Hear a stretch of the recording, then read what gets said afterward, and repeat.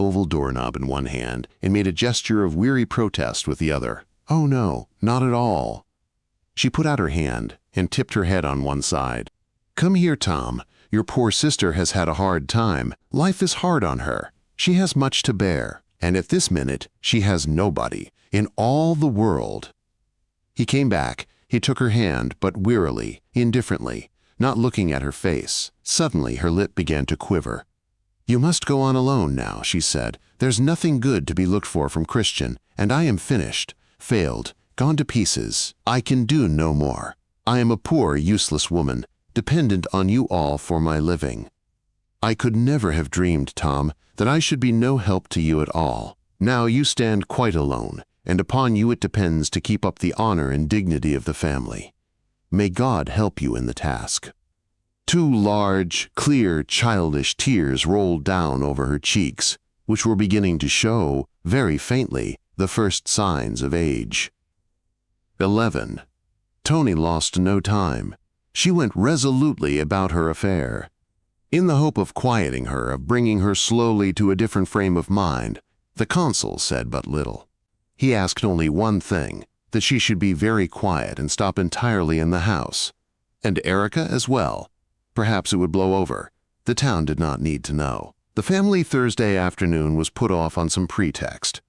But on the very next day she wrote to Dr. Giesecke and summoned him to Ming Street. She received him alone in the middle corridor room on the first floor, where a fire was laid, and she had arranged a heavy table with ink and writing materials and a quantity of foolscap paper from the office.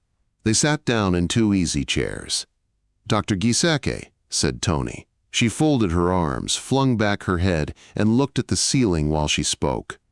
"You are a man of experience, both professionally and personally. I can speak openly with you." And thereupon she revealed to him the whole story about Babette and what had happened in her sleeping chamber. Dr. Giesecke regretted being obliged to explain to her that neither the affair on the stairs nor the insult she had undoubtedly received, the precise nature of which she hesitated to divulge, was sufficient ground for a divorce. "Very good," she said. "Thank you."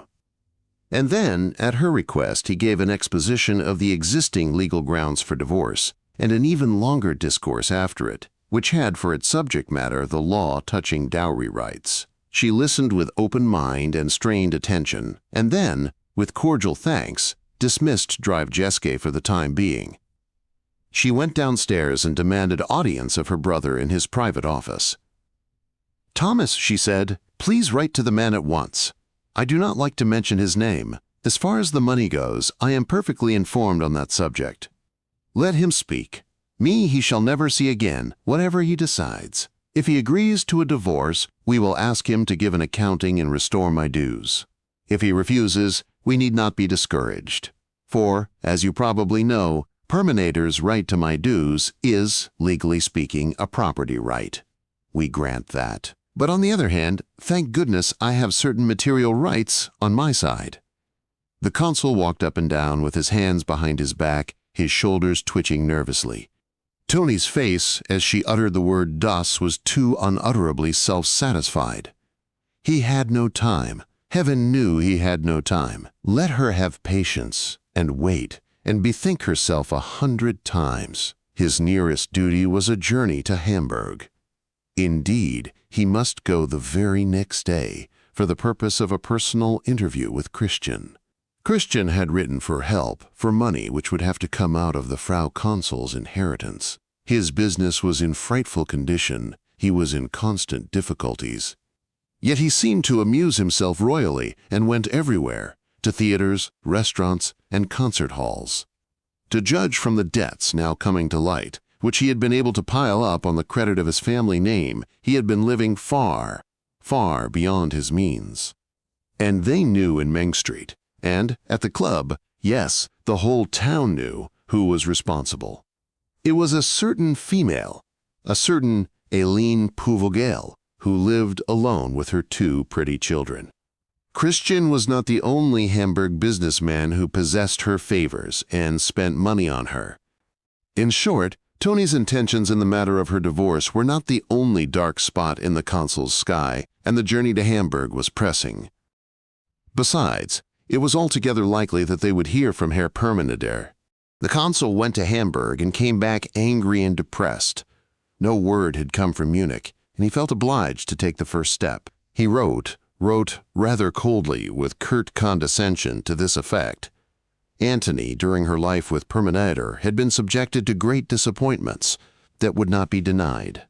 Without going into detail, it was evident that she could never find happiness in this marriage. Her wish that it should be dissolved must be justified to the mind of any reasonable person, and her determination not to return to Munich was entirely unshakable. And he put the question as to what were Herr Permaneder's feelings in view of the facts which he had just stated. There were more days of suspense. And then came Herr Permaneder's reply. He answered as no one had expected him to answer, not Drive Gieske, nor the Frau Consul, not Thomas, nor Antony herself. He agreed, quite simply, to a divorce. He wrote that he deeply regretted what had happened, but that he respected Antony's wishes, as he saw that he and she had never hit it off. If it were true that she had suffered during those years through him, he begged her to forget and forgive. As he would probably never see her and Erika again, he sent them both his hearty good wishes for all happiness on this earth. And he signed himself, Alois Permaneder. In a postscript, he offered to make immediate restitution of the dowry. He had enough without it to lead a life free from care. He did not require to have notice given. For business there was none to wind up. The house belonged to him, and the money was ready any time. Tony felt a slight twinge of shame, and was almost inclined, for the first time, to admit that Herr Permaneder's indifference to money matters might have something good about it. Now it was Dr. Gieske's turn again. He communicated with the husband, and a plea of mutual incompatibility was set up as ground for the divorce. The hearing began Tony's second divorce case. She talked about it night and day, and the consul lost his temper several times. Tony was in no state to share his feelings. She was entirely taken up with words like tangibilities, improvabilities, accessions, productivity, dowry rights, and the like, which she used in season and out of season, with marvelous fluency, her shoulders slightly raised. One point in Dr. Gieseke's long disquisitions had made a great impression on her. It had to do with treasure found in any piece of property that has constituted part of a dowry, which was to be regarded as a component part of the dowry, to be liquidated if the marriage came to an end. About this treasure, which was, of course, non-existent, she talked to every soul she knew, Ida Jungmann, Uncle Justus, poor Clotilde, the Broad Street Buddenbrooks. And they, when they heard how matters stood, just folded their hands in their laps and looked at each other in speechless joy that this satisfaction too had been vouchsafed them. Therese Weichbrot was told of it. Erika had gone to stay at the pension again, and Madame Kethelson too, though this last, for more than one reason, understood not a single word. Then came the day when the divorce was pronounced, when the last formalities were gone through, and Tony asked Thomas for the family papers and set down this last event with her own hand. Yes, it was done. All that remained was to get used to it. She did it gallantly. She bore, with unscathed dignity, the tiny dagger thrusts of the ladies from Broad Street. She met the Hagenstroms and Mollendorfs on the street and looked with chilling indifference straight over their heads, and she quite gave up going into society. The more easily that it had for some years past forsaken her mother's house for her brothers. She had her own immediate family, the Frau Consul, Tom, and Gerda. She had Ida Jungmann and her motherly friend Sesemi Weichbrot, and she had Erika, upon whose future she probably built her own last secret hopes, and upon whose aristocratic upbringing she expended much care and thought. Thus she lived, and thus time went on. Later, in some way that was never quite clear, there came to certain members of the family knowledge of that word, the desperate word, which had escaped from Herr Permaneder on that never-to-be-forgotten night. What was it, then, that he had said? "Go to the devil, you filthy sprat-eating slut!" And thus Tony Buddenbrooks' second marriage came to an end. Part 7. 1. A christening in Broad Street. Everything is there that was dreamed of by Madame Permaneter in the days of her expectancy. In the dining room, the maidservant, moving noiselessly so as not to disturb the services in the next room, is filling the cups with steaming hot chocolate and whipped cream. There are quantities of cups crowded together on the great round tray with the gilded shell-shaped handles.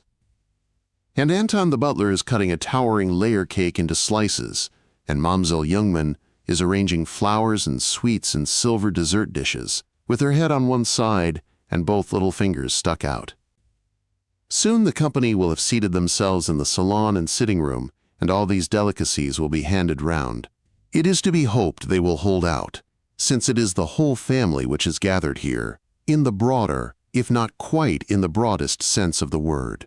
For it is, through the Overdyks, connected distantly with the Kistenmakers, and through them with the Mollendorfs, and so on. One simply must draw the line somewhere. But the Overdyks are represented, and, indeed, by no less a personage than the head of the family, the venerable Dr. Caspar Overdyk, reigning burgomaster, more than 80 years old.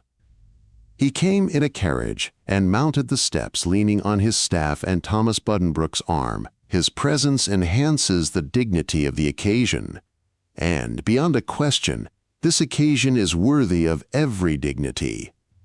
For within, in the salon, there is a flower-decked small table, serving as an altar, with a young priest in black vestments and a stiff, snowy ruff like a millstone round his neck, reciting the service, and there is a great, strapping, particularly well-nourished person, richly arrayed in red and gold, bearing upon her billowing arms a small something, half smothered in laces and satin bows, an air, a firstborn son, a Buddenbrook. Do we really grasp the meaning of the fact? Can we realize the thrill of that first whisper, that first little hint that traveled from Broad Street to Mengstrasse? Or Frau Permaneter's speechless ecstasy as she embraced her mother, her brother, and, very gently, her sister-in-law? And now, with the spring of the year 1861, he has come. He, the heir of so many hopes, whom they have expected for so many years, talked of him, longed for him, prayed to God, and tormented Drive. Grabo for him, at length he has come, and looks most unimposing. His tiny hands play among the gilt trimmings of his nurse's waist. His head, in a lace cap trimmed with pale blue ribbons, lies sidewise on the pillow, turned heedlessly away from the preacher. He stares out into the room, at all his relatives, with an old, knowing look. Those eyes, under their long lashed lids, blend the light blue of the father's and the brown of the mother's iris into a pale, indefinite, changeful golden brown, but bluish shadows lie in the deep corners on both sides of the nose, and these give the little face, which is hardly yet a face at all, an aged look not suited to its 4 weeks of existence. But, please God, they mean nothing, for has not his mother the same? And she is in perfectly good health, and anyhow he lives, and is a son, which was the cause, 4 weeks ago, for great rejoicing. He lives, and it might have been otherwise. The consul will never forget the grip of good Drive. Grabo's hand, as he said to him 4 weeks ago, when he could leave the mother and child. Give thanks to God, my dear friend. There wasn't much to spare. The consul has not dared to ask his meaning. He put from him in horror the thought that his son, this tiny creature yearned for in vain so many years, had slipped into the world without breath to cry out, almost, like Antony's second daughter. But he knows that that hour, 4 weeks ago, was a desperate one for mother and child, and he bends tenderly over Gerda, who reclines in an easy chair in front of him, next his mother, her feet, in patent leather shoes, crossed before her on a velvet cushion. How pale she still is, and how strangely lovely in her pallor, with that heavy dark red hair and those mysterious eyes that rest upon the preacher in half-veiled mockery. Herr Andreas Pringsheim, Pastor Marianus, succeeded thus young to the headship of St. Mary's after old Colling's sudden death. He holds his chin in the air, and his hands prayerfully folded beneath it. He has short, curly blonde hair and a smooth-shaven, bony face, with a somewhat theatrical range of expression, from fanatical zeal to an exalted serenity. He comes from Franconia, where he has been for some years, serving a small Lutheran community among Catholics, and his effort after a clear and moving delivery has resulted in exaggerated mannerisms, an R rolled upon his front teeth, and long, obscure, or crudely accented vowel sounds. He gives thanks to God, in a voice now low and soft, now loud and swelling. And the family listen. Frau Perminator, clothed in a dignity that hides her pride and her delight. Erika Grunlick, now almost 15 years old, a blooming young girl with a long braid and her father's rosy skin. And Christian, who has arrived that morning, and sits letting his deep-set eyes rove from side to side all over the room. Pastor Tiburtius and his wife have not shrunk from the long journey, but have come from Riga to be present at the ceremony. The ends of Sievert Tiburtius, long, thin whiskers are parted over his shoulders, and his small gray eyes now and then open wider and wider, most unexpectedly, and grow larger and more prominent till they almost jump out of his head. Clara's gaze is dark and solemn and severe, and she sometimes lifts her hand to a head that always seems to ache. But they have brought a splendid present to the Buddenbrooks, a huge brown bear stuffed in a standing position. A relative of the pastor shot him somewhere in the heart of Russia, and now he stands below in the vestibule with a card tray between his paws. The Krogers have their son Jürgen visiting them. He is a post office official in Rostock, a quiet, simply dressed man. Where Jacob is, nobody knows but his mother, who was an Overdyk. She, poor, weak woman, secretly sells the household silver to send money to the disinherited son. And the ladies Buddenbrook are there, deeply rejoiced over the happy family event, which does not prevent Fifi from remarking that the child looks rather unhealthy, a view which the Frau Consul, born stewing, and likewise Friederike and Henriette, feel bound to endorse. But poor Clotilde, lean, gray, resigned, and hungry, is moved by the words of Pastor Pringsheim and the prospect of layer cake and chocolate. The guests not belonging to the family are Herr Friedrich Wilhelm Marcus and Sesemi Weichbrat. Now the pastor turns to the godparents and instructs them in their duty. Justice Kroger is one. Consul Buddenbrook refused at first to ask him. Why invite the old man to commit a piece of folly, he says. He has frightful scenes with his wife every day over Jacob. Their little property is slowly melting away. Out of pure worry, he is even beginning to be careless in his dress. But you know what will happen. If we ask him, he will send the child a heavy gold service and refuse to be thanked for it. But when Uncle Justus heard who was to be asked in his place, Stefan Kistenmaker had been mentioned. He was so enormously piqued that they had to ask him after all. The gold mug he presented was, to Thomas's great relief, not exaggeratedly heavy. And the second godfather? It is this dignified old gentleman with the snow-white hair, high neckband, and soft black broadcloth coat, with the red handkerchief sticking out of the back pocket, sitting here bent over his stick, in the most comfortable armchair in the house. It is, of course, Burgomaster Drive Overdyk. It is a great event, a triumph. Good heavens, how could it have come about? He is hardly even a relative. The Buddenbrooks must have dragged the old man in by the hair. In fact, it is rather a feat, a little intrigue planned by the consul and Madame Perminator. At first it was merely a joke, born of the great relief of knowing that mother and child were safe. A boy, Tony, cried the consul. He ought to have the burgomaster for godfather. But she took it up in earnest, whereupon he considered the matter seriously and agreed to make a trial. They hid behind Uncle Justus and got him to send his wife to her sister-in-law, the wife of Overdyk, the lumber dealer. She accepted the task of preparing the old father-in-law. Then Thomas Buddenbrook made a visit to the head of the state and paid his respects, and the thing was done. Now the nurse lifts up the child's cap, and the pastor cautiously sprinkles 2 or 3 drops out of the gilt-lined silver basin in front of him upon the few hairs of little Buddenbrook, as he slowly and impressively names the names with which he is baptizing him: Justus, Johann, Caspar. Follows a short prayer, and then the relatives file by to bestow a kiss upon the brow of the unconcerned little creature. Therese Weichbrot comes last, to whom the nurse has to stoop with her burden, in return for which Sesame gives him 2 kisses that go off with small explosions, and says between them, "You good child." 3 minutes later, the guests have disposed themselves in salon and living room, and the sweets are passed. Even Pastor Pringsheim, the toes of his broad, shiny boots showing under his black vestments, sits and sips the cool whipped cream off his hot chocolate, chatting easily the while, and wearing his serene expression, which is most effective by way of contrast with his sermon. His manner says, as plainly as words, "See how I can lay aside the priest and become the jolly, ordinary guest." He is a versatile and accommodating sort of man. To the Frau Consul he speaks rather unctuously, to Thomas and Gerda like a man of the world, and with Frau Permanator he is downright jocose, making jokes and gesturing fluently.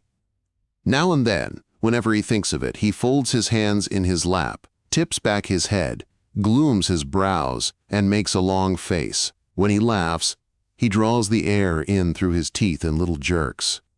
Suddenly there is a stir in the corridor, the servants are heard laughing, and in the doorway appears a singular figure come to offer congratulations. It is Grobelben. Grobelben, from whose thin nose, no matter what the time of year, there ever hangs a drop which never falls. Grobelben is a workman in one of the consul's granaries, and he has an extra job, too, at the house, as boots. Every morning early he appears in Broad Street, takes the boots from before the door, and cleans them below in the court. At family feasts, he always appears in holiday attire, presents flowers, and makes a speech, in a whining, unctuous voice, with the drop pendant from his nose. For this, he always gets a piece of money, but that is not why he does it. He wears a black coat, an old one of the consul's greased leather top boots, and a blue woolen scarf round his neck. In his wizened red hand he holds a bunch of pale-colored roses, which are a little past their best, and slowly shed their petals on the carpet. He blinks with his small red eyes, but apparently sees nothing. He stands still in the doorway, with his flowers held out in front of him, and begins straightway to speak. The old Frau Consul nods to him encouragingly and makes soothing little noises. The consul regards him with one eyebrow lifted, and some of the family, Frau Permanator, for instance, put their handkerchiefs to their mouths. "I be a poor man, your honor, none, ladies and gentlemen, but I've a feelin', heart, and the happiness of my master comes home to me, it do, seein's he's allus been so good, to congratulate the Herr Consul, the Frau Consul, the whole respected family from a full heart, and that the child may prosper, for that they deserve from God. None, man, for such a master as Consul Buddenbrook there aren't so many, he's a noble gentleman, none, our Lord will reward him for all." Ellipsis quote. "Splendid, Grobelben. That was a beautiful speech. Thank you very much, Grobelben. What are the roses for?" But Grobelben has not nearly done. He strains his whining voice and drowns the consul out. "And, I say, Lord will reward him and the whole respected family, and when his time has come to stand before his throne, for stand we all must, rich and poor, and one'll have a fine polished hardwood coffin, and t'other, an old box, yet all on us must come to Mother Earth at last. Yes, we must all come to her at last. To Mother Earth, to Mother." "Oh, come. This isn't a funeral, it's a christening. Get along with your Mother Earth." "Nen, these be a few flowers," concludes Grobelben. "Thank you, Grobelben. Thank you. This is too much. What did you pay for them, man? But I haven't heard such a speech as that for a long time. Wait a minute. Here, go out and give yourself a treat in honor of the day." And the consul puts his hand on the old man's shoulder and gives him a thaler. "Here, my good man," says the Frau Consul, "and I hope you love our blessed Lord?" "I be lovin' him from my heart, Frau Consul, that's the holy truth." And Grobelben gets another thaler from her, and a third from Frau Permanator, and retires with a bow and a scrape, taking the roses with him by mistake, except for those already fallen on the carpet. The burgomaster takes his leave now, and the consul accompanies him down to his carriage. This is the signal for the party to break up, for Gerda Buddenbrook must rest. The old Frau Consul, Tony, Erica, and Mamsell Jungmann are the last to go. "Well, Ida," says the consul, "I have been thinking it over. You took care of us all, and when little Johann gets a bit older, he still has the monthly nurse now, and after that he will still need a day nurse, I suppose. But will you be willing to move over to us when the time comes?" "Yes, indeed, Herr Consul, if your wife is satisfied." Gerda is content to have it so, and thus it is settled. In the act of leaving, however, and already at the door, Frau Perminator turns. She comes back to her brother and kisses him on both cheeks and says, "It has been a lovely day, Tom. I am happier than I have been for years. We Buddenbrooks aren't quite at the last gasp yet, thank God. And whoever thinks we are is mightily mistaken. Now that we have little Johann, it is so beautiful that he is christened Johann. It looks to me as if quite a new day will dawn for us all." 2. Christian Buddenbrook, proprietor of the firm of HCF Permeister and Company of Hamburg, came into his brother's living room, holding in his hand his modish gray hat and his walking stick with the nun's bust. Tom and Gerda sat reading together. It was 9:30 on the evening of the christening day. "Good evening," said Christian. "Oh, Thomas, I must speak with you at once. Please excuse me, Gerda. It is urgent, Thomas." They went into the dark dining room, where the consul lighted a gas jet on the wall and looked at his brother. He expected nothing good. Except for the first greeting, he had had no opportunity to speak with Christian. But he had looked at him during the service and noted that he seemed unusually serious and even more restless than common. In the course of Pastor Pringsheim's discourse, he had left the room for several minutes. Thomas had not written him since the day in Hamburg, when he had paid over into his brother's hands an advance of 10,000 marks current on his inheritance, to settle his indebtedness. "Just go on as you are going," he had said, "and you'll soon run through all your money. As far as I am concerned, I hope you will cross my path very little in future. You have put my friendship to too hard a test in these 3 years. Why was he here now? Something must be driving him." "Well?" asked the consul. "I'm done," Christian said. He let himself down sidewise on one of the high-backed chairs around the dining table and held his hat and stick between his thin knees. "May I ask what it is you are done with, and what brings you to me?" said the consul. He remained standing. "I'm done," repeated Christian, shaking his head from side to side with frightful earnestness and letting his little round eyes stray restlessly back and forth. He was now 33 years old, but he looked much older. His reddish blonde hair was grown so thin that nearly all the cranium was bare. His cheeks were sunken, the cheekbones protruded sharply, and between them, naked, fleshless, and gaunt, stood the huge hooked nose. "If it were only this," he went on and ran his hand down the whole of his left side, very close but not touching it. "It isn't a pain, you know. It is a misery, a continuous, indefinite ache. Dr. Drogemuller in Hamburg tells me that my nerves on this side are all too short. Imagine, on my whole left side, my nerves aren't long enough. Sometimes I think I shall surely have a stroke here, on this side, a permanent paralysis. You have no idea. I never go to sleep properly. My heart doesn't beat, and I start up suddenly, in a perfectly terrible fright. That happens not once, but 10 times before I get to sleep. I don't know if you know what it is. I'll tell you about it more precisely. It is." "Not now," the consul said coldly. "Am I to understand that you have come here to tell me this? I suppose not." "No, Thomas. If it were only that, but it is not that, alone, it is the business. I can't go on with it. Your affairs are in confusion again?" The consul did not start, he did not raise his voice. He asked the question quite calmly and looked sidewise at his brother with a cold, weary glance.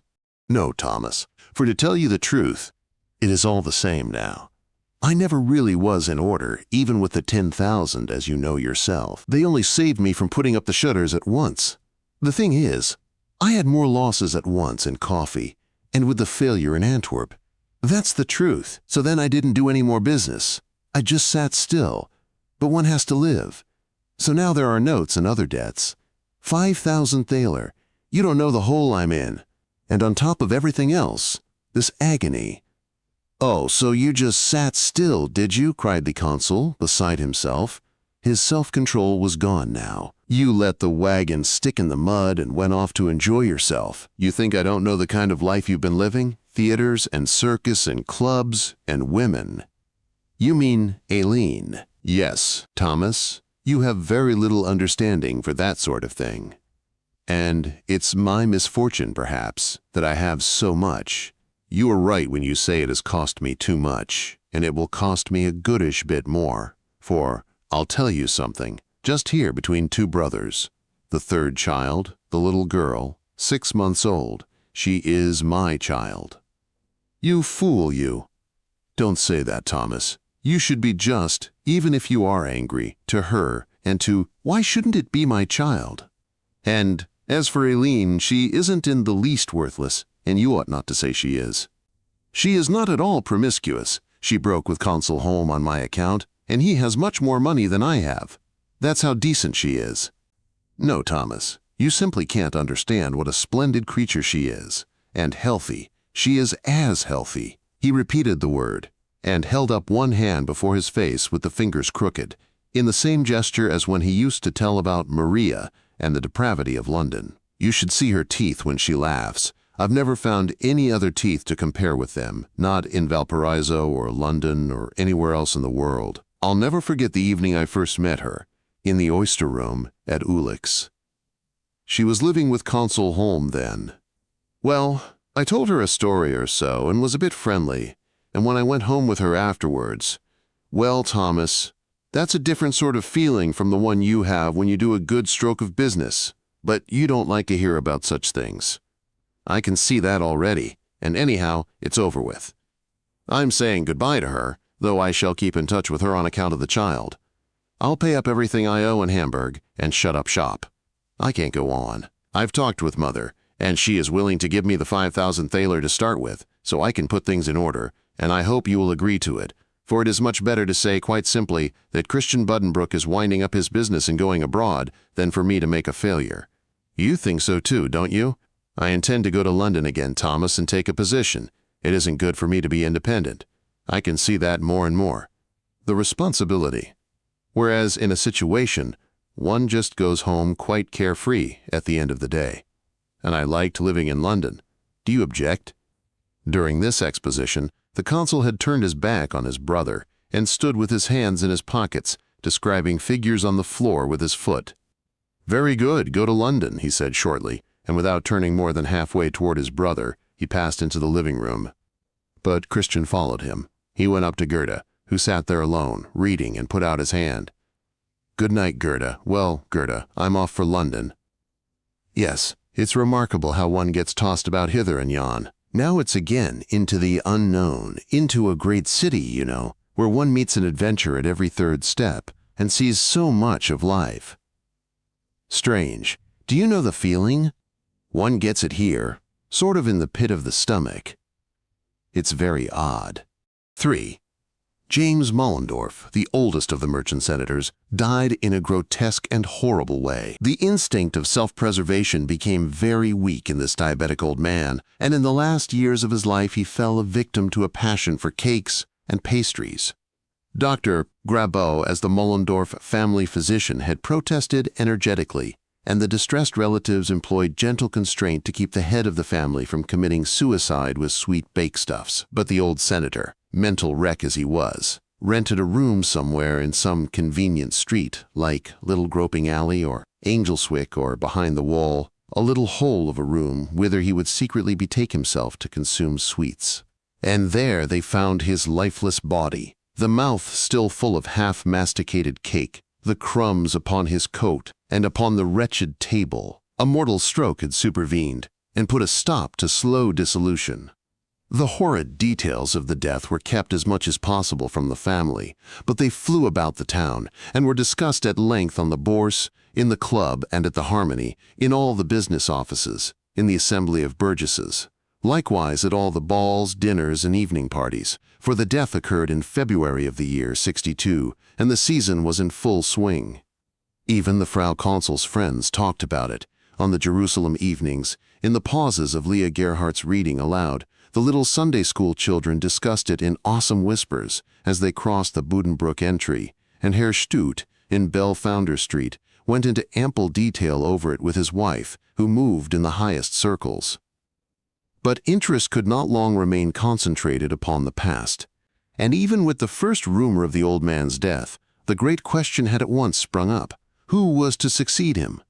What suspense? What subterranean activity? A stranger, intent on the sights of the medieval town, would have noticed nothing. But beneath the surface there was unimaginable bustle and commotion, as one firm and unassailable honest conviction after another was exploded, and slowly the while, divergent views approached each other. Passions are stirred, ambition and vanity wrestle together in silence, dead and buried hopes spring once more to life, and again are blasted. Old Kurtz, the merchant, in Baker's Alley, who gets 3 or 4 votes at every election, will sit quaking at home on the fatal day and listen to the shouting, but he will not be elected this time either. He will continue to take his walks abroad, displaying outwardly his usual mingling of civic pride and self-satisfaction, but he will bear down with him into the grave the secret chagrin of never having been elected senator. James Mollendorp's death was discussed at the Buddenbrook Thursday dinner table, and Frau Perminator, after the proper expressions of sympathy, began to let her tongue play upon her upper lip and look across artfully at her brother. The Buddenbrook ladies marked the look. They exchanged piercing glances, and with one accord shut their eyes and their lips tightly together. The consul had, for a second, responded to the sly smile his sister gave him, and then given the talk another turn. He knew that the thought which Tony hugged to her breast in secret was being spoken in the street. Names were suggested and rejected, others came up and were sifted out. Henning Kurse in Baker's Alley was too old. They needed new blood. Consul Huneeus, the lumber dealer, whose millions would have weighted the scale heavily in his favor, was constitutionally ineligible, as his brother already sat in the Senate. Consul Eduard Kistenmaker, the wine dealer, and Consul Hermann Hagenstrom were names that kept their places on the list. But from the very first was heard the name of Thomas Buddenbrook, and as election day approached, it grew constantly plainer that he and Hermann Hagenstrom were the favored candidates. Hermann Hagenstrom had his admirers and hangers-on. There was no doubt of that. His zeal in public affairs, the spectacular rise of the firm of Strunk and Hagenstrom, the showy house the consul kept, the luxurious life he led, the pâté de foie gras he ate for breakfast, all these could not fail to make an impression. This large, rather overstout man, with the short, full, reddish beard and the snub nose coming down flat on his upper lip, this man whose grandfather nobody knew, not even himself, and whose father had made himself socially impossible by a rich but doubtful marriage, this man had become a brother-in-law of the Huneeus and the Mollendorfs, had ranged his name alongside those of the 5 or 6 reigning families in the town, and was undeniably a remarkable and a respected figure. The novel, and therewith the attractive element in his personality, that which singled him out for a leading position in the eyes of many, was its liberal and tolerant strain. His light, large way of making money and spending it again differed fundamentally from the patient, persistent toil, and the inherited principles of his fellow merchants. This man stood on his own feet, free from the fetters of tradition and ancestral piety, and all the old ways were foreign to him. His house was not one of the ancient patrician mansions, built with senseless waste of space, in tall white galleries mounting above a stone-paved ground floor. His home on Sand Street, the southern extension of Broad Street, was a modern dwelling, not conforming to any set style of architecture, with a simple painted facade, but furnished inside with every luxury, and planned with the cleverest economy of space. Recently, on the occasion of one of his large evening parties, he had invited a prima donna from the government theater to sing after dinner to his guests, among them his witty, art-loving brother, and had paid her an enormous fee for her services. Hermann Hagenstrom was not the man to vote in the assembly for the application of large sums of money to preserve and restore the town's medieval monuments. But it was a fact that he was the first, absolutely the first man in town to light his house and his offices with gas. Yes, if Consul Hagenstrom could be said to represent any tradition whatever, It was the free, progressive, tolerant, unprejudiced habit of thought which he had inherited from his father, old Heinrich. And on this was based all the admiration people undoubtedly felt for him. Thomas Buddenbrooks' prestige was of a different kind. People honored in him not only his own personality, but the personalities of his father, grandfather, and great-grandfather as well. Quite apart from his own business and public achievement, he was the representative of 100 years of honorable tradition. And the easy, charming way indeed with which he carried the family standard made no small part of his success. What distinguished him even among his professional fellow citizens was an unusual degree of formal culture, which, wherever he went, aroused both wonder and respect in about equal degrees. On Thursdays at the Buddenbrooks, the coming election received only brief and passing comment in the presence of the consul. Whenever it was mentioned, the old Frau Consul discreetly averted her light eyes. But Frau Perminator, now and then, could not refrain from displaying her astonishing knowledge of the Constitution. She had gone very thoroughly into the decrees touching the election of a member of the Senate, precisely as once she thoroughly informed herself on the laws governing divorce. She talked about voting chambers, ballots, and electors. She weighed all the possible eventualities. She could recite verbatim and glibly the oath taken by the voters. She spoke of the free and frank discussion which the Constitution ordains must be held over each name upon the list of candidates, and vivaciously wished she might be present when Hermann Hagenstrom's character was being pulled to pieces. A moment later she leaned over and began to count the prune pits on her brother's dessert plate. Tinker, tailor, soldier, sailor, finishing triumphantly with senator when she came to the last pit. But after dinner she could not hold in any longer. She took her brother's arm and drew him into the bow window. "Oh, Tom, Tom! Suppose you were really elected. If our coat of arms is put up in the Senate chamber at the town hall, I shall just die of joy. I know I shall. I shall fall dead at the news. You'll see. Now, Tony dear, have a little self-control, a little dignity, I beg of you. You are not usually lacking in dignity.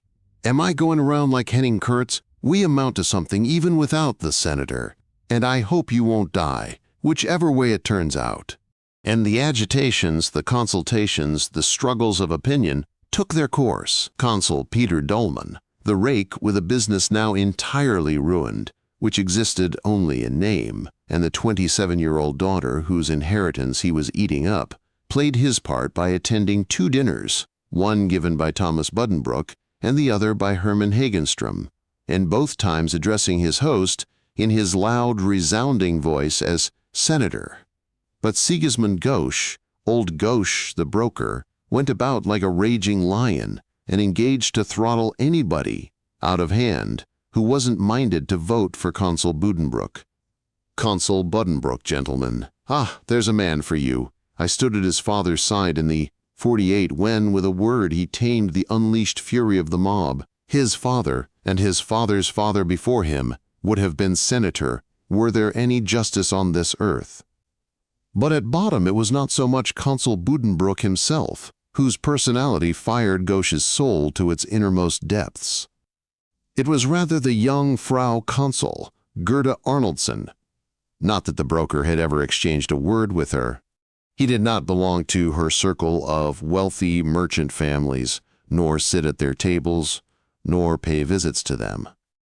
But, as we have seen, Gerda Buddenbrook had but to arrive in the town to be singled out by the roving fancy of the sinister broker, ever on the lookout for the unusual. With unerring instinct, he divined that this figure was calculated to add content to his unsatisfied existence, and he made himself the slave of one who had scarcely ever heard his name. Since then he encompassed in his reveries this nervous, exceedingly reserved lady, to whom he had not even been presented. He lifted his Jesuit hat to her on the street, to her great surprise, and treated her to a pantomime of cringing treachery, gloating over her the while in his thoughts as a tiger might over his trainer. This dull existence would afford him no chance of committing atrocities for this woman's sake. Ah, if it only would, with what devilish indifference would he answer for them? Its stupid conventions prevented him from raising her, by deeds of blood and horror, to an imperial throne. and thus nothing was left but for him to go to the town hall and cast his vote in favor of her furiously respected husband, and perhaps one day to dedicate to her his forthcoming transition of Lope de Vega. 4. Every vacant seat in the Senate must, according to the Constitution, be filled within 4 weeks. 3 of them have passed, and this is Election Day, a day of thaw, at the end of February. It is about 1 o'clock, and people are thronging into Broad Street. They are thronging before the town hall, with its ornamental glazed brick facade, its pointed towers and turrets mounting toward a whitish-gray sky, its covered steps supported on outstanding columns, its pointed arcades, through which there is a glimpse of the marketplace and the fountain. The crowd stands steadfastly in the dirty slush that melts beneath their feet. They look into each other's faces and then straight ahead again, and crane their necks. For beyond that portal, in the council room, in 14 armchairs arranged in a semicircle, sit the electors, who have been chosen from the Senate and the Assembly and await the proposals of the voting chambers. The affair has spun itself out. It appears that the debate in the chambers will not die down. The struggle is so bitter that up to now not one single unanimous choice has been put before the council. Otherwise, the burgomaster would at once announce an election. Extraordinary rumors, nobody knows whence, nobody knows how, come from within the building and circulate in the street. Perhaps Herr Kaspersen, the elder of the 2 beadles, who always refers to himself as a servant of the state, is standing inside there and telling what he hears, out of the corner of his mouth, through his shut teeth, with his eyes turned the other way. The story goes that proposals have been laid before the sitting, but that each of the 3 chambers has turned in a different name, namely Hagenstrom, Kistenmaker, and Buddenbrook. A secret ballot must now be taken with ballot papers. It is to be hoped that it will show a clear plurality. For people without overshoes are suffering and stamping their feet to warm them. The waiting crowd is made up of all sorts and conditions. There are seafaring characters, with bare tattooed necks and their hands in the pockets of their sailor trousers, grain porters with their incomparably respectable countenances, and their blouses and knee breeches of black glazed calico, drivers who have clambered down from their wagons of piled-up sacks and stand whip in hand to wait for the decision, servant maids in neckerchiefs, aprons and thick-striped petticoats with little white caps perched on the backs of their heads and market baskets hanging on their bare arms, fish and vegetable women with their flat straw baskets. Mingled among these, burghers, shopkeepers who have come out hatless from neighboring shops to exchange their views, sprucely dressed young men who are apprentices in the business of their fathers or their fathers' friends, and schoolboys with satchels and bundles of books. 2 laborers with bristling sailor beards stand chewing their tobacco. Behind them is an excited lady, craning her neck this way and that to get a glimpse of the town hall between their powerful shoulders. She wears a long evening cloak trimmed with brown fur, which she holds together from the inside with both hands. Her face is well covered with a thick brown veil. She shifts her feet about in the melting snow. "God, Kurtz bain't gettin' it this time, nuther be he," says the one laborer to the other. "Now, ye mutton-head, 'tis certain he bain't. There's no more talk o' him. Th. Votins between Hagenstrom, Buddenbrook, N. Kistenmaker. 'Tis all about they now. 'Tis whether which one o' th 3 be ahead o' the others, eh? So 'tis, yes, they do say so. Then I'm minded they'll be choosin' Hagenstrom." "Eh, smarty, so they'll be choosin' Hagenstrom? Ye can tell that to your grandmother." And therewith he spits his tobacco juice on the ground, close to his own feet, the crowd being too dense to admit of a trajectory. He takes hold of his trousers in both hands and pulls them up higher under his belt and goes on. "Hagenstrom, he's a great pig. He be so fat he can't breathe through his own nose. If so be it's all o'er W.I. Kurtz, then I'm for Buddenbrook. 'Tis a very shrewd chap." So 'tis, but Hagenstrom, he's got the money." "That bain't the question. 'Tis no matter riches." "And this Buddenbrook, he be so devilish fine, W.I. his cuffs, nen his silk tie, and his stickin' out mustaches, hast seen him walk? He hops along like a bird." Ye ninny, that bain't the question, no more'n th other. They say his sister've put away 2 men already. The lady in the fur cloak trembles visibly. That sort of thing. What do we know about it? Likely the consul he couldn't help it hisself. The lady in the veil thinks to herself, he couldn't indeed. Thank God for that, and presses her hands together inside her cloak. And then, adds the Buddenbrook partisan, didn't the burgomaster his own self stand godfather to his son? Can't ye tell something by that? Yes, can't you indeed, thinks the lady. Thank heaven that did do some good, she starts. A fresh rumor from the town hall, running zigzag through the crowd, has reached her ears. The balloting, it seems, has not been decisive. Edward Kistenmaker, indeed, has received fewer votes than the other 2 candidates, and his name has been dropped. But the struggle goes on between Buddenbrook and Hagenstrom. A sapient citizen remarks that if the voting continues to be even, it will be necessary to appoint 5 arbitrators. A voice, down in front at the entrance steps, shouts suddenly, Heine Seehas is elected! Ra for Heine Seehas! Heine Seehas, be it known, is an habitual drunkard who peddles hot bread on a little wagon through the streets. Everybody roars with laughter and stands on tiptoe to see the wag who is responsible for the joke. The lady in the veil is seized with a nervous giggle. Her shoulders shake for a moment and then give a shrug, which expresses as plainly as words, is this the time for tomfoolery like that? She collects herself again and stares with intensity between the 2 laborers at the town hall. But almost at the same moment her hands slip from her cloak so that it opens in front. Her figure relaxes, her shoulders droop, she stands there entirely crushed. Hagenstrom. The word seems to have come from nobody knows where. Down from the sky or up from the earth. It is everywhere at once. There is no contradiction, so it is decided. Hagenstrom! Hagenstrom it is then. One may as well go home. The lady in the veil might have known it was ever thus. She will go home. She feels the tears rising in her throat. This state of things has lasted a second or so when there occurs a shouting and a backward jostling of the throng. It runs through the whole assemblage as those in front press back those behind, and at the same time something red appears in the doorway. It is the coats of the beadles Kasperson and Ulefelt. They're in full dress uniform, with white riding breeches, 3-cornered hats, yellow gauntlet gloves, and short dress swords. They appear side by side and make their way through the crowd which falls back before them. They move like fate, silent, resolved, inexorable, not looking to right or left, with gaze directed toward the ground. They take, according to instructions, the route marked out by the election, and it is not in the direction of Sand Street. They have turned to the right. They are going down Broad Street. The lady in the veil cannot believe her eyes.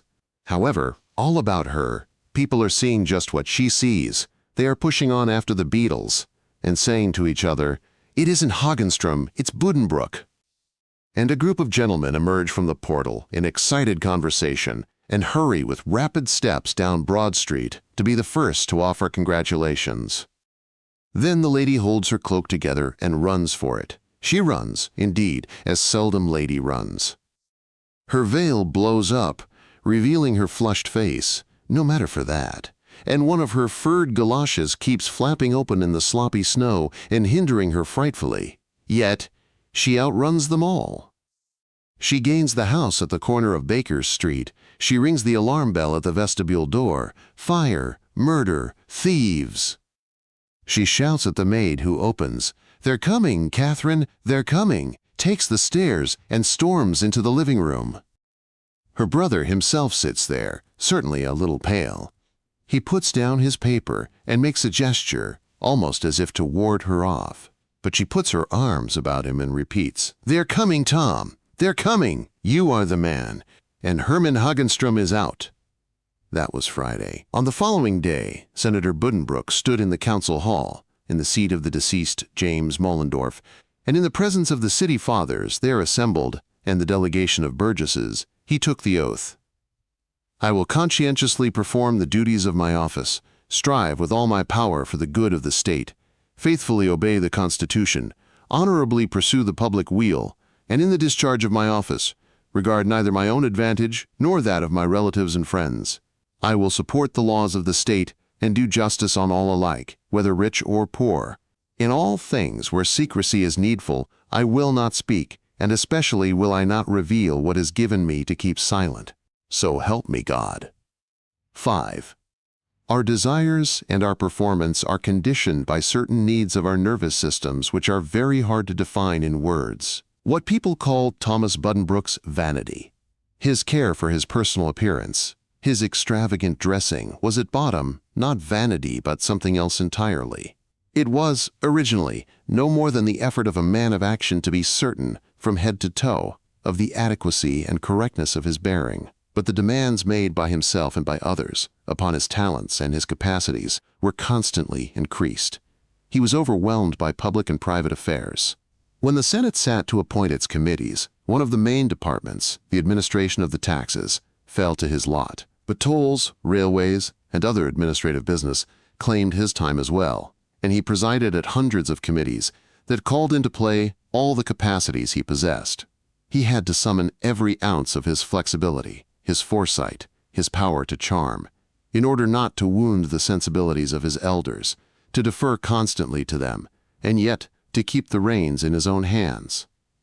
If his so-called vanity notably increased at the same time, if he felt a greater and greater need to refresh himself bodily, to renew himself, to change his clothing several times a day, all this meant simply that Thomas Buddenbrook, though he was barely 37 years old, was losing his elasticity, was wearing himself out fast.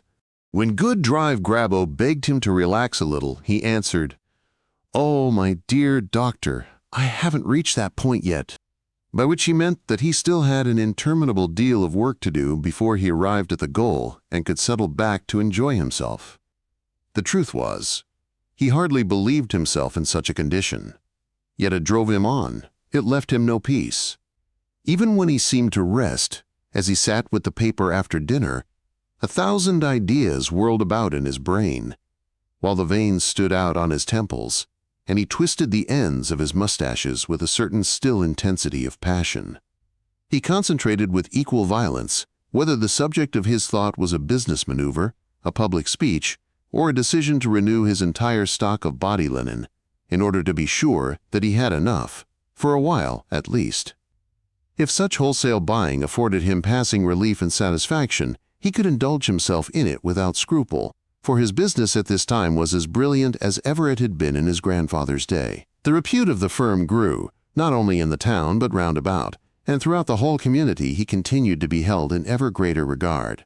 His talents were admitted on all hands, with admiration or envy as the case might be, while he himself wrestled ceaselessly, at times despairingly, to evolve an order and method of work which should enable him to overtake the flights of his own restless imagination.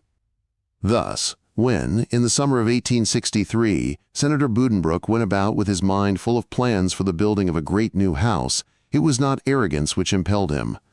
He was driven by his own inability to be quiet, which his fellow burghers would have been right in ascribing to his vanity, for it was another manifestation of the same thing. To make a new home, and a radical change in his outward life, to pack up, to reinstall himself afresh, to weed out all the accumulations of bygone years and set aside everything old or superfluous. All this, even in imagination, gave him feelings of freshness, newness, spotlessness, stimulation. All of which he must have craved indeed, for he attacked the plan with great enthusiasm and already had his eye on a suitable location. There was a property of considerable extent at the lower end of Fisher's Lane. The house, gray with age, in bad repair, was offered for sale on the death of its owner, an ancient spinster, the relic of a forgotten family, who had dwelt there alone. On this piece of land the senator thought to build his house, and he surveyed it with a speculative eye when he passed the spot on his way to the harbor. The neighborhood was pleasant enough, good burgher houses, the most modest among them being the narrow little facade opposite, with a small flower shop on the ground floor.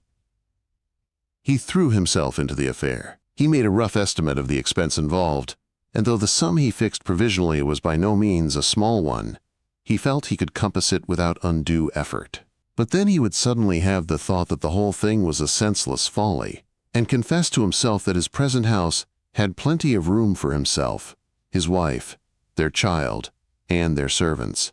But the half-conscious cravings were stronger, and in the desire to have them strengthened and justified from outside, he first revealed his plan to his sister. "Well, Tony, what do you say to it? The whole house is a sort of handbox, isn't it? And the winding stair is really a joke. It isn't quite the thing, is it? And now that you've had me made senator, in a word, don't you think I owe it to myself?" Ah, in the eyes of Madame Perminator, what was there he did not owe to himself? She was full of practical enthusiasm. She crossed her arms on her breast and walked up and down with her shoulders raised and her head in the air. "Of course you do, Tom. Goodness gracious, yes. What possible objection could there be? And when you have married an Arnoldson, with 100,000 thaler to boot, I'm very proud to be the first you've told it to. It was lovely of you. And if you do it, Tom, why, you must do it well, that's what I say. It must be grand." Well, yes, I agree with you. I'm willing to spend something on it. I'll have Voigt, then we'll go over the plans together. Voigt has a great deal of taste. The second opinion which Thomas called in was Gerda's. She praised the idea unreservedly. The confusion of moving would not be pleasant, but the prospect of a large music room with good acoustic properties impressed her most happily. As for the old Frau Consul, she was quite prepared to think of the new house as a logical consequence of all the other blessings which had fallen to her lot, and to give thanks to God, therefore, accordingly. Since the birth of the heir and the recent election, she gave freer expression to her motherly pride, and had a way of saying, "My son, the senator," which the Broad Street Buddenbrooks found most offensive. These aging spinsters felt that all too little shadow set off the sunshine through which Thomas's outward life ran its brilliant course. It was no great consolation at the Thursday family gatherings to pour contempt on poor, good-natured Clotilde. As for Christian, through the good offices of Mr. Richardson, his former chief, had found a situation in London, whence he had lately telegraphed a fantastic desire to marry Fraulein Puvogel, an idea upon which his mother had firmly set her foot. Christian now belonged quite simply to Jacob Kroger's class, and was, as it were, a dead issue. They consoled themselves, to some extent, with the little weaknesses of the old Frau Consul and Frau Perminator. They would bring the conversation round to the subject of coiffures. The Frau Consul was capable of saying in the blandest way that she always wore her hair very simply, whereas it was plain to anyone gifted by God with intelligence, and certainly to the Mrs. Buddenbrook, that the immutable red-blonde hair under the old lady's cap could no longer by any stretch be called her hair. Still more gratifying was it to get Cousin Tony started on the subject of those nefarious persons who had formerly had an influence on her life. Thierry Trichke, Grunlich, Perminator, Hagenstrom. Tony, when she was egged onto it, would utter these names into the air like so many little trumpetings of disgust, with her shoulders well up. They had a sweet sound in the ears of the daughters of Uncle Gotthold. They could not dissimulate, and they would accept no responsibility for omitting to say that little Johann was frightfully slow about learning to walk and talk. They were really quite right. It was an admitted fact that Hanno, this was the nickname adopted by the Frau Senator for her son, at a time when he was able to call all the members of his family by name with fair correctness, was incapable of pronouncing the names Friederike, Henriette, and Pfeife, so that anyone could understand what he said. And at 15 months he had not taken a single step alone. The Misses Buddenbrook, shaking their heads pessimistically, declared that the child would be halt and tongue-tied to the end of his days. They later admitted the error of their gloomy prophecy, but nobody, in fact, denied that Hanno was a little backward. His early infancy was a struggle for life, and his family was in constant anxiety. At birth he had been too feeble to cry out, and soon after the christening, a 3-day attack of cholera infantum was almost enough to still forever the little heart set pumping in the first place with such difficulty. But he survived, and good Drive Grabo did his best by the most painstaking care and nourishment to strengthen him for the difficult period of teething. The first tiny white point had barely pricked through the gum when the child was attacked by convulsions, which repeated themselves with greater and greater violence, until again the worst was to be feared. Once more the old doctor speechlessly pressed the parents' hands. The child lay in profound exhaustion, and the vacant look in the shadowy eyes indicated an affection of the brain. The end seemed almost to be wished for. But Hannah regained some little strength. Consciousness returned, and though the crisis which he had survived greatly hindered his progress in walking and talking, there was no longer any immediate danger to be feared. The child was slender of limb and rather tall for his age. His hair, pale brown and very soft, began to grow rapidly and fell waving over the shoulders of his full, pinafore-like frocks. The family likenesses were abundantly clear, even now. From the first he possessed the Buddenbrooks hand, broad, a little too short, but finely articulated, and his nose was precisely the nose of his father and great-grandfather, though the nostrils would probably remain more delicate. But the whole lower part of his face, longish and narrow, was neither Buddenbrooks nor Kroger, but from the mother's side of the house. This was true of the mouth in particular, which, when closed, began very early to wear an anxious, woe-begone expression that later matched the look of his strange, gold-brown, blue-shadowed eyes. So he began to live, brooded over by his father's reserved tenderness, clothed and nurtured under his mother's watchful eye, prayed over by Aunt Antony, presented with tops and hobby horses by the Frau Consul and Uncle Justus, and when his charming little perambulator appeared on the streets, it was looked after with interest and expectation. Madame Decho, the stately nurse, had attended the child up to now, but it had been settled that when they moved into the new house, not she, but Ida Youngman, should move in with them, and the latter's place with the old Frau Consul be filled by somebody else. Senator Buddenbrooks carried out his plans. He had no difficulty in obtaining title to the property in Fisher's Lane. The Broad Street house was turned over to Gauche the broker, who dramatically declared himself prepared to assume the task of disposing of it. Stephen Kistenmaker, who had a growing family and, with his brother Edward, made good money in the wine business, bought it at once. Herr Voigt undertook the new building, and soon there was a clean plan to unroll before the eyes of the family on Thursday afternoons, when they could, in fancy, see the facade already before them. An imposing brick facade with sandstone caryatides supporting the bow window, and a flat roof, of which Clotilde remarked, in her pleasant drawl, that one might drink afternoon coffee there.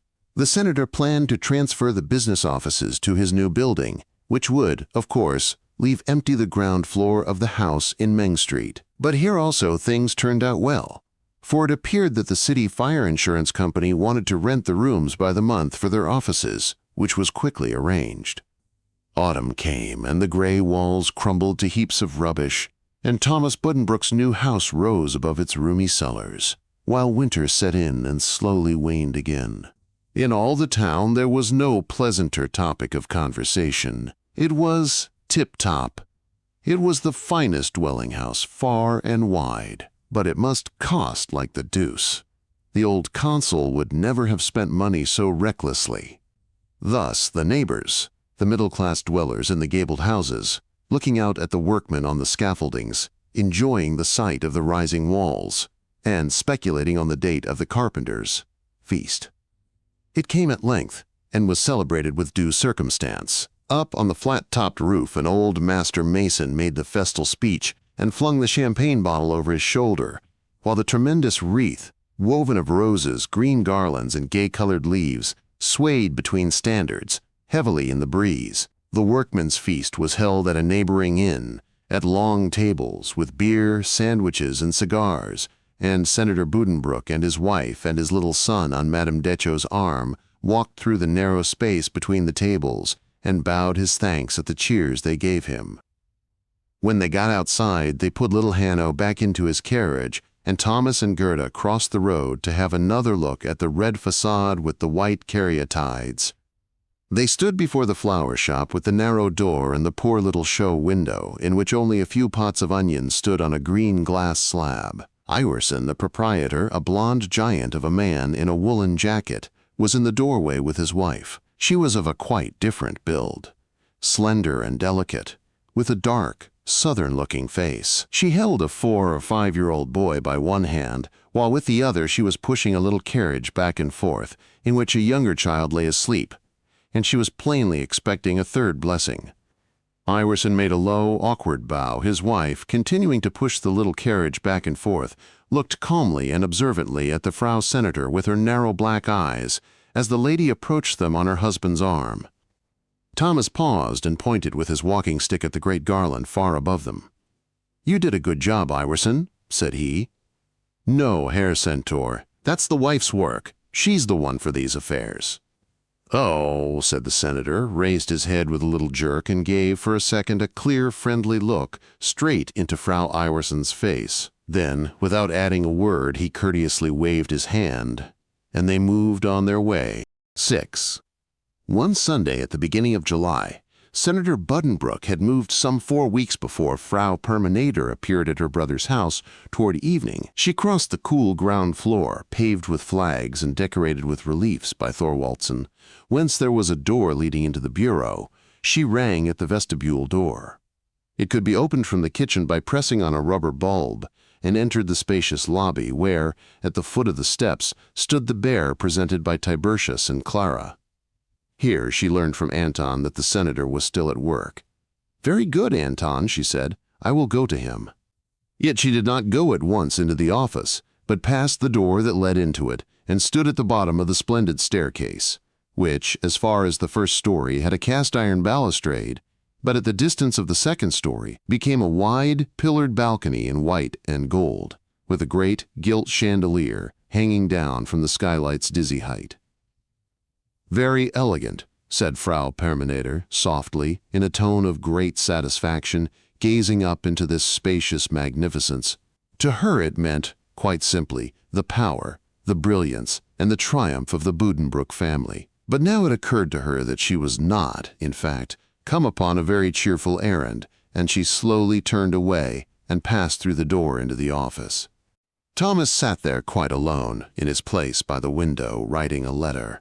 He glanced up, raised an eyebrow, and put out his hand to his sister. "Evening, Tony. What's the good word?" "Oh, nothing very good, Tom. Oh, your staircase. It's just too splendid. Why are you sitting here writing in the dark?" "It was a pressing letter." "Well, nothing very good, eh? Come into the garden a little. It is pleasanter out there." As they crossed the entry, a violin adagio came trillingly down from the story above. "Listen," said Tony, and paused a moment. "Gerda is playing. How heavenly!" "What a woman! She isn't a woman. She's a fairy. How is Hanno, Tom?" "Just having his supper, with Jungmann. Too bad he is so slow about walking." "Oh, that will come, Tom, that will come. Are you pleased with Ida?" "Why not?"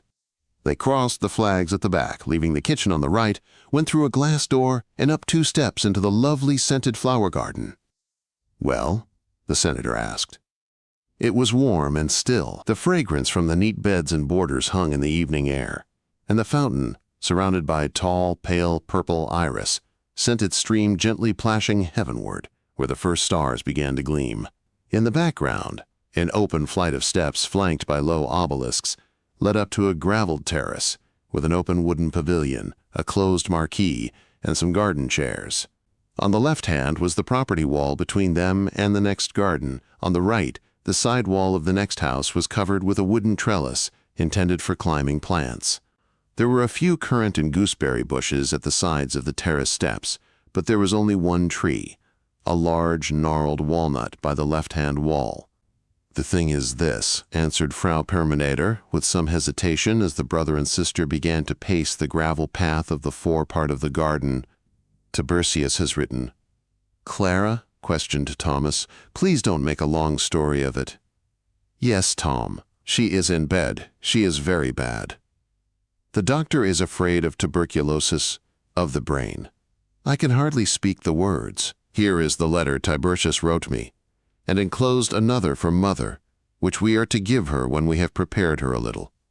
It tells the same story, and there is the second enclosure to Mother, from Clara herself, written in pencil, in a shaky hand.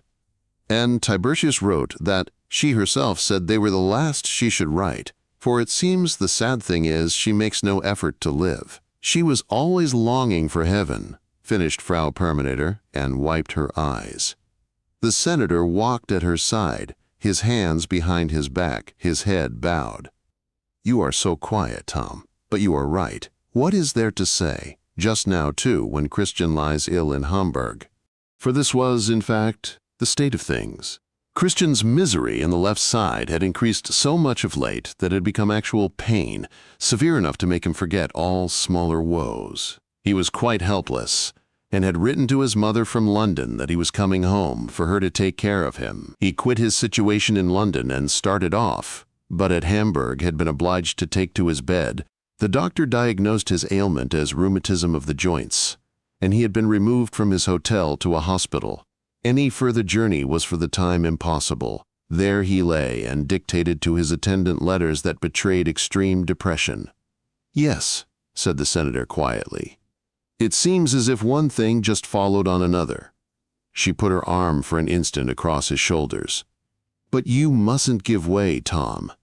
This is no time for you to be downhearted. You need all your courage.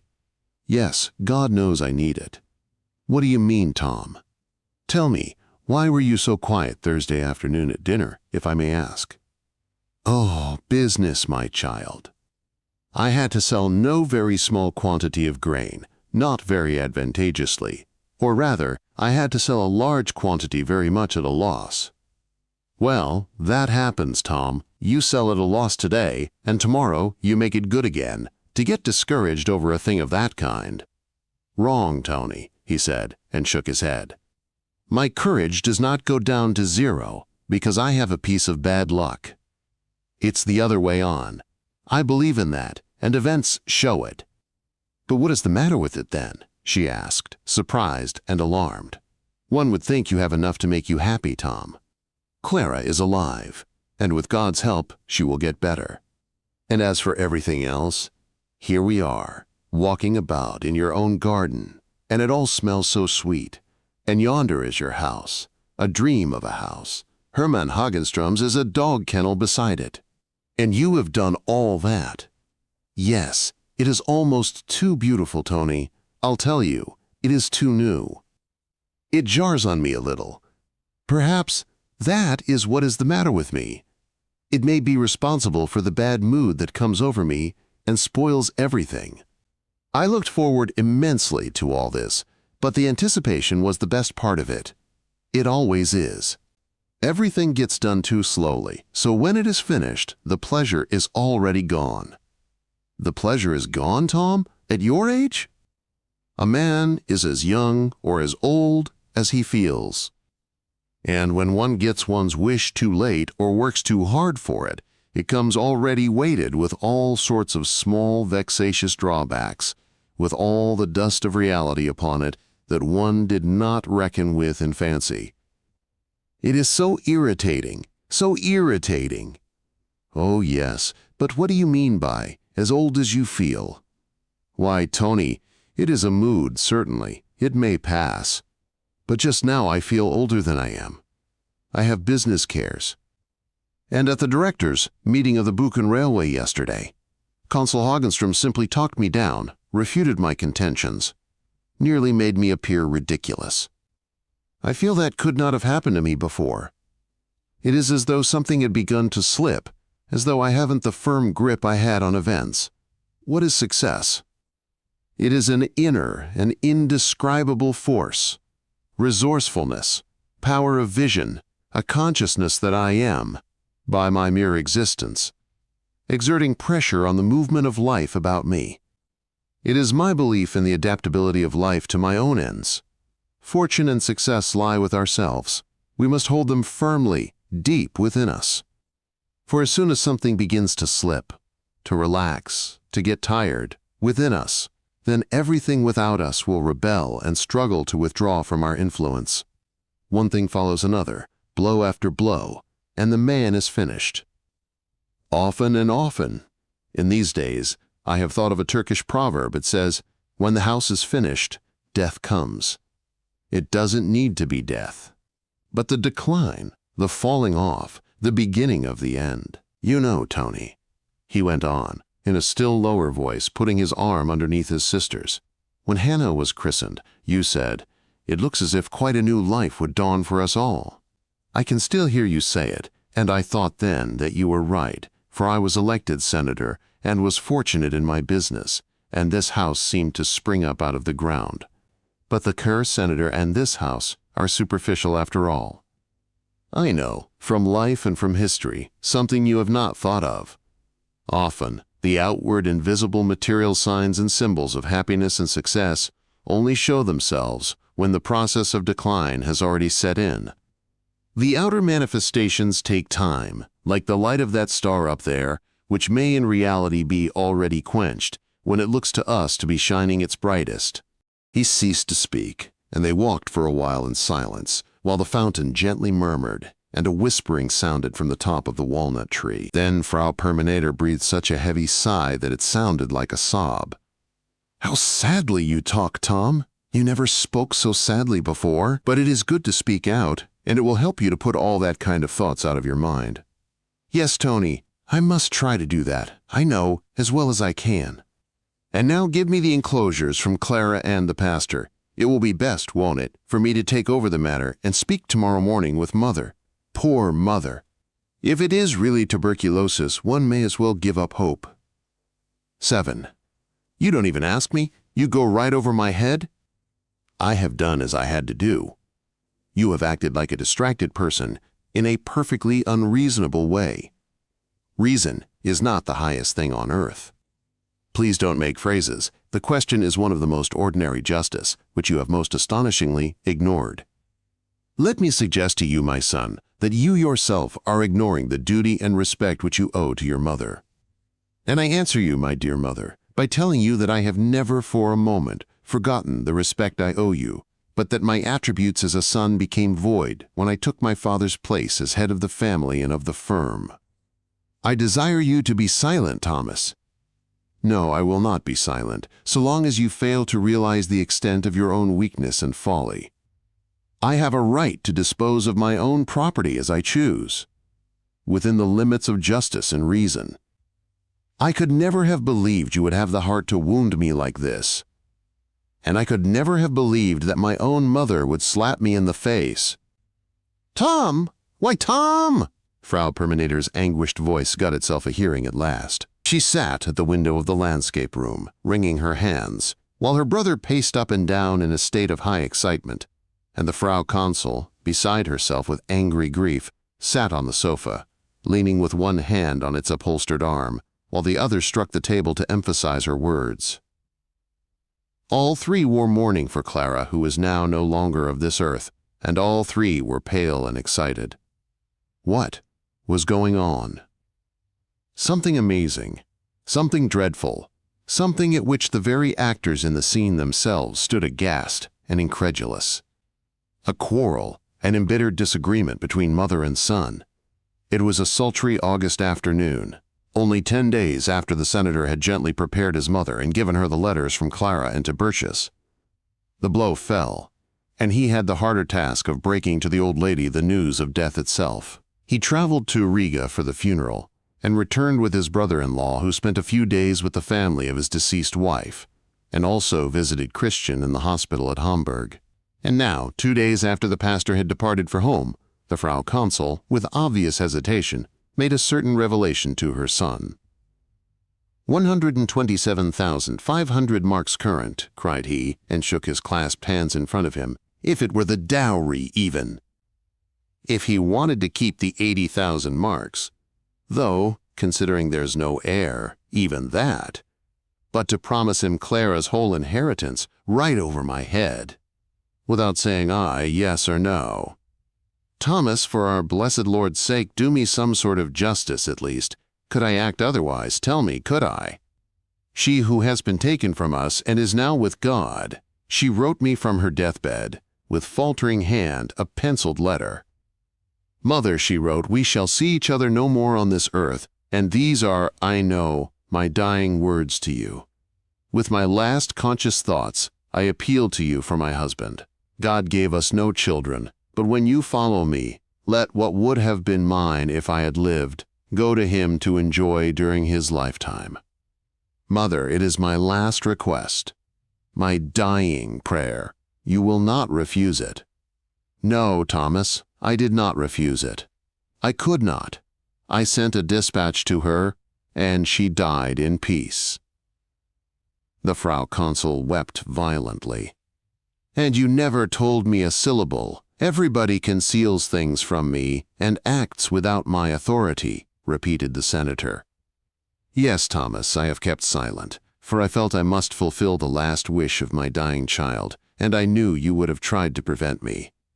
"Yes, by God, I would have. You would have had no right to, for 3 of my children would have been on my side. I think my opinion has enough weight to balance that of 2 women and a degenerate fool. You speak of your brother and sisters as heartlessly as you do to me. Clara was a pious, ignorant woman, Mother, and Tony is a child. And anyhow, she knew nothing about the affair at all until now. Or she might have talked at the wrong time, eh? And Christian? Oh, he got Christian's consent, did Tiburtius. Who would have thought it of him? Do you know now, or don't you grasp it yet, what he is, this ingenious pastor? He is a rogue and a fortune hunter." "Sons-in-law are always rogues," said Frau Perminator in a hollow voice. "He is a fortune hunter. What does he do?" "He travels to Hamburg and sits down by Christian's bed. He talks to him. 'Yes,' says Christian. 'Yes, Tiburtius, God bless you. Have you any idea of the pain I suffer in my left side? Oh, the idiots, the scoundrels, they joined hands against me." And the senator, perfectly beside himself, leaned against the wrought iron fire screen and pressed his clenched hands to his temples. This paroxysm of anger was out of proportion to the circumstances. No, it was not. The 127,000 marks that had brought him to this unprecedented state of rage. It was rather that his irritated senses connected this case with the series of rebuffs and misfortunes which had lately attended him in both public and private business. Nothing went well anymore. Nothing turned out as he intended it should. And now had it come to this, that in the house of his fathers they went over his head, in matters of the highest importance, that a pastor from Riga could thus bamboozle him behind his back? He could have prevented it if he had only been told. But events had taken their course without him. It was this which he felt could not have happened earlier, would not have dared to happen earlier. Again his faith tottered. His faith in himself, his luck, his power, his future. And it was nothing but his own inward weakness and despair that broke out in this scene before mother and sister. Frau Perminator stood up and embraced her brother. "Tom," she said, "do control yourself. Try to be calm. You will make yourself ill. Are things so very bad? Tiburtius doesn't need to live so very long, perhaps, and the money would come back after he dies. And if you want it to, it can be altered. Can it not be altered, Mama?" The Frau Consul answered only with sobs. "Oh, no, no," said the consul, pulling himself together and making a weak gesture of dissent. "Let it be as it is. Do you think I would carry it into court and sue my own mother and add a public scandal to the family one? It may go as it is," he concluded, and walked lifelessly to the glass door, where he paused and stood. "But you need not imagine," he said in a suppressed voice, "that things are going so brilliantly with us. Tony lost 80,000 marks, and Christian, beside the setting up of 50,000 that he has run through with, has already had 30,000 in advance, and will need more, as he is not earning anything, and will have to take a cure at Oinhausen. And now Clara's dowry is permanently lost, and her whole inheritance besides for an indefinite period. And business is poor. It seems to have gone to the devil precisely since the time when I spent more than 100,000 marks on my house. No, things are not going well in a family where there are such scenes as this today. Let me tell you one thing. If Father were alive, if he were here in this room, he would fold his hands and commend us to the mercy of God." 8. Wars and rumors of war, billeting and bustle. Prussian officers tread the parquetry floors of Senator Buddenbrooks' bel etage, kiss the hand of the lady of the house, and frequent the club with Christian, who is back from Oinhausen. In Meng Street Mamsel Severin, Richtchen Severin, the Frau Consul's new companion, helps the maids to drag piles of mattresses into the old garden house, which is full of soldiers. Confusion, disorder, and suspense reign. Troops march off through the gate, new ones come in. They overrun the town, they eat, sleep, fill the ears of the citizens with the noise of rolling drums, commands, and trumpet calls, and march off again. Royal princes are feted, entry follows entry, then quiet again, and suspense. In the late autumn and winter, the victorious troops return. Again, they are billeted in the town for a time, are mustered out, and go home, to the great relief of the cheering citizens. Peace comes, the brief peace, heavy with destiny, of the year 1865. And between two wars little Johann played, unconscious and tranquil, with his soft curling hair and voluminous pinafore frocks. He played in the garden by the fountain, or in the little gallery partitioned off for his use by a pillared railing from the vestibule of the second story. Played the plays of his 4.5 years, those plays whose meaning and charm no grown person can possibly grasp, which need no more than a few pebbles, or a stick of wood with a dandelion for a helmet.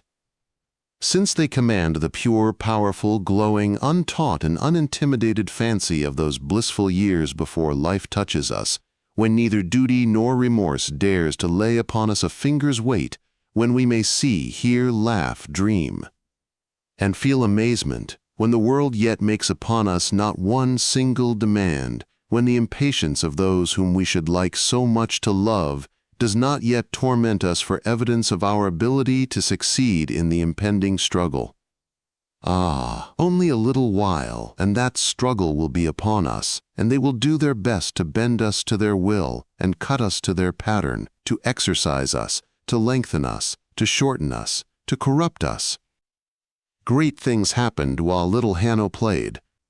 The war flamed up, and its fortunes swayed this way and that, then inclined to the side of the victors, and Hanno Buddenbrooks' native city, which had shrewdly stuck to Prussia, looked on not without satisfaction at wealthy Frankfurt, which had to pay with her independence for her faith in Austria.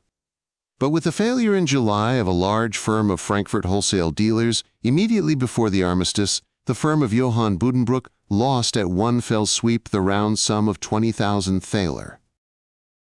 Part 8. 1.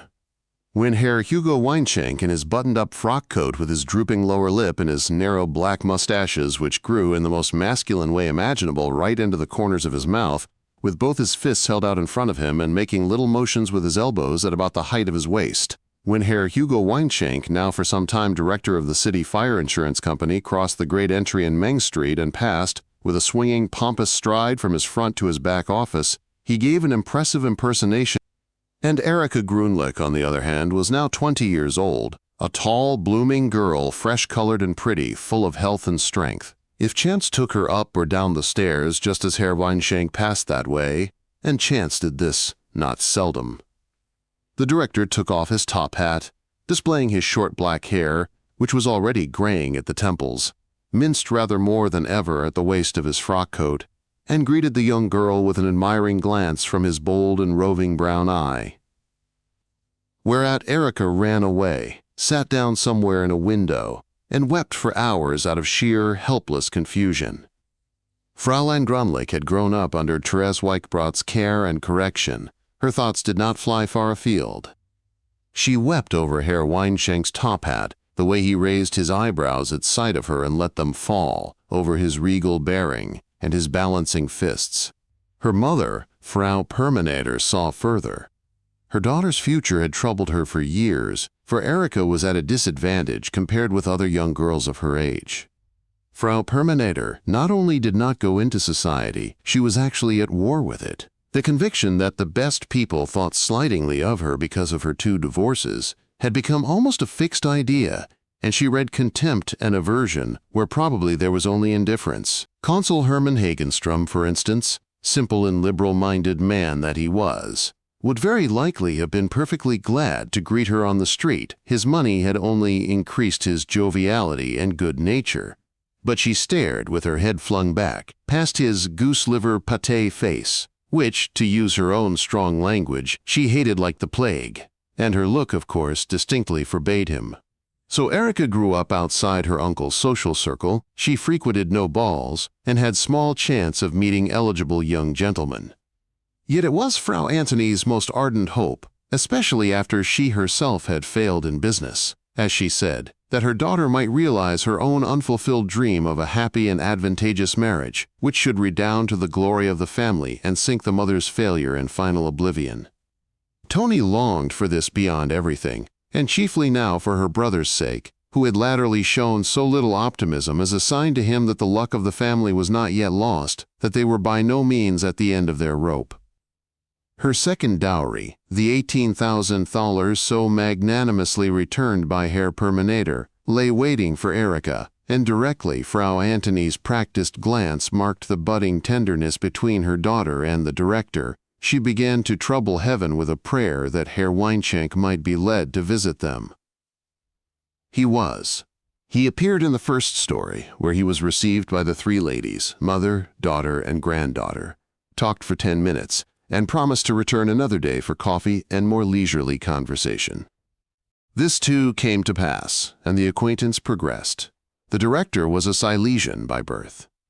His old father, in fact, still lived in Silesia, but the family seemed not to come into consideration, Hugo being, evidently, a self-made man. He had the self-consciousness of such men, a not quite native, rather insecure, mistrustful, exaggerated air. His grammar was not perfect, and his conversation was distinctly clumsy, and his countrified frock coat had shiny spots. His cuffs, with large jet cuff buttons, were not quite fresh, and the nail on the middle finger of his left hand had been crushed in some accident, and was shriveled and blackened. The impression, on the whole, was rather unpleasing, yet it did not prevent Hugo Weinschenk from being a highly worthy young man, industrious and energetic, with a yearly salary of 12,000 marks current, nor from being, in Erica Grunlich's eyes, handsome to boot. Frau Perminator quickly looked him over and summed him up. She talked freely with her mother and the senator.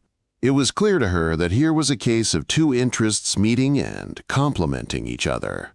Director Weinschenk was, like Erica, devoid of every social connection. The two were thus, in a manner, marked out for each other.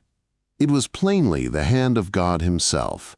If the director, who was nearing the 40s, his hair already sprinkled with gray, desired to found a family appropriate to his station and connections, here was an opening for him into one of the best circles in town, calculated to advance him in his calling and consolidate his position. As for Erica's welfare, Frau Perminator could feel confident that at least her own lot would be out of the question. Herr Weinschenk had not the faintest resemblance to Herr Perminator, and he was differentiated from Bendix Grunlich by his position as an old established official with a fixed salary, which, of course, did not preclude a further career. In a word, much goodwill was shown on both sides. Herr Weinschenk's visits followed each other in quick succession, and by January to January of the year 1867, he permitted himself to make a brief and manly offer for Erica Grunlich's hand. From now on he belonged to the family. He came on Children's Day, and was received civilly by the relatives of his betrothed. He must soon have seen that he did not fit in very well, but he concealed the fact under an increased assurance of manner, while the Frau Consul, Uncle Justice, and the Senator, though hardly the Broad Street Buddenbrooks, practiced a tactful complacence toward the socially awkward, hard-working official. And tact was needed.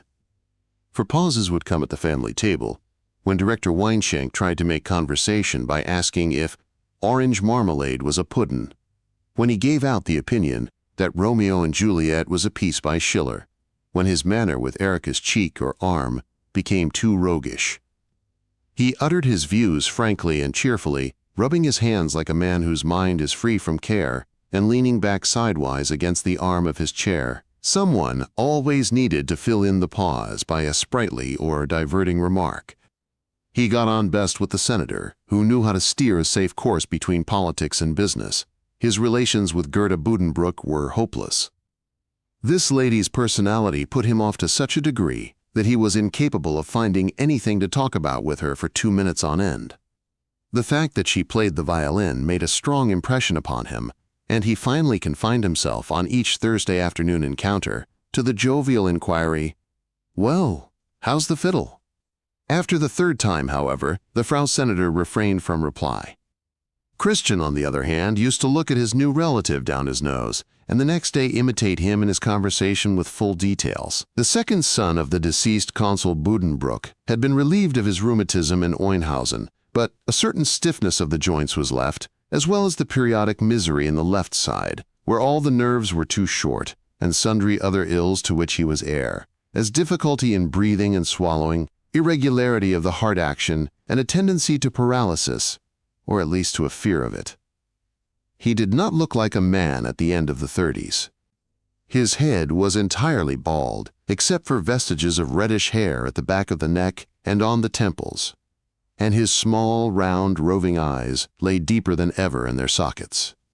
And his great bony nose and his lean, sallow cheeks were startlingly prominent above his heavy, drooping red mustaches. His trousers of beautiful and lasting English stuff flapped about his crooked, emaciated legs. He had come back once more to his mother's house and had a room on the corridor of the first story. But he spent more of his time at the club than in Meng Street, for life there was not made any too pleasant for him.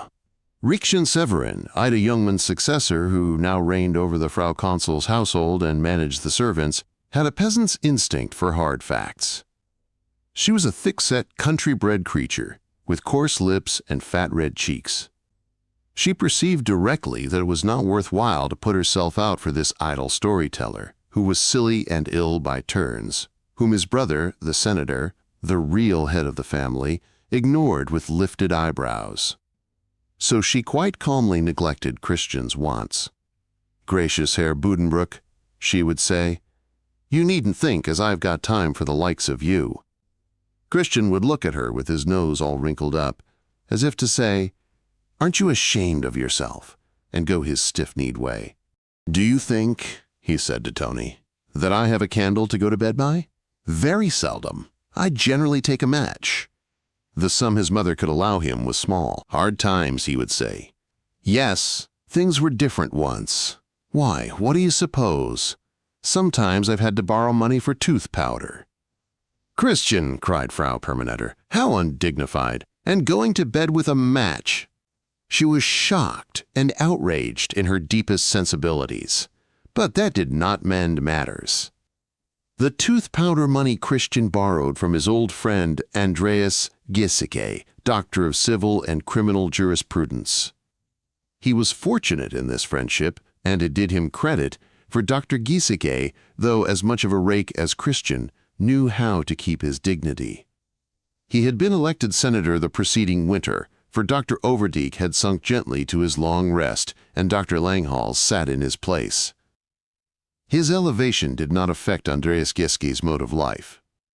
Since his marriage with Fräulein Huneis, he had acquired a spacious house in the center of the town, but, as everybody knew, he also owned a certain comfortable little vine-clad villa in the suburb of St. Gertrude, which was charmingly furnished and occupied quite alone by a still young and uncommonly pretty person of unknown origin. Above the house door, in ornamental gilt lettering, was the word Kisizana, by which name the retired little dwelling was known throughout the town, where they pronounced it with a very soft S and a very broad A.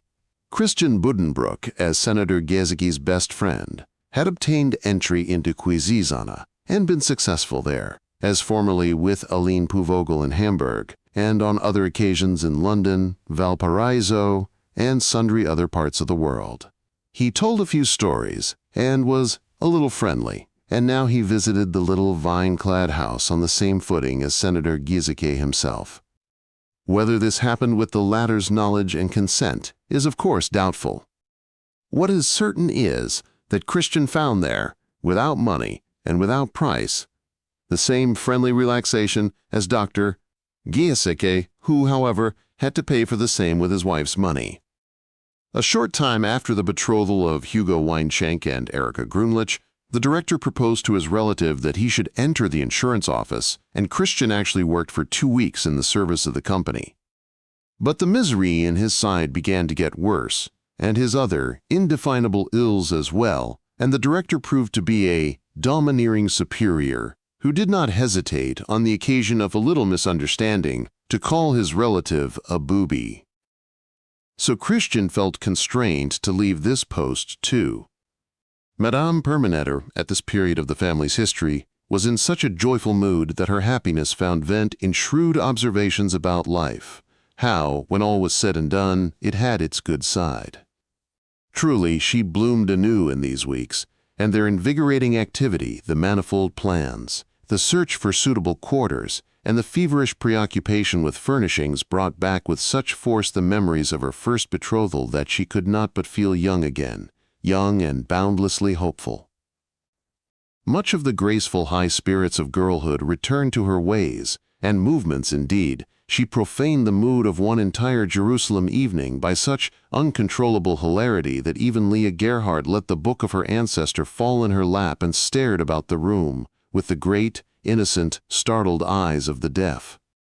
Erica was not to be parted from her mother. The director agreed, nay, it was even his wish, that Frau Antony should live with the Weinschenks, at least at first, and help the inexperienced Erica with her housekeeping.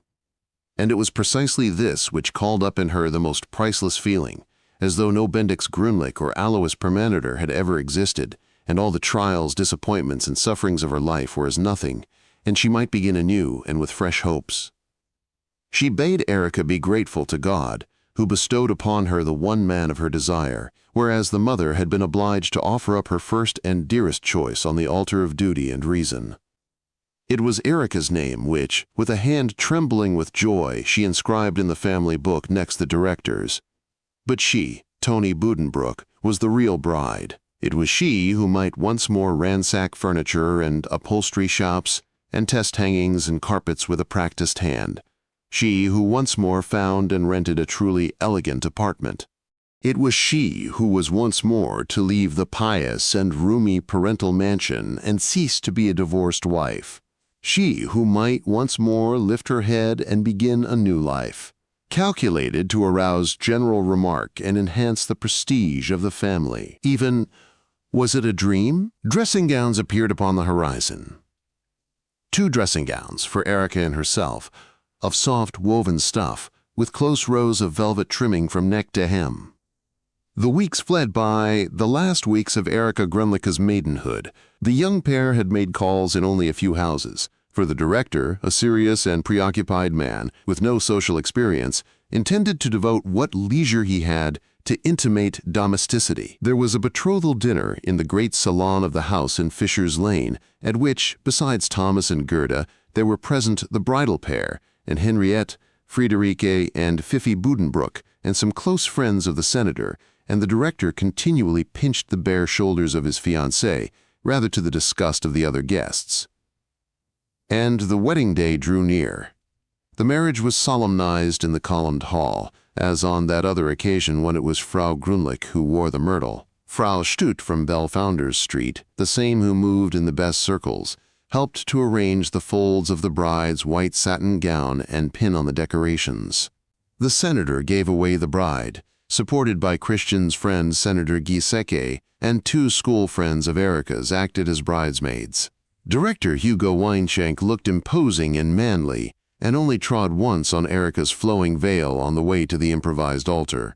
Pastor Pringsheim held his hands clasped beneath his chin, and performed the service with his accustomed air of sweet exaltation, and everything went off with dignity and according to rule. When the rings were exchanged, and the deep and the treble yes sounded in the hush, both a trifle husky, Frau Permander, overpowered by the past, the present, and the future, burst into audible sobs, just the unthinking, unembarrassed tears of her childhood.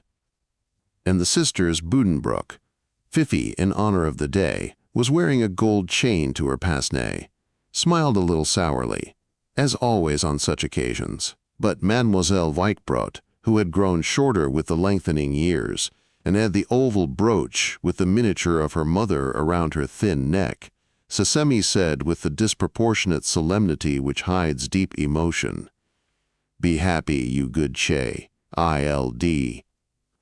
Followed a banquet, as solemn as solid, beneath the eyes of the white Olympians, looking down composedly from their blue background.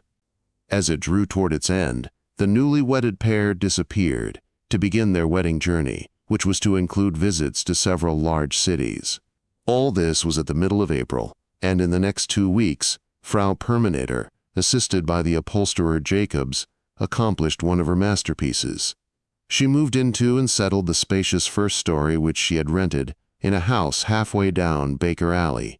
There, in a bower of flowers, she welcomed the married pair on their return.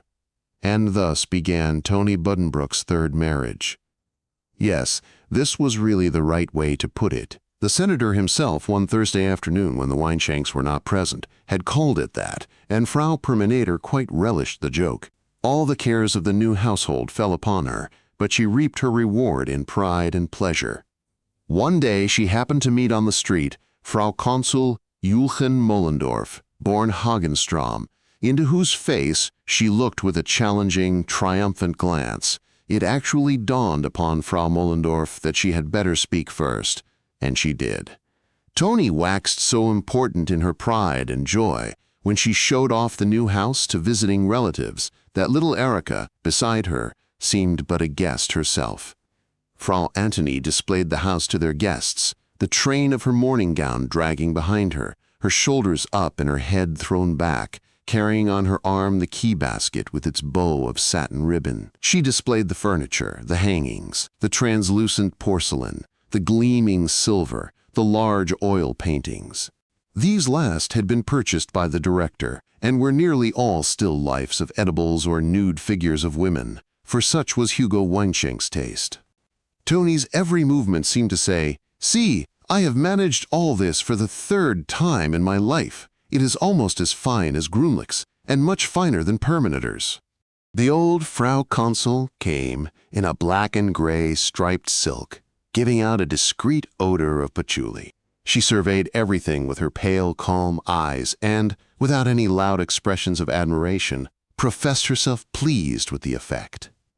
The senator came with his wife and child. He and Gerda hugely enjoyed Tony's blissful self-satisfaction, and with difficulty prevented her from killing her adored little Johann with currant bread and port wine. The Mrs. Buddenbrook came, and were unanimously of opinion that it was all very fine. Of course, being modest people themselves, they would not care to live in it. Poor, lean, gray, patient, hungry Clotilda came, submitted to the usual teasing, and drank 4 cups of coffee, praising everything the while, in her usual friendly drawl. Even Christian appeared now and then, when there was nobody at the club, drank a little glass of Benedictine, and talked about a project he had of opening an agency for champagne and brandy. He knew the business, and it was a light, agreeable job in which a man could be his own master, write now and then in a notebook, and make 30 thaler by turning over his hand. Then he borrowed a little money from Frau Perminator to buy a bouquet for the leading lady at the theater, came, by God knows what train of thought, to Maria and the depravity in London, and then lighted upon the story of the mangy dog that traveled all the way from Valparaiso to San Francisco in a hand satchel. By this time he was in full swing, and narrated with such gusto, verve, and irresistible drollery that he would have held a large audience spellbound. He narrated like one inspired. He possessed the gift of tongues. He narrated in English, Spanish, Low German, and Hamburgese. He depicted stabbing affrays in Chile and pickpocketings in Whitechapel. He drew upon his repertory of comic songs, and half sang, half recited, with incomparable pantomime and highly suggestive gesture. I sauntered out one day, in an idle sort of way, and chanced to see a maid ahead o' me. She'd such a charmin' air. Her back was French, I'd swear, and she wore her, and as rakish as could be. I says, "My pretty dear, since you in I.R. air, perhaps you'd take me arm and walk along." She turned her pretty EAD, and looked at me, and said, You just get on, my lad, and hold your tongue." From this he went off on an account of a performance at the Rennes Circus in Hamburg, and reproduced a turn by a troupe of English vaudeville artists in such a way that you felt you were actually present. There was the usual hubbub behind the curtain, shouts of, "Open the door, will you?" quarrels with the ringmaster, and then, in a broad, lugubrious English German, a whole string of stories.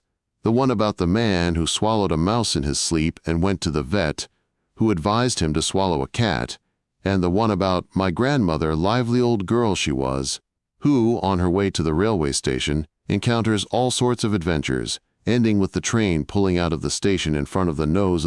And then Christian broke off with a triumphant orchestra and made as if he had just waked up and was very surprised that no music was forthcoming.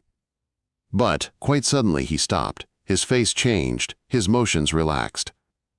His little deep round eyes began to stray moodily about. He rubbed his left side with his hand and seemed to be listening to uncanny sounds within himself.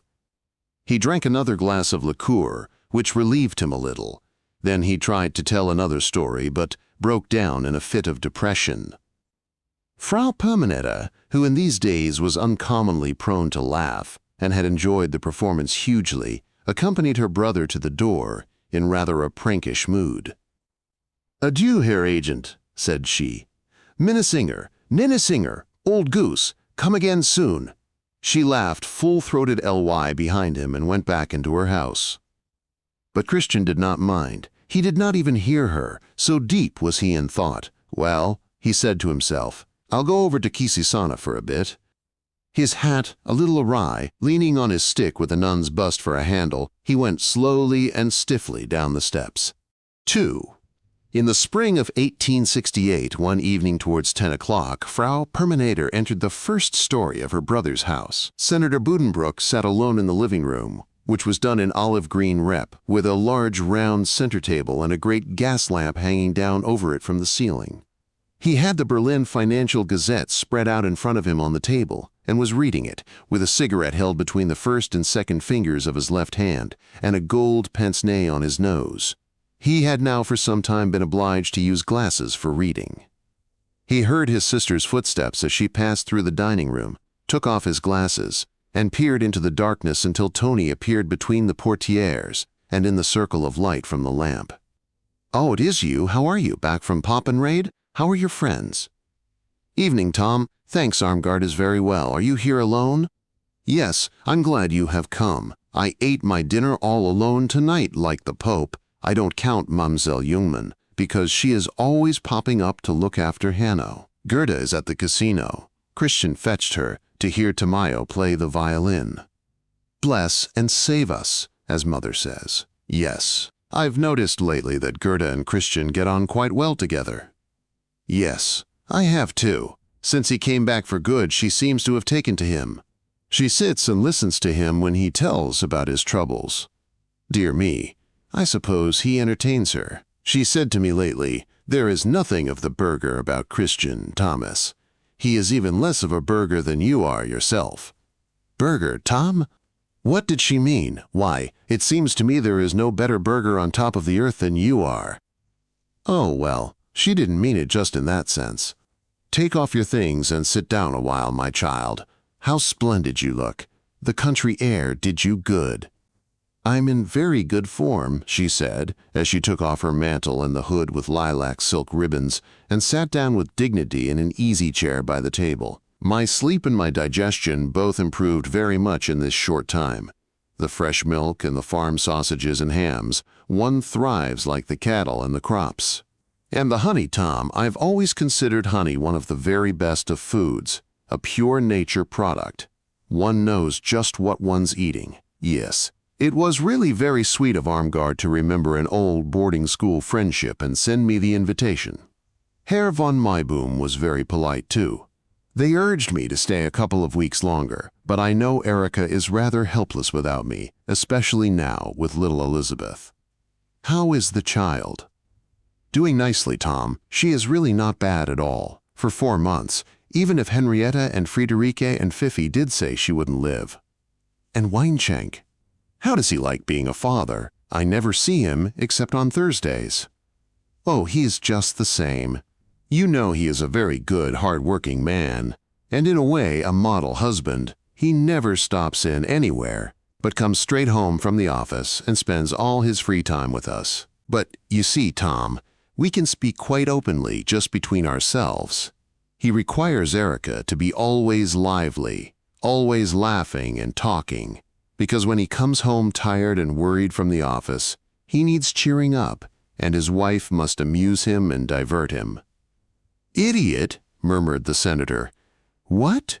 "Well, the bad thing about it is that Erica is a little bit inclined to be melancholy. She must get it from me, Tom. Sometimes she is very serious and quiet and thoughtful, and then he scolds and grumbles and complains, and really, to tell the truth, is not at all sympathetic. You can't help seeing that he is a man of no family and never enjoyed what one would call a refined bringing up. To be quite frank, a few days before I went to Poppenrade, he threw the lid of the soup tureen on the floor and broke it because the soup was too salt." "How charming!" "Oh, no, it wasn't, not at all, but we must not judge. God knows we are all weak creatures, and a good, capable, industrious man like that, heaven forbid. No, Tom, a rough shell with a sound kernel inside is not the worst thing in this life. I've just come from something far sadder than that, I can tell you." Armgard wept bitterly when she was alone with me.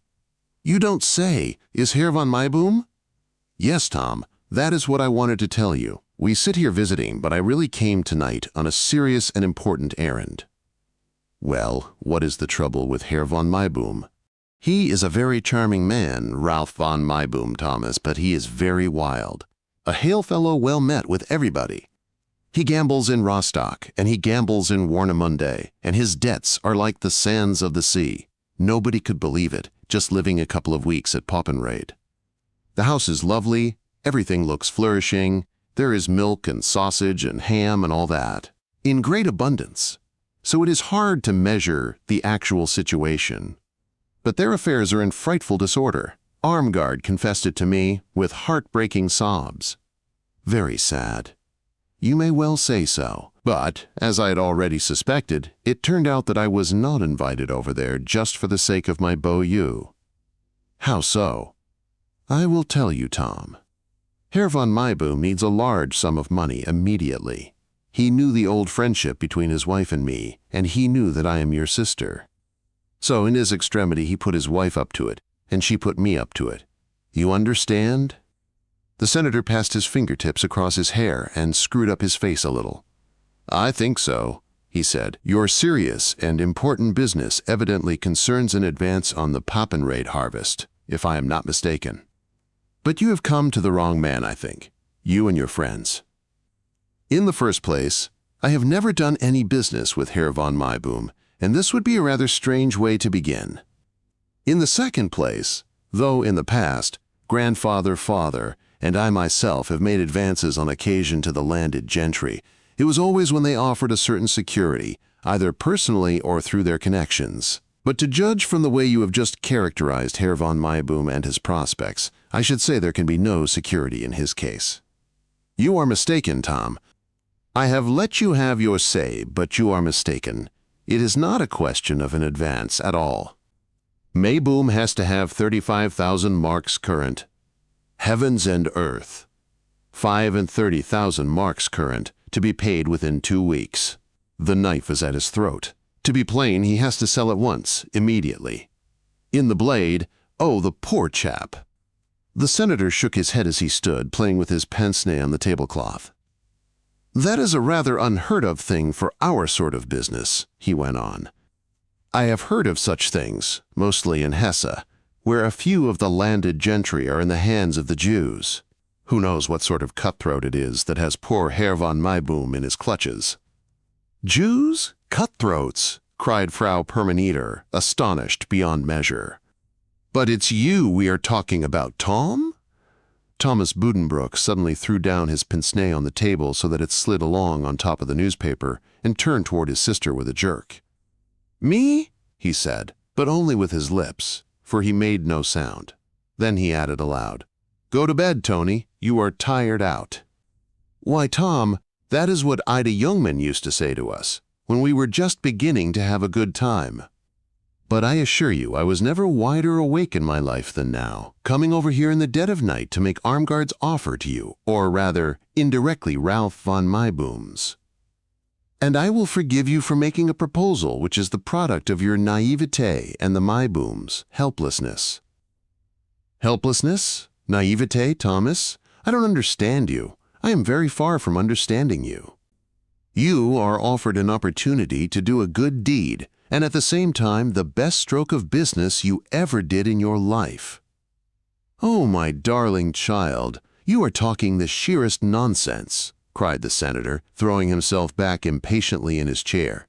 I beg your pardon, but you make me angry with your ridiculous innocence. Can't you understand that you are asking me to do something discreditable, to engage in underhand maneuvers? Why should I go fishing in troubled waters? Why should I fleece this poor landowner?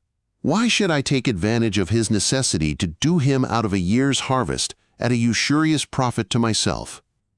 Oh, is that the way you look at it? Said Frau Perminator, quite taken aback and thoughtful. But she recovered in a moment and went on. But it is not at all necessary to look at it like that, Tom. How are you forcing him, when it is he who comes to you? He needs the money, and would like the matter arranged in a friendly way, and under the rose. That is why he traced out the connection between us and invited me to visit. In short, he has made a mistake in his calculations about me and the character of my firm. I have my own traditions. We have been in business 100 years without touching that sort of transaction, and I have no idea of beginning at this late day. Certainly, Tom, you have your traditions, and nobody respects them more than I do, and I know Father would not have done it. God forbid. Who says he would? But, silly as I am, I know enough to know that you are quite a different sort of man from Father. And since you took over the business, it has been different from what it was before. That is because you were young and had enterprise and brains. But lately, I'm afraid you have let yourself get discouraged by this or that piece of bad luck. And if you are no longer having the same success you once did, it is because you have been too cautious and conscientious and let slip your chances for good coups when you had them. Oh, my dear child, stop, please. You irritate me, said the senator sharply and turned away. Let us change the subject. Yes, you are vexed, Tom. I can see it. You were from the beginning, and I have kept on purpose, to show you are wrong to feel yourself insulted. But I know the real reason why you are vexed. It is because you are not so firmly decided not to touch the business. I know I am silly, but I have noticed about myself, and about other people too, that we are most likely to get angry and excited in our opposition to some idea when we ourselves are not quite certain of our own position, and are inwardly tempted to take the other side. Very fine, said the senator, bit his cigarette holder and was silent. Fine? No, it's very simple. One of the simplest things life has taught me. But let it go, Tom. I won't urge you. Don't imagine that I think I could persuade you. I know I don't know enough. I'm only a silly female. It's a pity. Well, never mind. It interested me very much. On the one hand, I was shocked and upset about the Maybooms, but on the other, I was pleased for you. I said to myself, Tom has been going about lately feeling very down in the mouth. He used to complain, but now he does not even complain anymore. He has been losing money and times are poor. And all that just now, when God has been good to me, and I am feeling happier than I have for a long time. So I thought this would be something for him, a stroke of luck, a good coup. It would offset a good deal of misfortune and show people that luck is still on the side of the firm of Johann Buddenbrook. And if you had undertaken it, I should have been so proud to have been the means, for you know it has always been my dream and my one desire to be of some good to the family name. Well, never mind. It is settled now. What I feel vexed about is that Mayboom has to sell in any case, and if he looks around in the town here, he will find a purchaser, and it will be that rascal Hermann Hagenstrom. Oh, yes, he probably would not refuse it, the senator said bitterly, and Frau Perminator answered 3 times, one after the other. You see, you see, you see, you see. Thomas Buddenbrooks suddenly began to shake his head and laugh angrily. We are silly. We sit here and work ourselves up. At least, you do. over something that is neither here nor there. So far as I know, I have not even asked what the thing is about. What Herr von Mayboom actually has to sell. I do not know Poppenrade. Oh, you would have had to go there, she said eagerly. It's not far from here to Rostock, and from there it is no distance at all. And as for what he has to sell, Poppenrade is a large estate. I know for a fact that it grows more than 1,000 sacks of wheat, but I don't know details. About rye, oats, or barley, there might be 500 sacks of them, more or less. Everything is of the best, I can say that. But I can't give you any figures. I am such a goose, Tom. You would have to go over. A pause ensued. No, it is not worth wasting words over, the senator said decidedly. He folded his pince-nez and put it into his pocket, buttoned up his coat, and began to walk up and down the room with firm and rapid strides, which studiously betrayed no sign that he was giving the subject any further consideration. He paused by the table and turned toward his sister, drumming lightly on the surface with his bent forefinger as he said, I'll tell you a little story, my dear Tony, which will illustrate my attitude toward this affair. I know your weakness for the nobility, and the Mecklenburg nobility in particular. Please don't mind if one of these gentry gets rapped a bit. You know, there is now and then one among them who doesn't treat the merchant classes with any great respect, though perfectly aware that he can't do without them. Such a man is too much inclined to lay stress on the superiority, to a certain extent undeniable, of the producer over the middleman. In short, he sometimes acts as if the merchant were like a peddling Jew to whom one sells old clothes, quite conscious that one is being overreached. I flatter myself that in my dealings with these gentry, I have not usually made the impression of a morally inferior exploiter. To tell the truth, the boot has sometimes been on the other foot. I've run across men who were far less scrupulous than I am. But in one case, it only needed a single bold stroke to bring me into social relations. The man was the Lord of Gross-Pogendorf, of whom you have surely heard. I had considerable dealings with him some while back. Count Strelitz, a very smart-appearing man with a square eyeglass. I could never make out why he did not cut himself. Patent leather top boots, and a riding whip with a gold handle. He had a way of looking down at me from a great height, with his eyes half shut and his mouth half open. My first visit to him was very telling. We had had some correspondence. I drove over and was ushered by a servant into the study, where Count Strelitz was sitting at his writing table. He returns my bow, half gets up, finishes the last lines of a letter, then he turns to me and begins to talk business, looking over the top of my head. I lean on the sofa table, cross my arms and my legs, and enjoy myself. I stand 5 minutes talking. After another 5 minutes, I sit down on the table and swing my leg. We get on with our business, and at the end of 15 minutes he says to me, very graciously, "Won't you sit down? Beg pardon," I say. "Oh, don't mention it. I've been sitting for some time." "Did you say that? Really?" cried Frau Permanator, enchanted. She had straightway forgotten all that had gone before, and lived for the moment entirely in the anecdote. "I've been sitting for some time. Oh, that is too good." Well, and I assure you that the Count altered his tune at once. He shook hands when I came and asked me to sit down.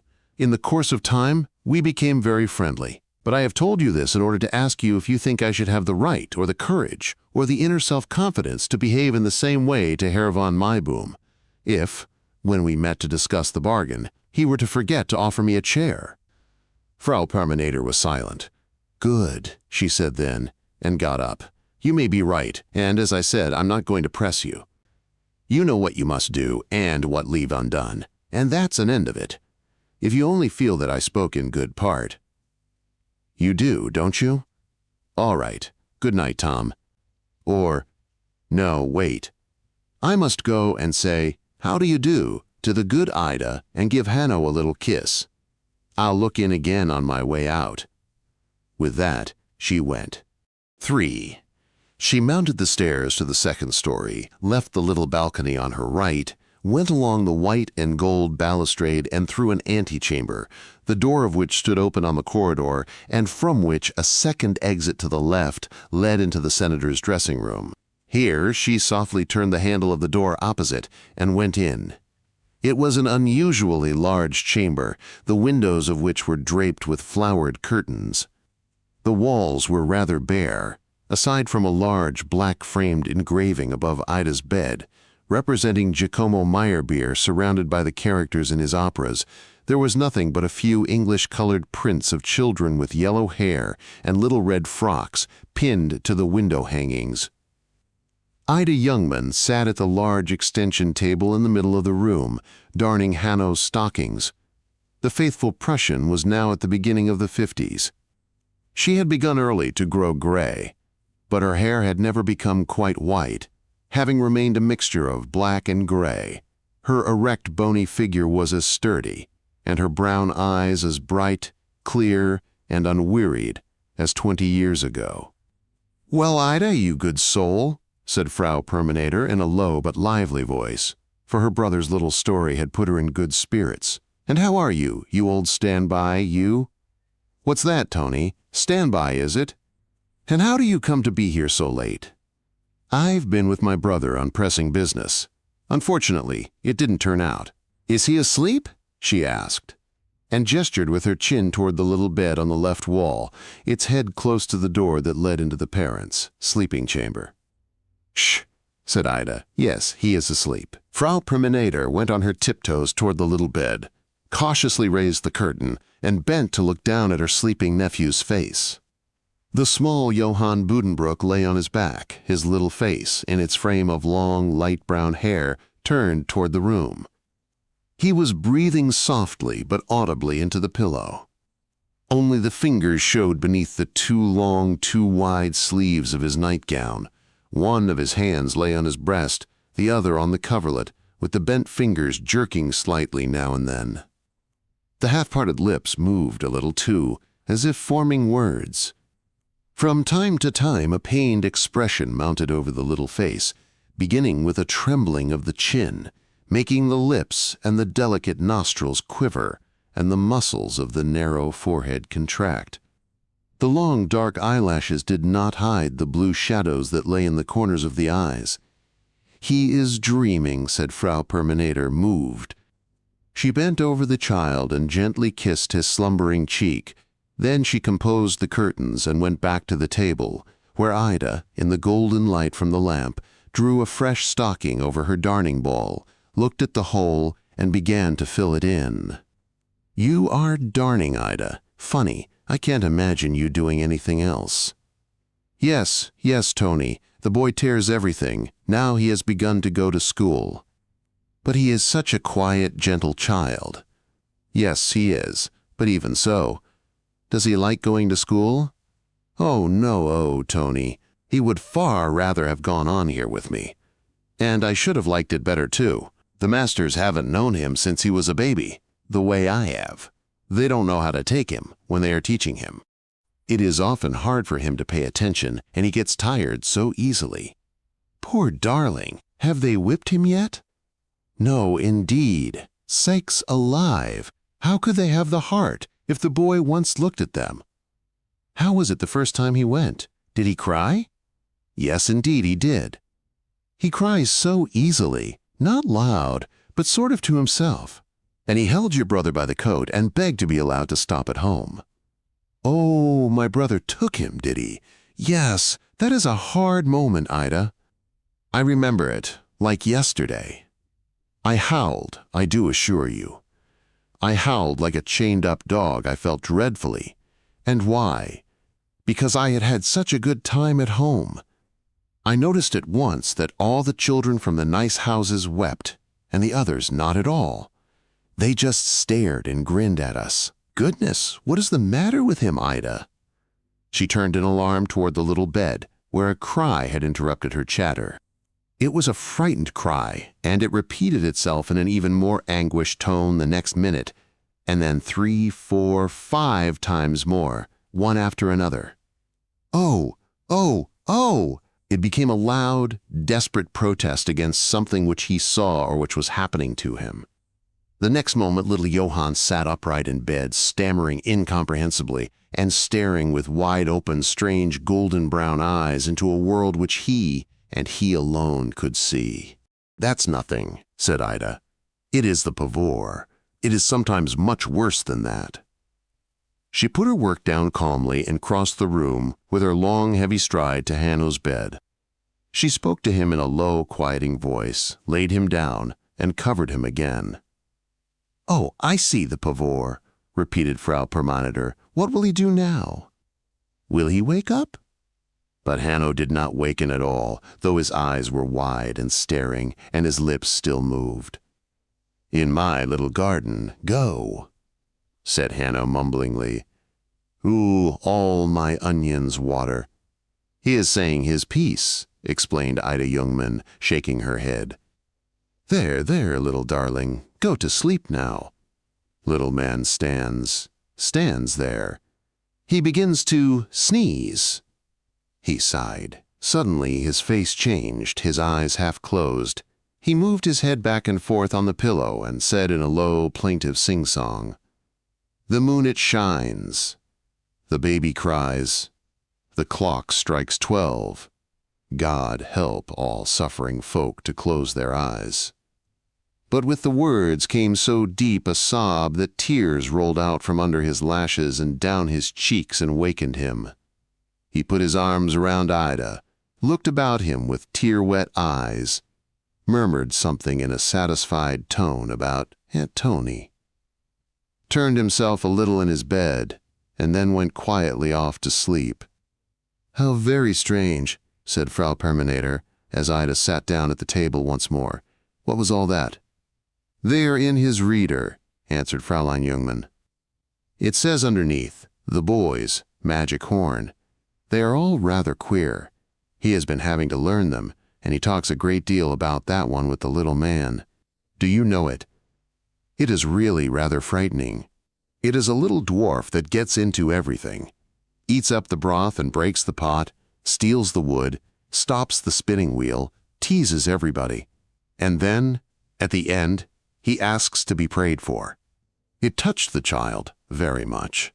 He has thought about it day in and day out, and 2 or 3 times he said, "You know, Ida, he doesn't do that to be wicked, but only because he is unhappy, and it only makes him more unhappy still. But if one prays for him, then he does not need to do it anymore." Even tonight, when his mama kissed him good night before she went to the concert, he asked her to pray for the little man. And did he pray too? Not aloud, but probably to himself. He hasn't said much about the other poem. It is called The Nursery Clock. He has only wept. He weeps so easy, poor little lad, and it is so hard for him to stop. But what is there so sad about it? How do I know? He has never been able to say any more than the beginning of it, the part that makes him cry in his sleep. And that about the wagoner who gets up at 3 from his bed of straw, that always made him weep too. Frau Permanitor laughed emotionally and then looked serious. "I'll tell you, Ida, it's no good. It isn't good for him to feel everything so much. The wagoner gets up at 3 from his bed of straw. Why, of course he does. That's why he is a wagoner. I can see already that the child takes everything too much to heart. It consumes him, I feel sure. We must speak seriously with Grabo. But there, that is just what it is," she went on, folding her arms, putting her head on one side, and tapping the floor nervously with her foot. "Grabo is getting old, and aside from that, good as he is. And he really is a very good man, a perfect angel. So far as his skill is concerned, I have no such great opinion of it, Ida, and may God forgive me if I am wrong. Take this nervousness of Hanno's, his starting up at night, and having such frights in his sleep. Grabo knows what it is, and all he does is to tell us the Latin name of it. Pavor nocturnus. Dear knows. That is very enlightening, of course. No, he is a dear good man, and a great friend of the family and all that. But he is no great light. An important man looks different. He shows when he is young that there is something in him. Grabo lived through the 48. He was a young man then. Do you imagine he was the least bit thrilled over it? Over freedom and justice, and the downfall of privilege and arbitrary power? He is a cultivated man, but I am convinced that the unheard-of laws concerning the press and the universities did not interest him in the least. He has never behaved even the least little bit wild, never jumped over the traces. He has always had just the same long, mild face, and always prescribed pigeon and French bread. And when anything is serious, a teaspoon of tincture of Althea. Good night, Ida. No, I think there are other doctors in the world. Too bad I have missed Gerda. Yes, thanks, there is a light in the corridor. Good night. When Frau Permanetter opened the dining room door in passing to call a good night to her brother in the living room, she saw that the whole story was lighted up and that Thomas was walking up and down with his hands behind his back. 4. The senator, when he was alone again, sat down at the table, took out his glasses, and tried to resume his reading. But in a few minutes his eyes had roved from the printed page, and he sat for a long time without changing his position, gazing straight ahead of him between the portieres into the darkness of the salon. His face, when he was alone, changed so that it was hardly recognizable. The muscles of his mouth and cheeks, otherwise obedient to his will, relaxed and became flabby. Like a mask, the look of vigor, alertness, and amiability, which now for a long time had been preserved only by constant effort, fell from his face and betrayed an anguished weariness instead. The tired, worried eyes gazed at objects without seeing them. They became red and watery. He made no effort to deceive even himself, and of all the dull, confused, and rambling thoughts that filled his mind, he clung to only one. The single, despairing thought that Thomas Buddenbrook, at 43 years, was an old, worn-out man. He rubbed his hand over his eyes and forehead, drawing a long, deep breath, mechanically lighted another cigarette, though he knew they were bad for him, and continued to gaze through the smoke haze into the darkness. What a contrast between that relaxed and suffering face and the elegant, almost military style of his hair and beard. The stiffened and perfumed mustaches, the meticulously shaven cheeks and chin, and the careful hairdressing which sedulously hid a beginning thinness. The hair ran back in two longish bays from the delicate temples, with a narrow parting on top. Over the ears it was not long and waving, but kept short-cut now, in order not to betray how gray it had grown. He himself felt the change and knew it could not have escaped the eyes of others. The contrast between his active, elastic movements and the dull pallor of his face. Not that he was in reality less of an important and indispensable personage than he always had been. His friends said, and his enemies could not deny, that Senator Buddenbrook was the burgomaster's right hand. Burgomaster Langhals was even more emphatic on that point than his predecessor Overdyk had been. But the firm of Johann Buddenbrook was no longer what it had been. This seemed to be common property, so much so that Herr Stute disgusted with his wife over their bacon broth, and Thomas Buddenbrook groaned over the fact. At the same time, it was true that he himself was mainly responsible. He was still a rich man, and none of the losses he had suffered, even the severe one of the year '66, had seriously undermined the existence of the firm. But the notion that his luck and his consequence had fled, based though it was more upon inward feelings than upon outward facts, brought him to a state of lowness and suspicion.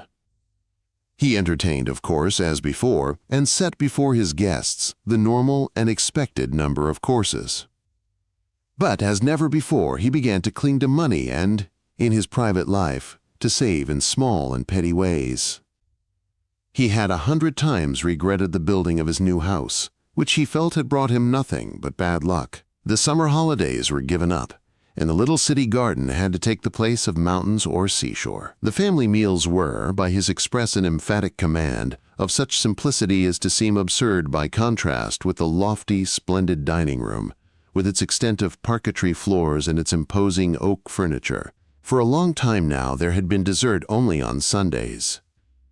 His own appearance was as elegant as ever, but the old servant, Anton, carried to the kitchen the news that the master only changed his shirt now every other day, as the washing was too hard on the fine linen. He knew more than that. He knew that he was to be dismissed. Gerda protested, 3 servants were few enough to do the work of so large a house as it should be done. But it was no use. Old Anton, who had so long sat on the box when Thomas Buddenbrooks drove down to the Senate, was sent away with a suitable present. Such decrees as these were in harmony with the joyless state of affairs in the firm. That fresh, enterprising spirit with which young Thomas Buddenbrooks had taken up the reins. That was all gone now, and his partner, Herr Friedrich Wilhelm Marcus, who, with his small capital, could not have had a preponderating influence in any case, was by nature lacking in initiative. Herr Marcus' pedantry had so increased in the course of years that it had become a distinct eccentricity. It took him a quarter of an hour of stroking his mustaches, casting side glances and giving little coughs, just to cut his cigar and put the tip in his pocketbook. Evenings, when the gaslight made every corner of the office as bright as day, he still used a tallow candle on his own desk. Every half hour he would get up and go to the tap and put water on his head.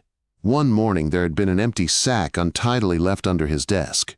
He took it for a cat and began to shoo it out with loud imprecations, to the joy of the office staff. No, he was not the man to give any quickening impulse to the business in the face of his partner's present lassitude. Mortification and a sort of desperate irritation often seized upon the senator, as now when he sat and stared wearily into the darkness, bringing home to himself the petty retail transactions and the penny-wise policies to which the firm of Johann Buddenbrooks had lately sunk. But, after all, was it not best thus? Misfortune, too, has its time, he thought. Is it not better, while it holds sway, to keep oneself still, to wait in quiet and assemble one's inner powers? Why must this proposition come up just now, to shake him untimely out of his canny resignation and make him a prey to doubts and suspicions? Was the time come? Was this a sign? Should he feel encouraged to stand up and strike a blow? He had refused with all the decisiveness he could put into his voice to think of the proposition, but had that settled it? It seemed not, since here he sat and brooded over it. We are most likely to get angry in our opposition to some idea when we ourselves are not quite certain of our own position. A deucedly sly little person Tony was. What had he answered her? He had spoken very impressively, he recollected, about underhand maneuvers, fishing in troubled waters, fleecing the poor landowner, usury, and so on. Very fine. But really one might ask if this were just the right time for so many large words. Consul Hermann Hagenstrom would not have thought of them, and would not have used them. Was he, Thomas Buddenbrooks, a man of action, a businessman, or was he a finicking dreamer? Yes, that was the question. It had always been, as far back as he could remember, the question. Life was harsh, and business, with its ruthless unsentimentality, was an epitome of life. Did Thomas Buddenbrooks, like his father, stand firmly on his 2 feet in face of this hard practicality of life? Often enough, even far back in the past, he had seen reason to doubt it. Often enough, from his youth onwards, he had sternly brought his feelings into line. To inflict punishment, to take punishment, and not to think of it as punishment, but as something to be taken for granted. Should he never completely learn that lesson? He recalled the catastrophe of the year 1866 and the inexpressibly painful emotions which had then overpowered him. He had lost a large sum of money in the affair, but that had not been the unbearable thing about it. For the first time in his career, he had fully and personally experienced the ruthless brutality of business life and seen how all better, gentler, and kindlier sentiments creep away and hide themselves before the one raw, naked, dominating instinct of self-preservation. He had seen that when one suffers a misfortune in business, one is met by one's friends, and one's best friends, not with sympathy, not with compassion, but with suspicion, cold, cruel, hostile suspicion. But he had known all this before. Why should he be surprised at it? And in stronger and heartier hours, he had blushed for his own weakness, for his own distress and sleepless nights, for his revulsion and disgust at the hateful and shameless harshness of life. How foolish all that was! How ridiculous such feelings had been! How could he entertain them? Unless indeed he were a feeble visionary and not a practical businessman at all. How many times had he asked himself that question? And how many times had he answered it? In strong and purposeful hours with one answer, in weak and discouraged ones with another. But he was too shrewd and too honest not to admit, after all, that he was a mixture of both. All his life he had made the impression on others of a practical man of action, but insofar as he legitimately passed for one, he, with his fondness for quotations from Goethe, was it not because he deliberately set out to do so? He had been successful in the past, but was that not because of the enthusiasm and impetus drawn from reflection? And if he were now discouraged, if his powers were lamed, God grant it was only for a time, was not his depression the natural consequence of the conflict that went on within himself? Whether his father, grandfather, and great-grandfather would have brought the Poppenrade harvest in the blade was not the point after all. The thing was that they were practical men, more naturally, more vigorously, more impeccably practical than he was himself. He was seized by a great unrest, by a need for movement, space, and light. He shoved back his chair, went into the salon, and lighted several burners of the chandelier over the center table. He stood there, pulling slowly and spasmodically at the long ends of his mustaches and vacantly gazing about the luxurious room. Together with the living room, it occupied the whole front of the house. It had light, ornate furniture and looked like a music room, with the great grand piano, Goethe's violin case, the étagère with music books, the carved music stand, and the bas-reliefs of singing cupids over the doors. The bow window was filled with palms. Senator Buddenbrooks stood for 2 or 3 minutes motionless. Then he went back through the living room into the dining room, and made light there also. He stopped at the sideboard and poured a glass of water, either to be doing something or to quiet his heart. Then he moved quickly on through the house, lighting up as he went. The smoking room was furnished in dark colors and wainscoted. He absently opened the door of the cigar cabinet and shut it again, and at the table lifted the lid of a little oak box which had playing cards, scorecards, and other such things in it. He let some of the bone counters glide through his fingers with a rattling sound, clapped the lid shut, and began again to walk up and down. A little room with a small stained glass window opened into the smoking room. It was empty except for some small light serving tables of the kind which fit one within another. On one of them, a lacquer cabinet stood. From here one entered the dining room, with its great extent of parquetry flooring and its 4 high windows, hung with wine-colored curtains, looking out into the garden. It also occupied the whole breadth of the house. It was furnished by 2 low, heavy sofas, covered with the same wine-colored material as the curtains, and by a number of high-backed chairs standing stiffly along the walls. Behind the fire screen was a chimney place, its artificial coals covered with shining red paper to make them look glowing. On the marble mantel-shelf in front of the mirror stood 2 towering Chinese vases. The whole story was now lighted by the flame of single gas jets and looked like a party the moment after the last guest is gone. The senator measured the room throughout its length and then stood at one of the windows and looked down into the garden. The moon stood high and small between fleecy clouds, and the little fountain splashed in the stillness over the overhanging boughs of the walnut tree. Thomas looked down on the pavilion which enclosed his view, on the little glistening white terrace with the 2 obelisks, the regular gravel paths, and the freshly turned earth of the neat borders and beds. But this whole minute and punctilious symmetry, far from soothing him, only made him feel the more exasperated. He held the catch of the window, leaned his forehead on it, and gave rein to his tormenting thoughts again. What was he coming to? He thought of a remark he had let fall to his sister, something he had felt vexed with himself the next minute for saying. It seemed so unnecessary. He was speaking of Count Strelitz and the landed aristocracy, and he had expressed the view that the producer had a social advantage over the middleman. What was the point of that? It might be true, and it might not, but was he, Thomas Buddenbrook, called upon to express such ideas? Was he called upon even to think them? Should he have been able to explain to the satisfaction of his father, his grandfather, or any of his fellow townsmen how he came to be expressing or indulging in such thoughts?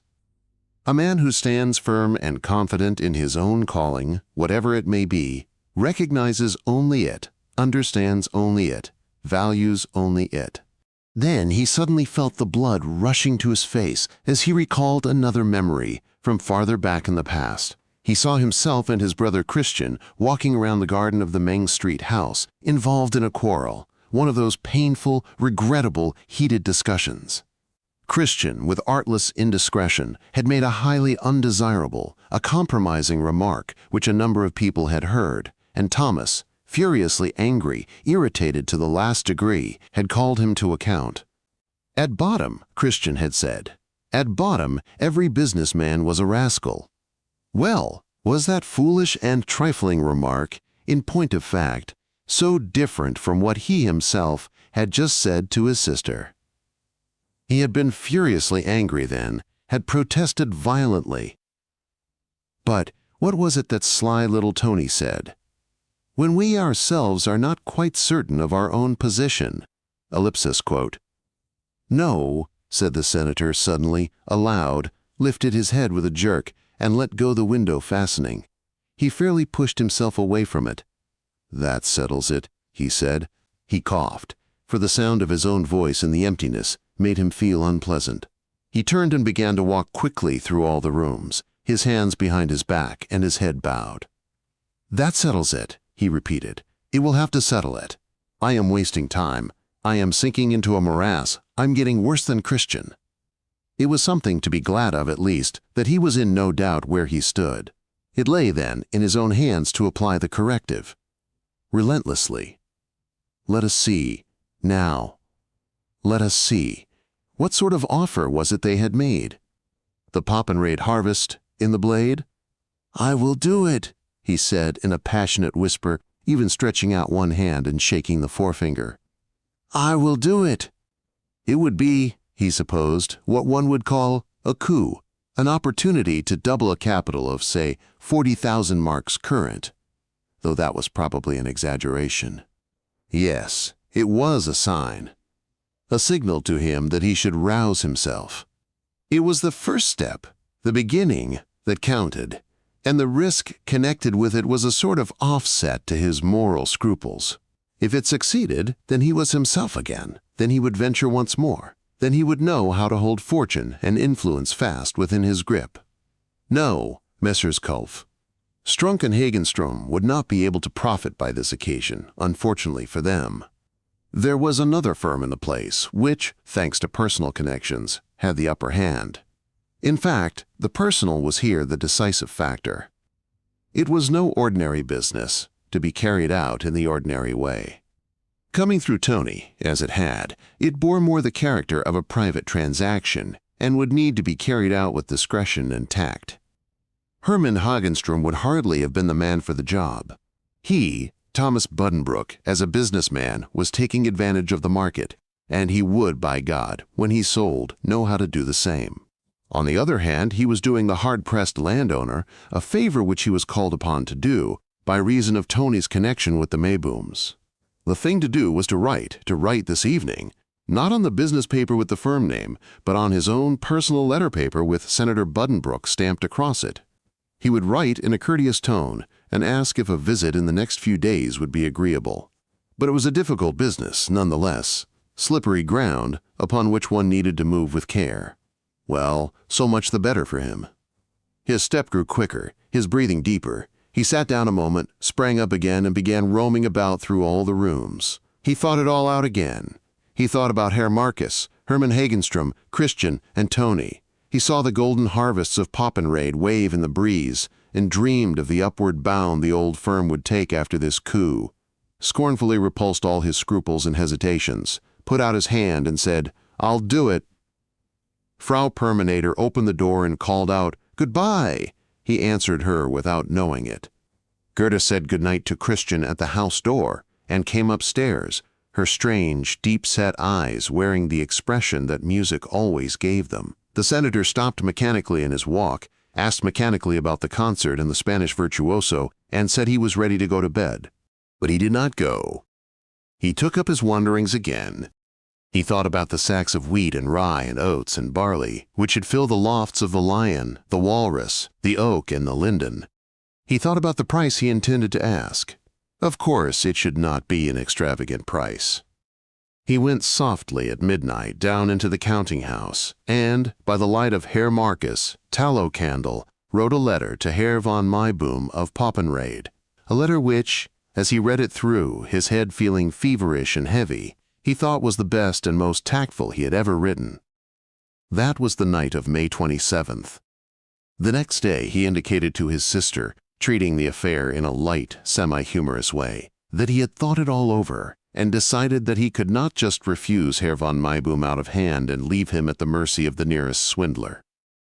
On the 30th of May he went to Rostock, whence he drove in a hired wagon out to the country. His mood for the next few days was of the best, his step elastic and free, his manners easy. He teased Clotilde, laughed heartily at Christian, joked with Tony, and played with Hanno in the little gallery for a whole hour on Sunday, helping him to hoist up miniature sacks of grain into a little brick-red granary and imitating the hollow, drawling shouts of the workmen. And at the Burgesses' meeting of the 3rd of June, he made a speech on the most tiresome subject in the world, something connected with taxation, which was so brilliant and witty that everybody agreed with it unanimously, and Consul Hagenstrom, who had opposed him, became almost a laughing-stock. 5. Was it forgetfulness or was it intention which would have made Senator Buddenbrooks pass over in silence a certain fact, had not his sister Tony, the devotee of the family papers, announced it to all the world? The fact, namely, that in those documents the founding of the firm of Johann Buddenbrooks was ascribed to the date of the 7th of July, 1768, the 100th anniversary of which was now at hand. Thomas seemed almost disturbed when Tony, in a moving voice, called his attention to the fact. His good mood had not lasted. All too soon he had fallen silent again, more silent than before. He would leave the office in the midst of work, seized with unrest, and roam about the garden, sometimes pausing as if he felt confined in his movements, sighing, and covering his eyes with his hand. He said nothing, gave his feelings no vent. To whom should he speak then? When he told his partner of the Poppenrade matter, Herr Marcus had for the first time in his life been angry with him, and had washed his hands of the whole affair. But Thomas betrayed himself to his sister Tony when they said goodbye on the street one Thursday evening, and she alluded to the Poppenrade harvest. He gave her hand a single quick squeeze, and added passionately, "Oh, Tony, if I had only sold it already!" He broke off abruptly, and they parted, leaving Frau Perminator dismayed and anxious. The sudden hand pressure had something despairing, the low words betrayed pent-up feeling. But when Tony, as chance offered, tried to come back to the subject, he wrapped himself in silence, the more forbidding because of his inward mortification over having given way, his inward bitterness at being, as he felt, feeble and inadequate to the situation in hand. He said now, slowly and fretfully, "Oh, my dear child, I wish we might ignore the whole affair." "Ignore it, Tom? Impossible. Unthinkable. Do you think you could suppress the fact? Do you imagine the whole town would forget the meaning of the day? I don't say it is possible. I only say I wish it were. It is pleasant to celebrate the past when one is gratified with the present and the future. It is agreeable to think of one's forefathers when one feels at one with them and conscious of having acted as they would have done. If the Jubilee came at a better time, but just now I feel small inclination to celebrate it." "You must not talk like that, Tom. You don't mean it. You know perfectly that it would be a shame to let the 100th anniversary of the firm of Johann Buddenbrooks go by without a sign or a sound of rejoicing. You are a little nervous now, and I know why, though there is really no reason for it. But when the day comes, you will be as moved as all the rest of us." She was right. The day could not be passed over in silence. It was not long before a notice appeared in the papers, calling attention to the coming anniversary and giving a detailed history of the old and estimable firm. But it was really hardly necessary. In the family, Justice Kroger was the first to mention the approaching event on the Thursday afternoon, and Frau Permanitor saw to it that the venerable leather portfolio was solemnly brought out after dessert was cleared away, and the whole family, by way of foretaste, perused the dates and events in the life of the first Johann Buddenbrook, Hanno's great-great-grandfather, when he had varioloid and when genuine smallpox, when he fell out of the third-story window onto the floor of the drying house, and when he had fever and delirium. She read all that aloud with pious fervor. Not content with that, she must go back into the 16th century, to the oldest Buddenbrook of whom there was knowledge, to the one who was counselor in Grabau, and the Rostock tailor who had been very well off and had so many children, living and dead.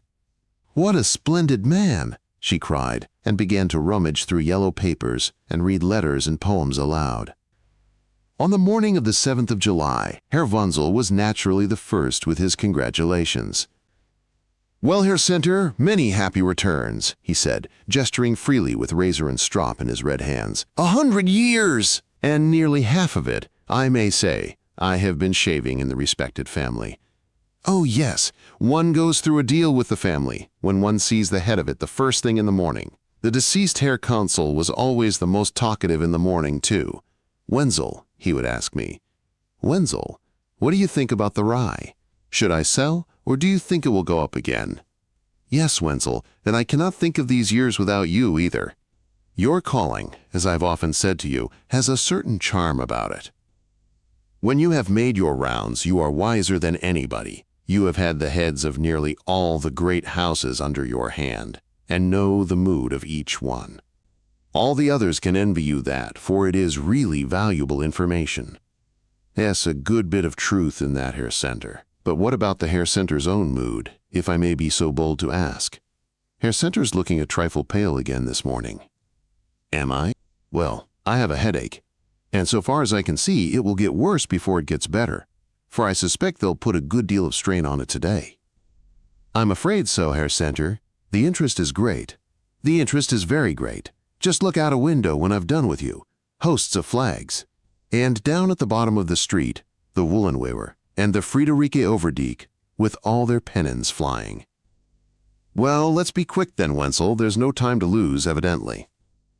The senator did not don his office jacket, as he usually did of a morning, but put on at once a black cutaway coat with a white waistcoat and light-colored trousers. There would certainly be visits. He gave a last glance in the mirror, a last pressure of the tongs to his mustache, and turned with a little sigh to go. The dance was beginning. If only the day were well over. Would he have a single minute to himself? A single minute to relax the muscles of his face? All day long he should certainly have to receive, with tact and dignity, the congratulations of a host of people. Find just the right word and just the right tone for everybody. Be serious, hearty, ironic, jocose, and respectful by turns. And from afternoon, late into the night, there would be the dinner at the Ratskeller.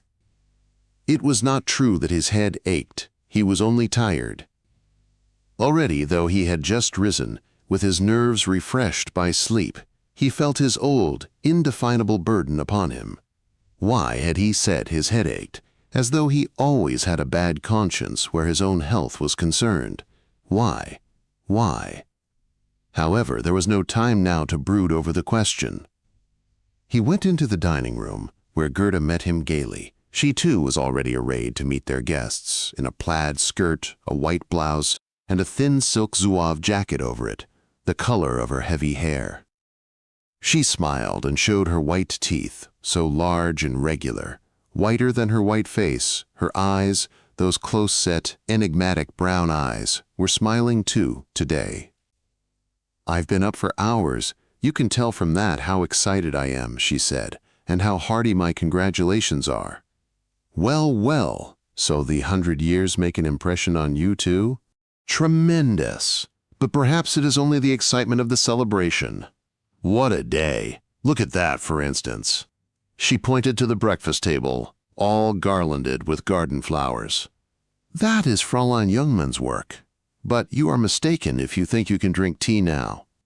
The family is in the drawing-room already, waiting to make a presentation. Something in which I too have had a share. Listen, Thomas, This is, of course, only the beginning of a stream of callers. At first I can stand it, but at about midday I shall have to withdraw, I am sure. The barometer has fallen a little, but the sky is still the most staring blue. It makes the flags look lovely, of course, and the whole town is flagged, but it will be frightfully hot. Come into the salon. Breakfast must wait. You should have been up before. Now the first excitement will have to come on an empty stomach. The Frau Consul, Christian, Clotilde, Ida Jungmann, Frau Permanieder, and Hanno were assembled in the salon, the last two supporting, not without difficulty, the family present, a great commemorative tablet. The Frau Consul, deeply moved, embraced her eldest born. "This is a wonderful day, my dear son, a wonderful day," she repeated. "We must thank God unceasingly, with all our hearts, for His mercies, for all His mercies," she wept. The senator was attacked by weakness in her embrace. He felt as though something within him freed itself and flew away. His lips trembled. An overwhelming need possessed him to lay his head upon his mother's breast, to close his eyes in her arms, to breathe in the delicate perfume that rose from the soft silk of her gown, to lie there at rest, seeing nothing more, saying nothing more. He kissed her and stood erect, putting out his hand to his brother, who greeted him with the absent-minded embarrassment which was his usual bearing on such occasions. Clotilde drawled out something kindly. Ida Jungmann confined herself to making a deep bow, while she played with the silver watch chain on her flat bosom. "Come here, Tom," said Frau Permanieder uncertainly. "We can't hold it any longer, can we, Hanno?" She was holding it almost alone, for Hanno's little arms were not much help, and she looked, what with her enthusiasm and her effort, like an enraptured martyr. Her eyes were moist, her cheeks burned, and her tongue played, with a mixture of mischief and nervousness, on her upper lip. "Here I am," said the senator. "What in the world is this? Come, let me have it. We'll lean it against the wall." He propped it up next to the piano and stood looking at it, surrounded by the family. In a large, heavy frame of carved nutwood were the portraits of the four owners of the firm, under glass. There was the founder, Johann Buddenbrook, taken from an old oil painting, a tall, grave old gentleman, with his lips firmly closed, looking severe and determined above his lace jabot. There was the broad and jovial countenance of Johann Buddenbrook, the friend of Jean-Jacques Hofstede. There was Consul Johann Buddenbrook, in a stiff choker collar, with his wide, wrinkled mouth and large aquiline nose, his eyes full of religious fervor. And finally there was Thomas Buddenbrook himself, as a somewhat younger man. The four portraits were divided by conventionalized blades of wheat, heavily gilded, and beneath, likewise in figures of brilliant gilt, the dates 1768 to 1868.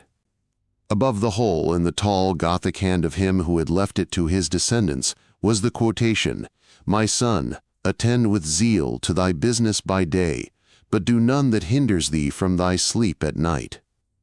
The senator, his hands behind his back, gazed for a long time at the tablet.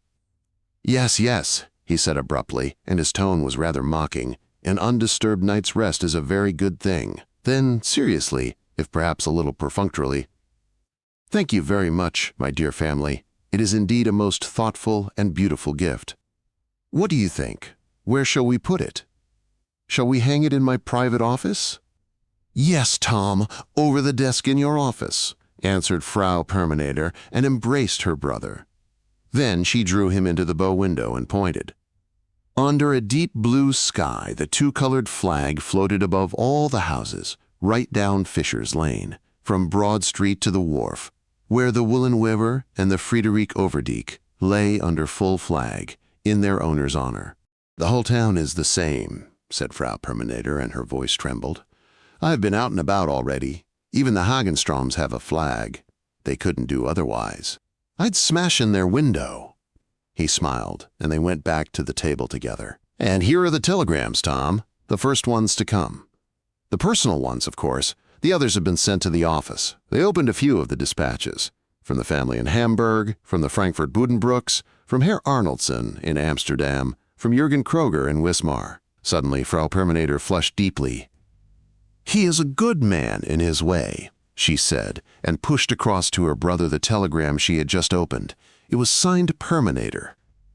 "But time is passing," said the senator, and looked at his watch. "I'd like my tea. Will you come in with me? The house will be like a beehive after a while." His wife, who had given a sign to Ida Youngman, held him back. "Just a moment, Thomas. You know Hanno has to go to his lessons. He wants to say a poem to you first. Come here, Hanno." And now, just as if no one else were here, "You remember? Don't be excited." It was the summer holidays, of course, but little Hanno had private lessons in arithmetic in order to keep up with his class. Somewhere out in the suburb of St. Gertrude, in a little ill-smelling room, a man in a red beard, with dirty fingernails, was waiting to discipline him in the detested tables. But first he was to recite to Papa a poem painfully learned by heart, with Ida Youngman's help, in the little balcony on the second floor. He leaned against the piano in his blue sailor suit with the white V-front and the wide linen collar with a big sailor's knot coming out beneath. His thin legs were crossed, his body and head a little inclined in an attitude of shy, unconscious grace. 2 or 3 weeks before, his hair had been cut, as not only his fellow pupils, but the master as well, had laughed at it, but his head was still covered with soft, abundant ringlets, growing down over the forehead and temples. His eyelids drooped, so that the long brown lashes lay over the deep blue shadows, and his closed lips were a little wry. He knew well what would happen.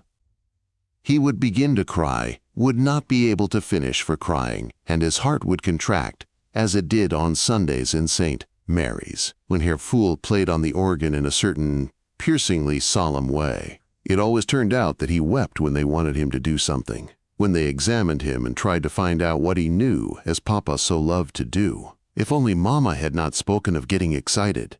She meant to be encouraging, but he felt it was a mistake. There they stood and looked at him. They expected and feared that he would break down. So how was it possible not to? He lifted his lashes and sought Ida's eyes. She was playing with her watch chain and nodded to him in her usual, honest, crabbed way. He would have liked to cling to her and have her take him away, to hear nothing but her low, soothing voice, saying, "There, little Hanno, be quiet. You need not say it." "Well, my son, let us hear it," said the senator shortly. He had sat down in an easy chair by the table and was waiting. He did not smile. He seldom did on such occasions. Very serious, with one eyebrow lifted, he measured little Hanno with cold and scrutinizing glance. Hanno straightened up. He rubbed one hand over the piano's polished surface, gave a shy look at the company, and somewhat emboldened by the gentle looks of Grandmama and Aunt Tony, brought out, in a low, almost a hard voice, the Shepherd's Sunday Hymn by Uhland. "Oh, my dear child, not like that," called out the senator. "Don't stick there by the piano and cross your hands on your tummy like that. Stand up, speak out. That's the first thing. Here, stand here between the curtains. Now hold your head up. Let your arms hang down quietly at your sides." Hanno took up his position on the threshold of the living room and let his arms hang down. Obediently he raised his head, but his eyes. The lashes drooped so low that they were invisible. They were probably already swimming in tears. "This is the day of our—" he began, very low. His father's voice sounded loud by contrast when he interrupted. "One begins with a bow, my son." And then, much louder, "Begin again, please. Shepherd's Sunday Hymn." It was cruel. The senator was probably aware that he was robbing the child of the last remnant of his self-control. But the boy should not let himself be robbed. He should have more manliness by now. "Shepherd's Sunday Hymn," he repeated encouragingly, remorselessly. But it was all up with Hanno. His head sank on his breast, and the small, blue-veined right hand tugged spasmodically at the brocaded portiere. "I stand alone on the vacant plain," he said, but could get no further. The mood of the verse possessed him. An overmastering self-pity took away his voice, and the tears could not be kept back. They rolled out from beneath his lashes. Suddenly the thought came into his mind. If he were only ill, a little ill, as on those nights when he lay in bed with a slight fever and sore throat, and Ida came and gave him a drink and put a compress on his head and was kind. He put his head down on the arm with which he clung to the portiere and sobbed. "Well," said the senator harshly, "there is no pleasure in that." He stood up, irritated. "What are you crying about? Though it is certainly a good enough reason for tears, that you haven't the courage to do anything, even for the sake of giving me a little pleasure. Are you a little girl? What will become of you if you go on like that? Will you always be drowning yourself in tears every time you have to speak to people?" "I never will speak to people, never," thought Hanno in despair. "Think it over till this afternoon," finished the senator and went into the dining room. Ida Jungmann knelt by her fledgling and dried his eyes and spoke to him, half consoling, half reproachful. The senator breakfasted hurriedly, and the Frau Consul, Toni, Clotilde, and Christian meanwhile took their leave. They were to dine with Gerda, as likewise were the Krogers, the Wineshanks, and the 3 Misses Buddenbrook from Broad Street, while the senator, willy-nilly, must be present at the dinner in the Rathskeller. He hoped to leave in time to see his family again at his own house. Sitting at the be-garlanded table, he drank his hot tea out of a saucer, hurriedly ate an egg, and on the steps took 2 or 3 puffs of a cigarette. Grobelben, wearing his woolen scarf in defiance of the July heat, with a boot over his left forearm and the polished brush in his right, a long drop pendant from his nose, came from the garden into the front entry and accosted his master at the foot of the stairs, where the brown bear stood with his tray. "Many happy returns, Herr Center, many happy, nen one is rich, nen great, nen t'other's poor." "Yes, yes, Grobelben, you're right. That's just how it is." And the senator slipped a piece of money into the hand with the brush and crossed the entry into the anteroom of the office. In the office, the cashier came up to him, a tall man with honest, faithful eyes, to convey, in carefully selected phrases, the good wishes of the staff. The senator thanked him in a few words and went on to his place by the window. He had hardly opened his letters and glanced into the morning paper lying there ready for him, when a knock came on the door leading into the front entry, and the first visitors appeared with their congratulations. It was a delegation of granary laborers, who came straddling in like bears, the corners of their mouths drawn down with befitting solemnity and their caps in their hands. Their spokesman spat tobacco juice on the floor, pulled up his trousers, and talked in great excitement about 100-year and many more 100-year. The senator proposed to them a considerable increase in their pay for the week and dismissed them. The office staff of the Revenue Department came in a body to congratulate their chief. As they left, they met in the doorway a number of sailors, with 2 pilots at the head, from the Wollenweber and the Friedrich Overdyk, the 2 ships belonging to the firm which happened at the time to be in port. Then there was a deputation of grain porters, in black blouses, knee breeches, and top hats. And single citizens, too, were announced from time to time. Herr Stutt from Bell Founders. Street came with a black coat over his flannel shirt, and Iwerson the florist, and sundry other neighbors. There was an old postman with watery eyes, earrings, and a white beard. An ancient oddity whom the senator used to salute on the street and call him Herr Postmaster. He came, stood in the doorway, and cried out, "Ah, bain't come for that, Herr Center.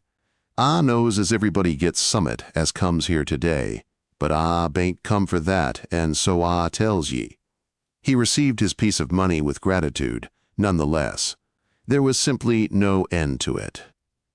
At 10:30, the servant came from the house to announce that the Frau Senator was receiving guests in the salon. Thomas Buddenbrook left his office and hurried upstairs. At the door of the salon, he paused a moment for a glance into the mirror to order his cravat and to refresh himself with a whiff of the eau de cologne on his handkerchief. His body was wet with perspiration, but his face was pale, his hands and feet cold. The reception in the office had nearly used him up already. He drew a long breath and entered the sunlit room, to be greeted at once by Consul Junius, the lumber dealer and multimillionaire, his wife, their daughter, and the latter's husband, Senator Drive. Giesecke. These had all driven in from Travemünde, like many others of the first families of the town, who were spending July in a cure which they interrupted only for the Buddenbrook Jubilee. They had not been sitting for 3 minutes in the elegant armchairs of the salon when Consul Overdyk, son of the deceased burgomaster, and his wife, who was a kistenmaker, were announced. When Consul Hunius made his adieu, his place was taken by his brother, who had 1,000,000 less money than he, but made up for it by being a senator. Now the ball was open. The tall white door, with the relief of the singing cupids above it, was scarcely closed for a moment. There was a constant view from within of the great staircase, upon which the light streamed down from the skylight far above, and of the stairs themselves, full of guests either entering or taking their leave. But the salon was spacious. The guests lingered in groups to talk, and the number of those who came was for some time far greater than the number of those who went away. Soon the maidservant gave up opening and shutting the door that led into the salon and left it wide open, so that the guests stood in the corridor as well. There was the drone and buzz of conversation in masculine and feminine voices. There were handshakings, bows, jests, and loud, jolly laughter, which reverberated among the columns of the staircase and echoed from the great glass panes of the skylight. Senator Buddenbrooks stood by turns at the top of the stairs and in the bow window, receiving the congratulations, which were sometimes mere formal murmurs, and sometimes loud and hearty expressions of goodwill. Burgomaster Drive, Langhals, a heavily built man of elegant appearance, with a shaven chin nestling in a white neckcloth, short gray mutton chops, and a languid diplomatic air, was received with general marks of respect. Consul Eduard Kistenmaker, the wine merchant, his wife, who was a Mollendorf, and his brother and partner Stephan, Senator Buddenbrooks' loyal friend and supporter, with his wife, the rudely healthy daughter of a landed proprietor, arrive and pay their respects. The widowed Frau Senator Mollendorf sits throned in the center of the sofa in the salon, while her children, Consul August Mollendorf and his wife Julchen, born Hagenstrom, mingle with the crowd. Consul Hermann Hagenstrom supports his considerable weight on the balustrade, breathes heavily into his red beard, and talks with Senator Drive. Kramer, the chief of police, whose brown beard mixed with gray frames a smiling face expressive of a sort of gentle slyness. State Attorney Moritz Hagenstrom, smiling and showing his defective teeth, is there with his beautiful wife, the former Fraulein Puttfarken of Hamburg. Good old Drive. Graybo may be seen pressing Senator Buddenbrooks' hand for a moment in both of his, to be displaced next moment by contractor Voigt. Pastor Pringsheim, in secular garb, only betraying his dignity by the length of his frock coat, comes up the steps with outstretched arms and a beaming face. And Herr Friedrich Wilhelm Marcus is present, of course. Those gentlemen who come as delegates from anybody such as the Senate, the Board of Trade, or the Assembly of Burgesses, appear in frock coats. It is 11:30. The heat is intense. The lady of the house withdrew a quarter of an hour ago. Suddenly there is a hubbub below the vestibule door, a stamping and shuffling of feet as of many people entering together, and a ringing, noisy voice echoes through the whole house. Everybody rushes to the landing, blocks up the doors to the salon, the dining room and the smoking room, and peers down. Below is a group of 15 or 20 men with musical instruments, headed by a gentleman in a brown wig with a gray nautical beard and yellow artificial teeth, which he shows when he talks. What is happening? It is Consul Peter Dolman, of course. He is bringing the band from the theater and mounts the stairs in triumph, swinging a packet of programs in his hand. The serenade in honor of the 100th anniversary of the firm of Johann Buddenbrooks begins, in these impossible conditions, with the notes all running together, the chords drowning each other, the loud grunting and snarling of the big bass trumpet heard above everything else. It begins with, "Now let us all thank God," goes over into the adaptation of Offenbach's La Belle Hélène, and winds up with a potpourri of folk songs, quite an extensive program, and a pretty idea of Dolman's. They congratulate him on it, and nobody feels inclined to break up until the concert is finished. They stand or sit in the salon and the corridor. They listen and talk. Thomas Buddenbrooks stood with Stephan Kistenmaker, Senator Drive, Jessica and contractor Voigt, beyond the staircase, near the open door of the smoking room and the flight of stairs up to the second story. He leaned against the wall, now and then contributing a word to the conversation, and for the rest, looking out into space across the balustrade. It was hotter than ever and more oppressive, but it would probably rain. To judge from the shadows that drove across the skylight, there must be clouds in the sky. There were so many, and moved so rapidly, that the changeful, flickering light on the staircase came in time to hurt the eyes. Every other minute, the brilliance of the gilt chandelier and the brass instruments below was quenched, to blaze out the next minute as before. Once the shadows lasted a little longer, and 6 or 7 times something fell with a slight crackling sound upon the panes of the skylight. Hailstones, no doubt. Then the sunlight streamed down again.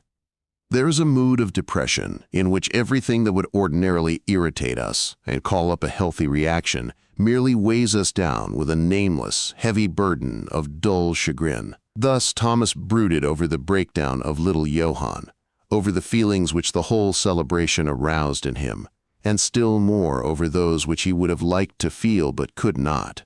He sought again and again to pull himself together, to clear his countenance, to tell himself that this was a great day which was bound to heighten and exhilarate his mood. And indeed, the noise which the band was making, the buzz of voices, the sight of all these people gathered in his honor, did shake his nerves, did, together with his memories of the past and of his father, give rise in him to a sort of weak emotionalism. But a sense of the ridiculous, of the disagreeable, hung over it all. The trumpery music, spoiled by the bad acoustics, the banal company chattering about dinners and the stock market, and this very mingling of emotion and disgust heightened his inward sense of exhaustion and despair. At 12:15, when the musical program was drawing to a close, an incident occurred which in no wise interfered with the prevailing good feeling, but which obliged the master of the house to leave his guests for a short time. It was of a business nature. At a pause in the music, the youngest apprentice in the firm appeared, coming up the great staircase, overcome with embarrassment at sight of so many people. He was a little, stunted fellow, and he drew his red face down as far as possible between his shoulders, and swung one long, thin arm violently back and forth to show that he was perfectly at his ease. In the other hand, he had a telegram. He mounted the steps, looking everywhere for his master, and when he had discovered him, he passed with blushes and murmured excuses through the crowds that blocked his way.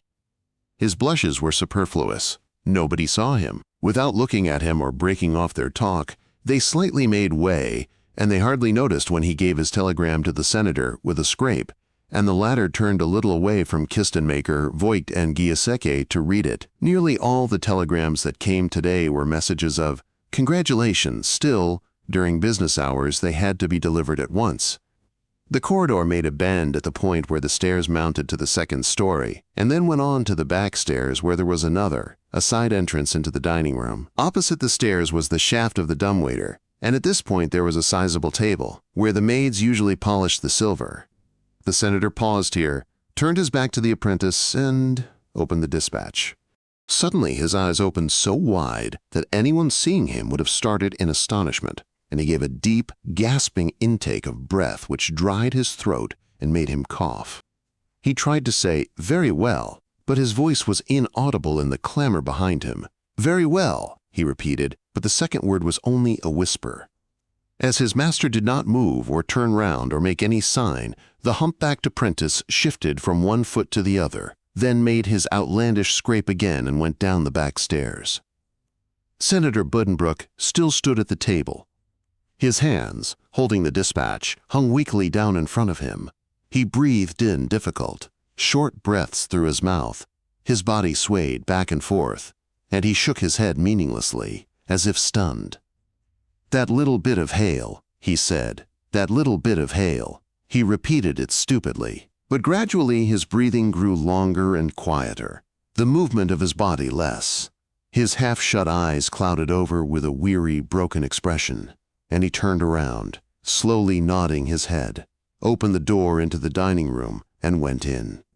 With bent head, he crossed the wide, polished floor and sat down on one of the dark red sofas by the window. Here it was quiet and cool. The sound of the fountain came up from the garden, and a fly buzzed on the pane. There was only a dull murmur from the front of the house. He laid his weary head on the cushion and closed his eyes. "That's good, that's good," he muttered half aloud, drawing a deep breath of relief and satisfaction. "Oh, That is good." He lay 5 minutes thus, with limbs relaxed and a look of peace upon his face. Then he sat up, folded the telegram, put it in his breast pocket, and rose to rejoin his guests. But in the same minute he sank back with a disgusted groan upon the sofa. The music. It was beginning again, an idiotic racket, meant to be a gallop, with the drum and cymbals marking a rhythm in which the other instruments all joined either ahead of or behind time. A naive, insistent, intolerable hullabaloo of snarling, crashing, and feebly piping noises, punctuated by the silly tootling of the piccolo. 6. "Oh, Bach, Sebastian Bach, dear lady," cried Edmund Fool, Herr Edmund Fool, the organist of St. Mary's, as he strode up and down the salon with great activity, while Gerda, smiling, her head on her hand, sat at the piano, and Hanno listened from a big chair, his hands clasped round his knees.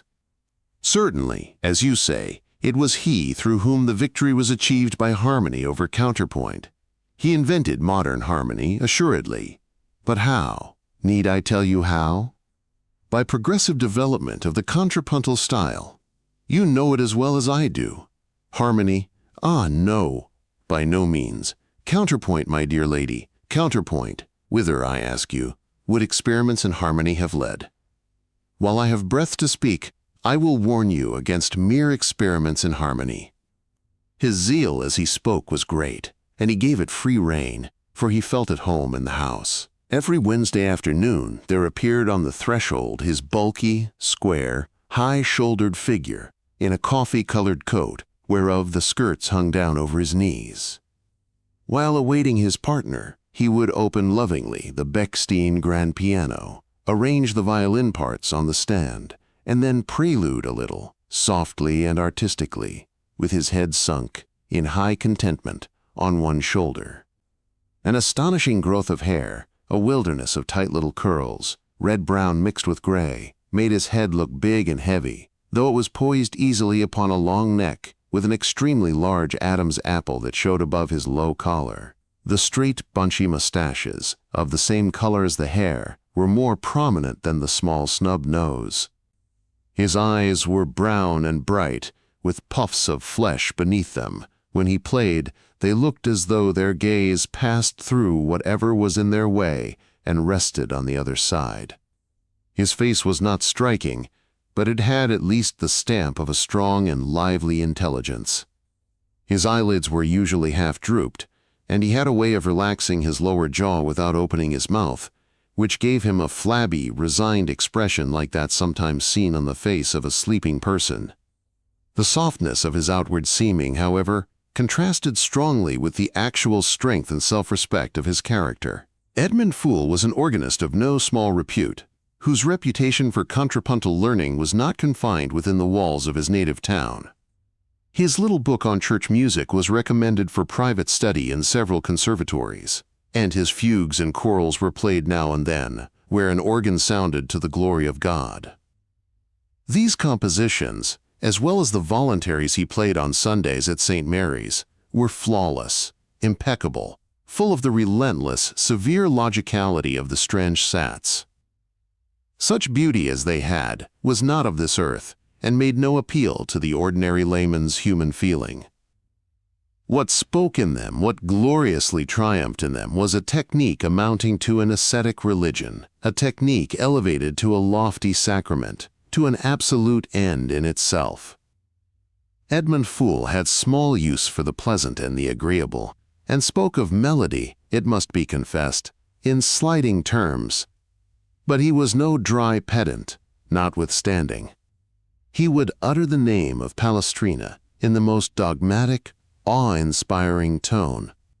But even while he made his instrument give out a succession of archaistic virtuosities, his face would be all aglow with feeling, with rapt enthusiasm, and his gaze would rest upon the distance, as though he saw there the ultimate logicality of all events, issuing in reality. This was the musician's look, vague and vacant, precisely because it abode in the kingdom of a purer, profounder, more absolute logic than that which shapes our verbal conceptions and thoughts.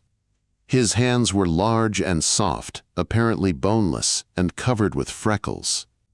His voice, when he greeted Gerda Buddenbrook, was low and hollow, as though a bite were stuck in his throat. "Good morning, honored lady." He rose a little from his seat, bowed, and respectfully took the hand she offered, while with his own left he struck the fifths on the piano, so firmly and clear that she seized her Stradivarius and began to tune the strings with practiced ear. The G minor concerto of Bach, Herr Pfuhl, the whole adagio still goes badly, I think. And the organist began to play, but hardly were the first chords struck when it invariably happened that the corridor door would open gently, and without a sound little Johann would steal across the carpet to an easy chair, where he would sit, his hands clasped around his knees, motionless, and listen to the music and the conversation. "Well, Hanno, so you want a little taste of music, do you?" said Gerda in a pause, and looked at her son with her shadowy eyes, in which the music had kindled a soft radiance. Then he would stand up and put out his hand to Herr Pfuhl with a silent bow, and Herr Pfuhl would stroke with gentle affection the soft, light brown hair that hung gracefully about brow and temples. "Listen now, my child," he would say, with mild impressiveness, and the boy would look at the Adam's apple that went up and down as the organist spoke, and then go back to his place with his quick, light steps, as though he could hardly wait for the music to begin again. They played a movement of Haydn, some pages of Mozart, a sonata of Beethoven. Then, while Gerda was picking out some music, with her violin under her arm, a surprising thing happened. Herr Pfuhl, Edmund Pfuhl, organist at St. Mary's, glided over from his easy interlude into music of an extraordinary style, while a sort of shamefaced enjoyment showed upon his absent countenance. A burgeoning and blooming, a weaving and singing rose beneath his fingers. Then, softly and dreamily at first, but ever clearer and clearer, there emerged in artistic counterpoint the ancestral, grandiose, magnificent march motif, amounting to a climax, a complication, a transition, and, at the resolution of the dominant, the violin chimed in, fortissimo. It was the overture to Die Meistersinger. Gerda Buddenbrook was an impassioned Wagnerite. But Herr Pfuhl was an equally impassioned opponent, so much so that, in the beginning, she had despaired of winning him over. On the day when she first laid some piano arrangements from Tristan on the music rack, he played some 25 beats and then sprung up from the music stool to stride up and down the room with disgust painted upon his face. "I cannot play that, my dear lady. I am your most devoted servant, but I cannot. That is not music. Believe me. I have always flattered myself I knew something about music, but this is chaos. This is demagogy, blasphemy, insanity, madness. It is a perfumed fog, shot through with lightning. It is the end of all honesty in art. I will not play it." And with the words he had thrown himself again on the stool, and with his Adam's apple working furiously up and down, with coughs and sighs, had accomplished another 25 beats. But then he shut the piano and cried out, "Oh, fie! No, this is going too far. Forgive me, dear lady, if I speak frankly what I feel. You have honored me for years, and paid me for my services, and I am a man of modest means. But I must lay down my office, I assure you, if you drive me to it by asking me to play these atrocities. Look, the child sits there listening. Would you then utterly corrupt his soul?" But let him gesture as furiously as he would, she brought him over, slowly, by easy stages, by persistent playing and persuasion. "Fool," she would say, "be reasonable, take the thing calmly. You are put off by his original use of harmony. Beethoven seems to you so pure, clear, and natural by contrast. But remember how Beethoven himself affronted his contemporaries, who were brought up in the old way. And Bach. Why, good heavens, you know how he was reproached for his want of melody and clearness. You talk about honesty. But what do you mean by honesty in art? Is it not the antithesis of hedonism? And, if so, then that is what you have here, just as much as in Bach. I tell you, fool, this music is less foreign to your inner self than you think. It is all juggling and sophistry, begging your pardon," he grumbled. But she was right, after all. the music was not so impossible as he thought at first. He never, it is true, quite reconciled himself to Tristan, though he eventually carried out Goethe's wish and made a very clever arrangement of the Liebestod for violin and piano. He was first won over by certain parts of Die Meistersinger, and slowly a love for this new art began to stir within him. He would not confess it. He was himself aghast at the fact, and would pettishly deny it when the subject was mentioned. But after the old masters had had their due, Goethe no longer needed to urge him to respond to a more complex demand upon his virtuosity. With an expression of shamefaced pleasure, he would glide into the weaving harmonies of the leitmotif. After the music, however, there would be a long explanation of the relation of this style of music to that of the strange seance, and one day Herr Pfuhl admitted that, while not personally interested in the theme, he saw himself obliged to add a chapter to his book on church music, the subject of which would be the application of the old key system to the church and folk music of Richard Wagner. Hanno sat quite still, his small hands clasped round his knees, his mouth, as usual, a little twisted as his tongue felt out the hole in a back tooth. He watched his mother and Herr Pfuhl with large, quiet eyes, and thus, so early, he became aware of music as an extraordinarily serious, important, and profound thing in life. He understood only now and then what they were saying, and the music itself was mostly far above his childish understanding. Yet he came again and sat absorbed for hours, a feat which surely faith, love, and reverence alone enabled him to perform. When only 7, he began to repeat with one hand on the piano certain combinations of sound that made an impression on him. His mother watched him smiling, improved his chords, and showed him how certain tones would be necessary to carry one chord over into another, and his ear confirmed what she told him.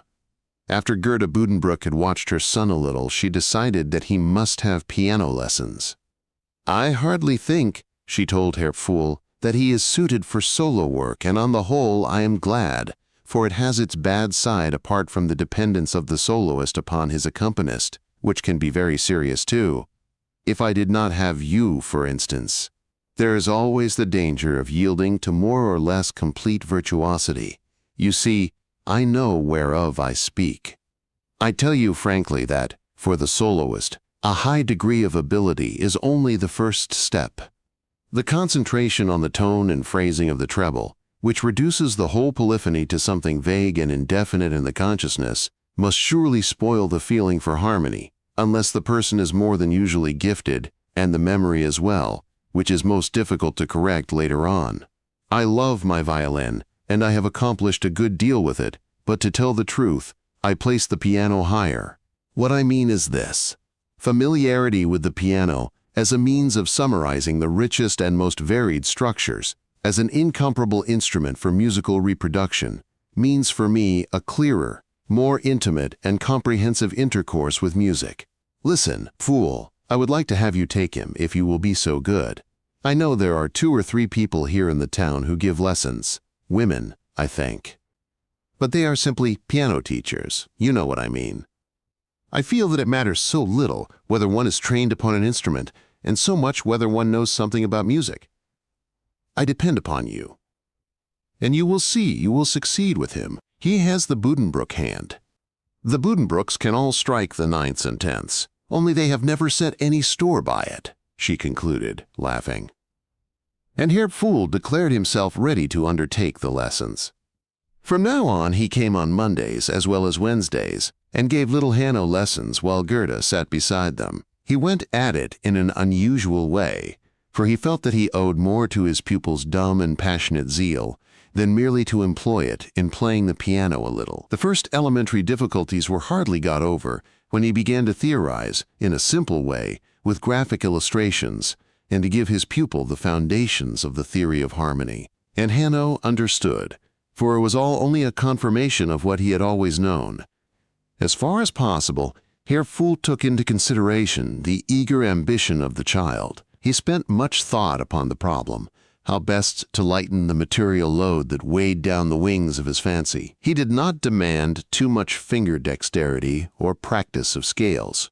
What he had in mind, and soon achieved, was a clear and lively grasp of the key system on Hanno's part, an inward, comprehensive understanding of its relationships, out of which would come, at no distant day, the quick eye for possible combinations, the intuitive mastery over the piano, which would lead to improvisation and composition. He appreciated with a touching delicacy of feeling the spiritual needs of this young pupil who had already heard so much, and directed it toward the acquisition of a serious style. He would not disillusionize the deep solemnity of his mood by making him practice commonplaces. He gave him chorals to play and pointed out the laws controlling the development of one chord into another. Gerda, sitting with her embroidery or her book just beyond the portieres, followed the course of the lessons. "You outstrip all my expectations," she told Herr Pfuhl later on. "But are you not going too fast? Aren't you getting too far ahead? Your method seems to me eminently creative." He has already begun to try to improvise a little, but if the method is beyond him, if he hasn't enough gift, he will learn absolutely nothing. "He has enough gift," Herr Pfuhl said and nodded. "Sometimes I look into his eyes and see so much lying there, but he holds his mouth tight shut. In later life, when his mouth will probably be shut even tighter, he must have some kind of outlet, a way of speaking." She looked at him, at this square-built musician with the red-brown hair, the pouches under the eyes, the bushy mustaches, and the inordinate Adam's apple. And then she put out her hand and said, "Thank you, Pfuhl. You mean well by him. And who knows yet how much you are doing for him." Hanno's feeling for his teacher was one of boundless gratitude and devotion. At school he sat heavy and hopeless, unable, despite strenuous coaching, to understand his tables. But he grasped without effort all that Herr Pfuhl told him and made it his own. If he could make more his own, that which he had already owned before. Edmund Pfuhl, like a stout angel in a tailcoat, took him in his arms every Monday afternoon and transported him above all his daily misery into the mild, sweet, grave, consoling kingdom of sound. The lessons sometimes took place at Herr Pfuhl's own house, a roomy old gabled dwelling full of cool passages and crannies in which the organist lived alone with an elderly housekeeper. Sometimes, too, little Buddenbrooks was allowed to sit up with the organist at the Sunday service in St. Mary's, which was quite a different matter from stopping below with the other people in the nave. High above the congregation, high above Pastor Pringsheim in his pulpit, the two sat alone, in the midst of a mighty tempest of rolling sound, which at once set them free from the earth and dominated them by its own power, and Hanno was sometimes blissfully permitted to help his master control the stops. When the choral was finished, Herr Pfuhl would slowly lift his fingers from the keyboard, so that only the bass and the fundamental would still be heard, in lingering solemnity, and, after a meaningful pause, the well-modulated voice of Pastor Pringsheim would rise up from under the sounding board in the pulpit. Then it happened not infrequently that Herr Pfuhl would, quite simply, begin to make fun of the preacher. His artificial enunciation, his long, exaggerated vowels, his sighs, his crude transitions from sanctity to gloom. Hanno would laugh too, softly but with heartfelt glee, for those two up there were both of the opinion, which neither of them expressed, that the sermon was silly twaddle, and that the real service consisted in that which the pastor and his congregation regarded merely as a devotional accessory, namely the music. Herr Pfuhl, in fact, had a constant grievance in the small understanding there was for his accomplishments down there among the senators, consuls, citizens, and their families. And thus he liked to have his small pupil by him, to whom he could point out the extraordinary difficulties of the passages he had just played. He performed marvels of technique. He had composed a melody which was just the same reed forward or backward, and based upon it a fugue which was to be played crab fashion. But after performing this wonder, "Nobody knows the difference," he said, and folded his hands in his lap with a dreary look, shaking his head hopelessly. While Pastor Pringsheim was delivering his sermon, he whispered to Hanno, "That was a crab-fashion imitation, Johann. You don't know what that is yet. It is the imitation of a theme composed backward instead of forward. A very, very difficult thing. Later on, I will show you what an imitation in the Strange Sats involves." As for the crab, I would never ask you to try that. It isn't necessary. But do not believe those who tell you that such things are trifles, without any musical value. You will find the crab in musicians of all ages. But exercises like that are the scorn of the mediocre and the superficial musician. Humility, Hanno, humility, is the feeling one should have. Don't forget it. On his 8th birthday, April 15, 1869, Hanno played before the assembled family a fantasy of his own composition. It was a simple affair, a motif entirely of his own invention, which he had slightly developed. When he showed it to Herr Pfuhl, the organist, of course, had some criticism to make. What sort of theatrical ending is that, Johann? It doesn't go with the rest of it. In the beginning, it is all pretty good, but why do you suddenly fall from B major into the 6/4 chord on the 4th note with a minor 3rd? These are tricks, and you tremolo here too. Where did you pick that up?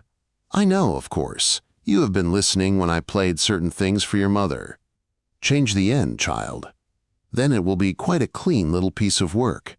But it appeared that Hanno laid the greatest stress precisely on this minor chord and this finale, and his mother was so very pleased with it that it remained as it was. She took her violin and played the upper part, and varied it with runs and demi-semi-quavers. That sounded gorgeous. Hanno kissed her out of sheer happiness, and they played it together to the family on the 15th of April.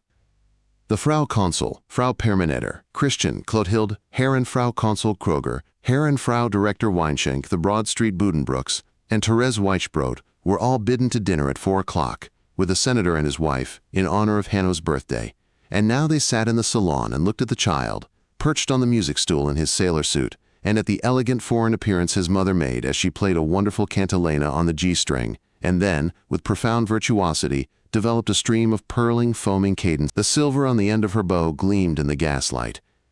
Hanno was pale with excitement, and had hardly eaten any dinner, but now he forgot all else in his absorbed devotion to his task, which would, alas, be all over in 10 minutes. The little melody he had invented was more harmonic than rhythmic.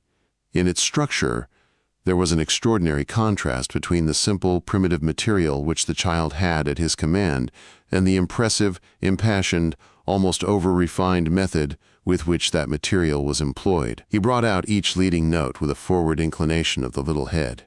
He sat far forward on the music stool and strove by the use of both pedals to give each new harmony an emotional value.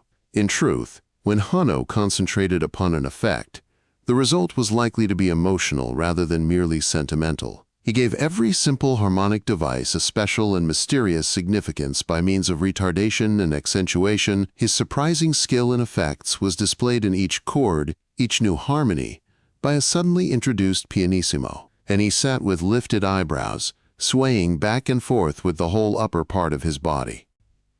Then came the finale, Hanno's beloved finale, which crowned the elevated simplicity of the whole piece. Soft and clear as a bell sounded the E minor chord, tremolo pianissimo, amid the purling, flowing notes of the violin. It swelled, it broadened, it slowly rose. Suddenly, in the forte, he introduced the discord C sharp, which led back to the original key, and the Stradivarius ornamented it with its welling and singing. He dwelt on the dissonance until it became fortissimo. But he denied himself and his audience the resolution. He kept it back. What would it be, this resolution, this enchanting, satisfying absorption into the B major chord? A joy beyond compare, a gratification of overpowering sweetness, peace, bliss, the kingdom of heaven. Only not yet. Not yet. A moment more of striving, hesitation, suspense. That must become well nigh intolerable in order to heighten the ultimate moment of joy. Once more, a last, a final tasting of this striving and yearning, this craving of the entire being, this last forcing of the will to deny oneself the fulfillment and the conclusion, in the knowledge that joy, when it comes, lasts only for the moment. The whole upper part of Hanno's little body straightened. His eyes grew larger, his closed lips trembled, He breathed short, spasmodic breaths through his nose. At last, joy would no longer be denied. It came, it poured over him, he resisted no more. His muscles relaxed, his head sank weakly on his shoulder, his eyes closed, and a pathetic, almost an anguished smile of speechless rapture hovered about his mouth, while his tremolo, among the rippling and rustling runs from the violin, to which he now added runs in the bass, glided over into B major, swelled up suddenly into forte, and after one brief, resounding burst, broke off. It was impossible that all the effect which this had upon Hanno should pass over into his audience. Frau Permatter, for instance, had not the slightest idea what it was all about. But she had seen the child smile, the rhythm of his body, the beloved little head swaying enraptured from side to side, and the sight had penetrated to the depths of her easily moved nature. "How the child can play! Oh, how he can play!" she cried, hurrying to him, half weeping and folding him in her arms. "Gerda, Tom, he will be a Meyerbeer, a Mozart, As no third name of equal significance occurred to her, she confined herself to showering kisses on her nephew, who sat there, still quite exhausted, with an absent look in his eyes. "That's enough, Tony," the senator said softly. "Please don't put such ideas into the child's head." 7. Thomas Buddenbrook was, in his heart, far from pleased with the development of little Johann. Long ago he had led Gerda Arnoldson to the altar, and all the Philistines had shaken their heads. He had felt strong and bold enough then to display a distinguished taste without harming his position as a citizen. But now the long-awaited heir, who showed so many physical traits of the paternal inheritance, did he, after all, belong entirely to the mother's side? He had hoped that one day his son would take up the work of the father's lifetime in his stronger, more fortunate hands and carry it forward. But now it almost seemed that the son was hostile, not only to the surroundings and the life in which his lot was cast, but even to his father as well. Gerda's violin playing had always added to her strange eyes, which he loved, to her heavy dark red hair and her whole exotic appearance, one charm the more. But now that he saw how her passion for music, strange to his own nature, utterly, even at this early age, possessed the child, he felt in it a hostile force that came between him and his son, of whom his hopes would make a Buddenbrook, a strong and practical-minded man, with definite impulses after power and conquest. In his present irritable state, it seemed to him that this hostile force was making him a stranger in his own house. He could not, himself, approach any nearer to the music practiced by Gerda and her friend Herr Fool.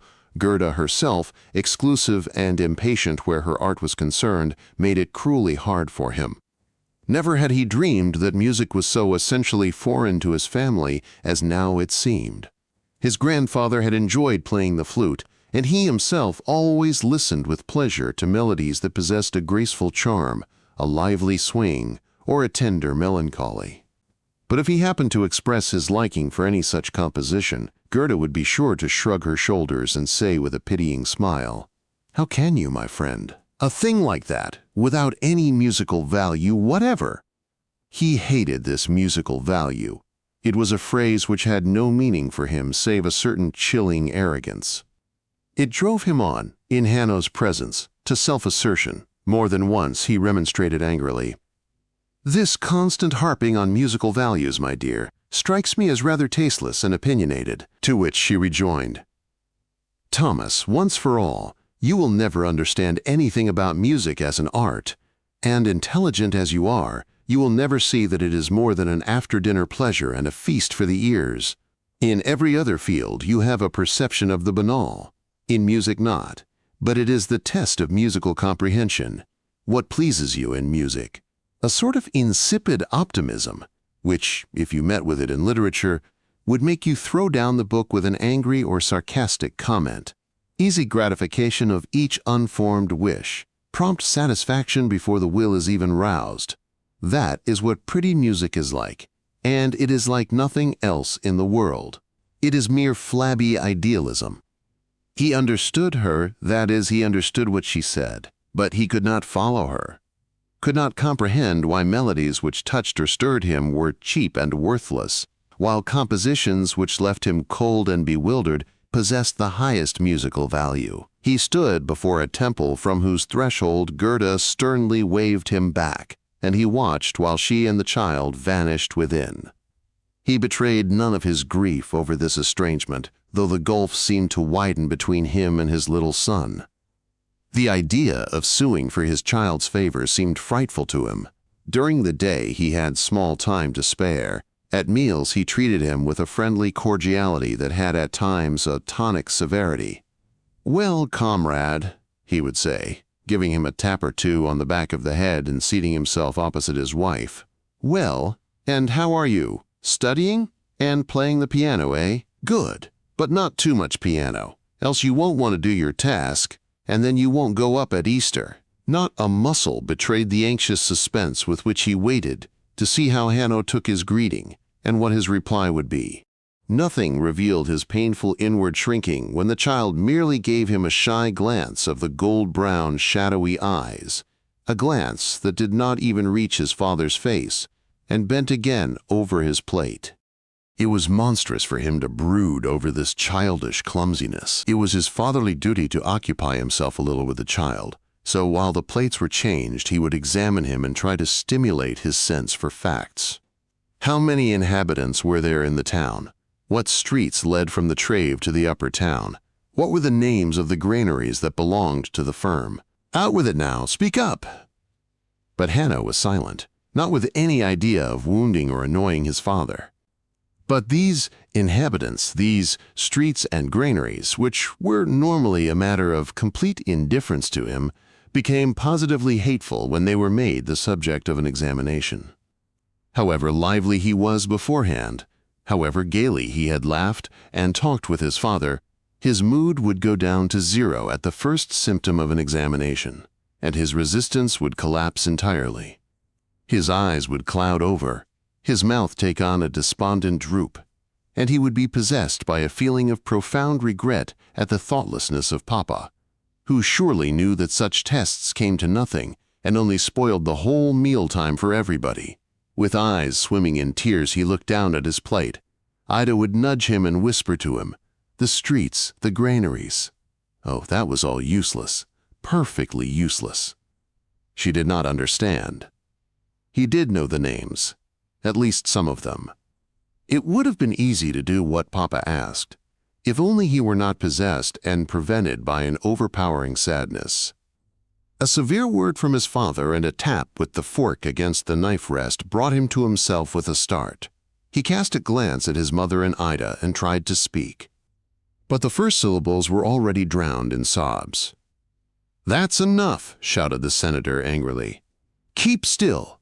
You needn't tell me. You can sit there dumb and silly all the rest of your life." And the meal would be finished in uncomfortable silence. When the senator felt troubled about Hanno's passionate preoccupation with his music, it was this dreaminess, this weeping, this total lack of freshness and energy that he fixed upon. All his life the boy had been delicate, his teeth had been particularly bad, and had been the cause of many painful illnesses and difficulties. It had nearly cost him his life to cut his first set. The gums showed a constant tendency to inflammation, and there were abscesses, which Mamselle Youngman used to open with a needle at the proper time. Now his second teeth were beginning to come in, and the suffering was even greater. He had almost more pain than he could bear, and he spent many sleepless, feverish nights. His teeth, when they came, were as white and beautiful as his mother's, but they were soft and brittle, and crowded each other out of shape when they came in, so that little Hanno was obliged, for the correction of all these evils, to make the acquaintance early in life of a very dreadful man, no less than Herr Brecht, the dentist, in Mill Street. Even this man's name was significant. It suggested the frightful sensation in Hanno's jaw when the roots of a tooth were pulled, lifted, and wrenched out. The sound of it made Hanno's heart contract, just as it did when he cowered in an easy-chair in Herr Brecht's waiting room, with the faithful Jungmann sitting opposite, and looked at the pictures in a magazine, while he breathed in the sharp-smelling air of the room and waited for the dentist to open the door of the operating room, with his polite and horrible, Won't you come in, please?" This operating room possessed one strange attraction, a gorgeous parrot with venomous little eyes, which sat in a brass cage in the corner and was called, for unknown reasons, Josephus. He used to say, "Sit down, one moment, please," in a voice like an old fishwife's, and though the hideous circumstances made this sound like mockery, yet Hanno felt for the bird a curious mixture of fear and affection. Imagine a parrot, a big, bright-colored bird that could talk and was called Josephus. He was like something out of an enchanted forest, like Grimm's fairy tales, which Ida read aloud to him. And when Herr Brecht opened the door, his invitation was repeated by Josephus in such a way that somehow Hanno was laughing when he went into the operating room and sat down in the queer big chair by the window, next the treadle machine. Herr Brecht looked a good deal like Josephus. His nose was of the same shape, above his grizzled mustaches. The bad thing about him was that he was nervous, and dreaded the tortures he was obliged to inflict. "We must proceed to extraction, Fraulein," he would say, growing pale. Hanno himself was in a pale, cold sweat, with staring eyes, incapable of protesting or running away. In short, in much the same condition as a condemned criminal. He saw Herr Brecht, with a forceps in his sleeve, bend over him, and noticed that little beads were standing out on his bald brow, and that his mouth was twisted. When it was all over, and Hanno, pale and trembling, spat blood into the blue basin at his side, Herr Brecht too had to sit down and wipe his forehead and take a drink of water.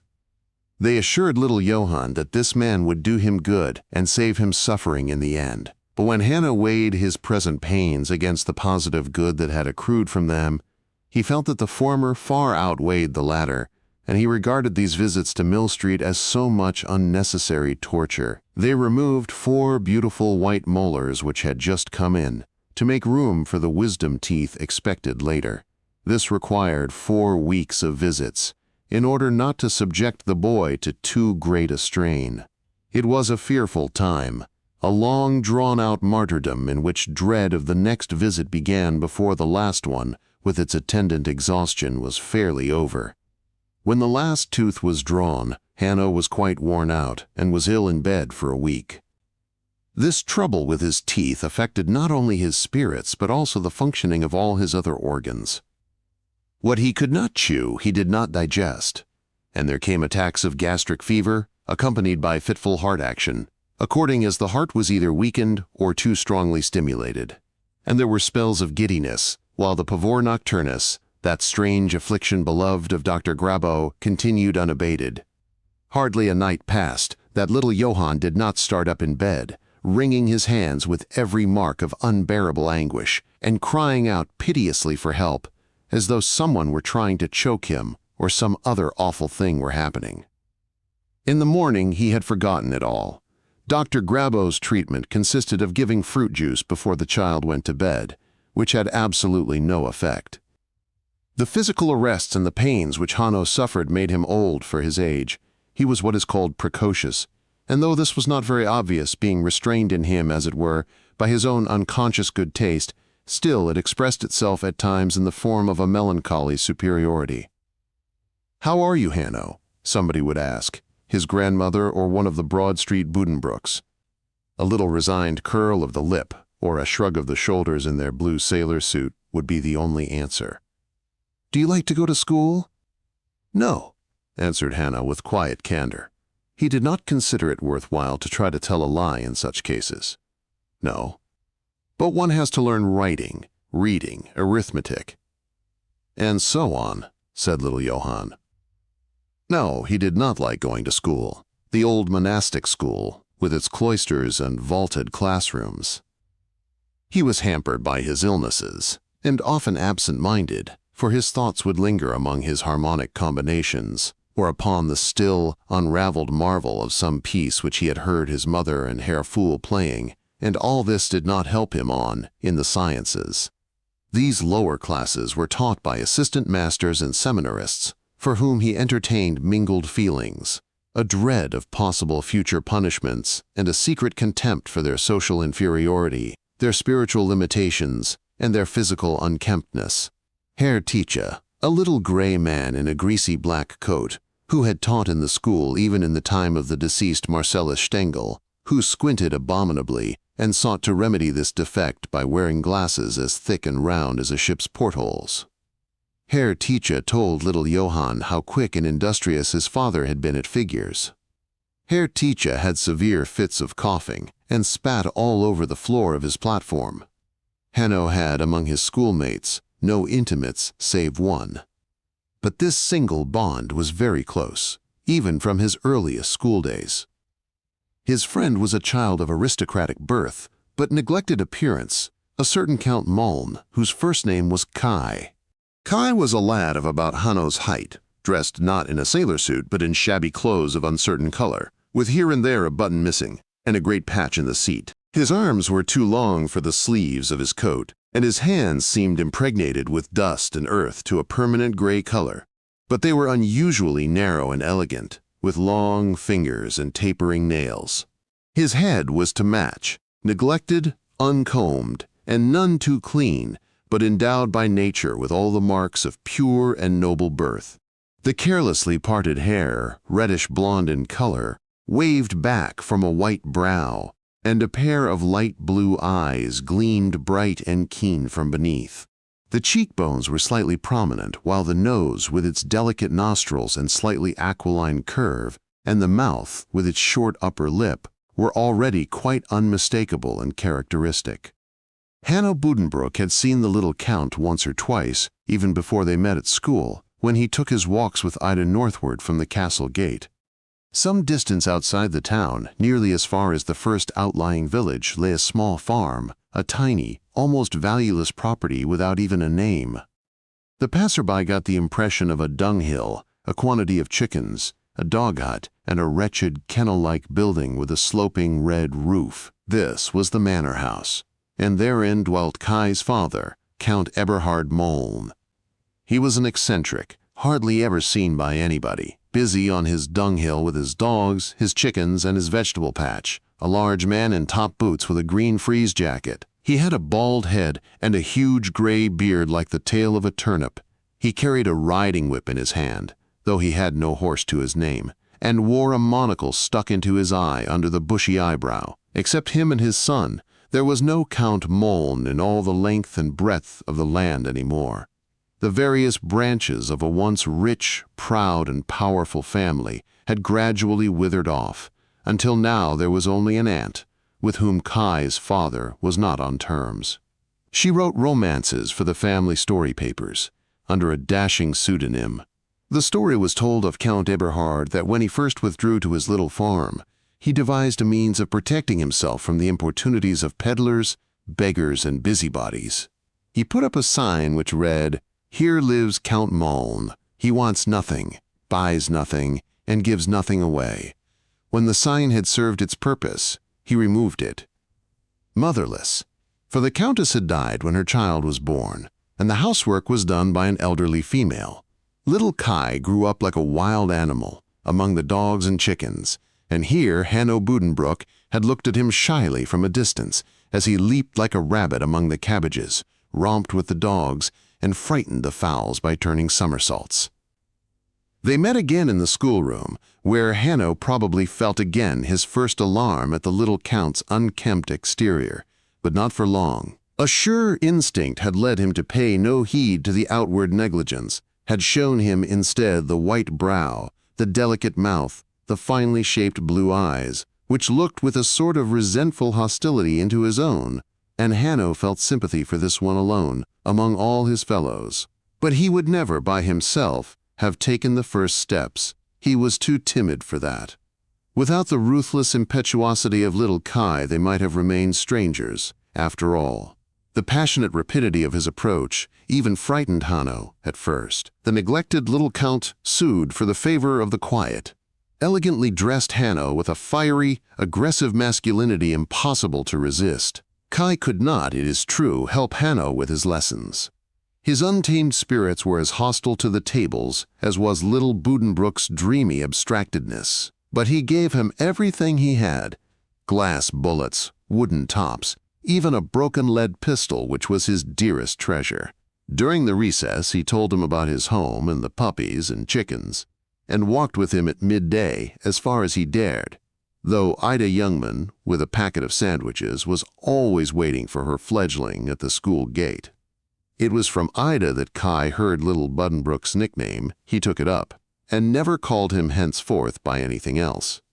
One day he demanded that Hanno, instead of going to the Millwall, should take a walk with him to his father's house to see the baby guinea pigs. Fraulein Jungmann finally yielded to the teasing of the two children. They strolled out to the noble domain, viewed the dunghill, the vegetables, the fowls, dogs, and guinea pigs, and even went into the house, where in a long, low room on the ground floor, Count Eberhard sat in defiant isolation, reading at a clumsy table. He asked crossly what they wanted. Ida Jungmann could not be brought to repeat the visit. She insisted that, if the two children wished to be together, Kai could visit Hanno instead. So for the first time, with honest admiration, but no trace of shyness, Kai entered Hanno's beautiful home. After that, he went often. Soon, nothing but the deep winter snows prevented him from making the long way back again, for the sake of a few hours with his friend. They sat in the large playroom in the second story and did their lessons together. There were long sums that covered both sides of the slate with additions, subtractions, multiplications, and divisions, and had to come out to 0 in the end, otherwise there was a mistake, and they must hunt and hunt till they had found the little beast and exterminated him. Then they had to study grammar, and learn the rules of comparison, and write down very neat, tidy examples underneath. Thus, horn is transparent, glass is more transparent, light is most transparent. They took their exercise books and conned sentences like the following. I received a letter, saying that he felt aggrieved because he believed that you had deceived him. The fell intent of this sentence, so full of pitfalls, was that you should write EI where you ought to write IE, and contrariwise. They had, in fact, done that very thing, and now it must be corrected. But when all was finished, they might put their books aside and sit on the window ledge while Ida read to them. The good soul read about Cinderella, about the prince who could not shiver and shake, about Rumpelstiltskin, about Rapunzel and the Frog Prince. In her deep, patient voice, her eyes half shut, for she knew the stories by heart, she had read them so often. She wet her finger and turned the page automatically. But after a while, Kai, who possessed the constant craving to do something himself, to have some effect on his surroundings, would close the book and begin to tell stories himself. It was a good idea, for they knew all the printed ones, and Ida needed a rest sometimes too. Kai's stories were short and simple at first, but they expanded and grew bolder and more complicated with time. The interesting thing about them was that they never stood quite in the air, but were based upon a reality which he presented in a new and mysterious light. Hanno particularly liked the one about the wicked enchanter who tortured all human beings by his malignant art, who had captured a beautiful prince named Josephus and turned him into a green and red parrot, which he kept in a gilded cage. But in a far distant land, the chosen hero was growing up, who should one day fearlessly advance at the head of an invincible army of dogs, chickens, and guinea pigs, and slay the base enchanter with a single sword thrust, and deliver all the world, in particular Hanno Buddenbrook, from his clutches. Then Josephus would be restored to his proper form and return to his kingdom, in which Kai and Hanno would be appointed to high offices. Senator Buddenbrook saw the two friends together now and then as he passed the door of the playroom. He had nothing against the intimacy, for it was clear that the two lads did each other good. Hanno gentled, tamed, and ennobled Kai, who loved him tenderly, admired his white hands, and for his sake let Ida Youngman wash his own with soap and a nail brush. And if Hanno could absorb some of his friend's wild energy and spirits, it would be welcome, for the senator realized keenly the constant feminine influence that surrounded the boy, and knew that it was not the best means for developing his manly qualities. The faithful devotion of the good Ida could not be repaid with gold. She had been in the family now for more than 30 years. She had cared for the previous generations with self-abnegation, but Hanno she carried in her arms, lapped him in tender care, and loved him to idolatry. She had a naive, unshakable belief in his privileged station in life, which sometimes went to the length of absurdity. In whatever touched him, she showed a surprising, even an unpleasant effrontery. Suppose, for instance, she took him with her to buy cakes at the pastry shop. She would poke among the sweets on the counter and select a piece for Hanno, which she would coolly hand him without paying for it. The man should feel himself honored indeed.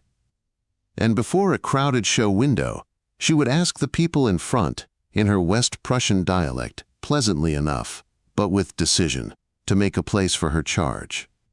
He was so uncommon in her eyes that she felt there was hardly another child in the world worthy to touch him.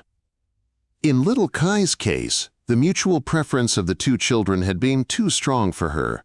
Possibly she was a little taken by his name, too. But if other children came up to them on the mill wall, as she sat with Hanno on a bench, Fraulein Jungmann would get up almost at once, make some excuse or other, it was late, or there was a draft, and take her charge away. The pretexts she gave to little Johann would have led him to believe that all his contemporaries were either scrofulous full of evil humors, and that he himself was a solitary exception, which did not tend to increase his already deficient confidence and ease of manner. Senator Buddenbrooks did not know all the details, but he saw enough to convince him that his son's development was not taking the desired course. If he could only take his upbringing in his own hands and mold his spirit by daily and hourly contact, but he had not the time. He perceived the lamentable failure of his occasional efforts. He knew they only strained the relations between father and son. In his mind was a picture which he longed to reproduce. It was a picture of Hanno's great-grandfather, whom he himself had known as a boy. A clear-sighted man, jovial, simple, sturdy, humorous. Why could not little Johann grow up like that? If only he could suppress or forbid the music, which was surely not good for the lad's physical development, absorbed his powers, and took his mind from the practical affairs of life. That dreamy nature, did it not almost, at times, border on irresponsibility? One day, some 3/4 of an hour before dinner, Hanno had gone down alone to the first story. He had practiced for a long time on the piano, and now was idling about in the living room. He half lay, half sat, on the chaise longue, tying and untying his sailor's knot, and his eyes, roving aimlessly about, caught sight of an open portfolio on his mother's nutwood writing table. It was the leather case with the family papers. He rested his elbow on the sofa cushion and his chin in his hand, and looked at the things for a while from a distance. Papa must have had them out after second breakfast, and left them there because he was not finished with them. Some of the papers were sticking in the portfolio, some loose sheets lying outside were weighted with a metal ruler, and the large, gilt-edged notebook with the motley paper lay there open.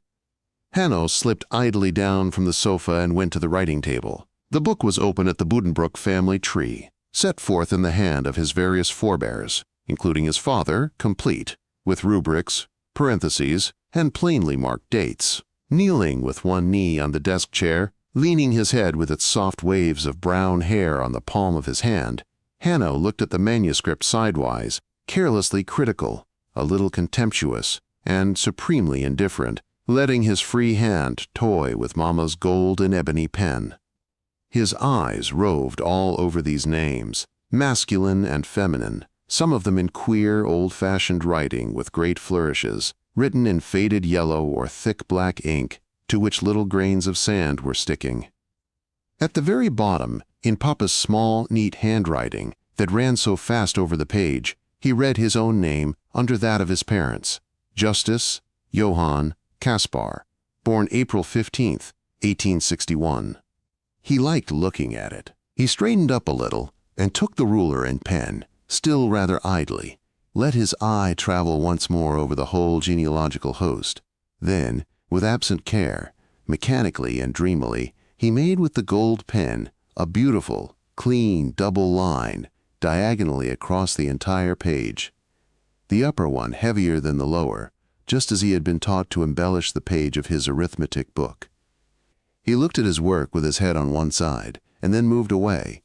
After dinner, the senator called him up and surveyed him with his eyebrows drawn together. "What is this? Where did it come from? Did you do it?"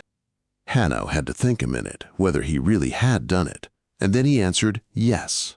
"What for? What is the matter with you? Answer me!" "What possessed you to do such a mischievous thing?" cried the senator, and struck Hanno's cheek lightly with the rolled-up notebook. And little Johann stammered, retreating, with his hand to his cheek, I thought there was nothing else coming." 8. Nowadays, when the family gathered at table on Thursdays, under the calmly smiling gaze of the immortals on the walls, they had a new and serious theme.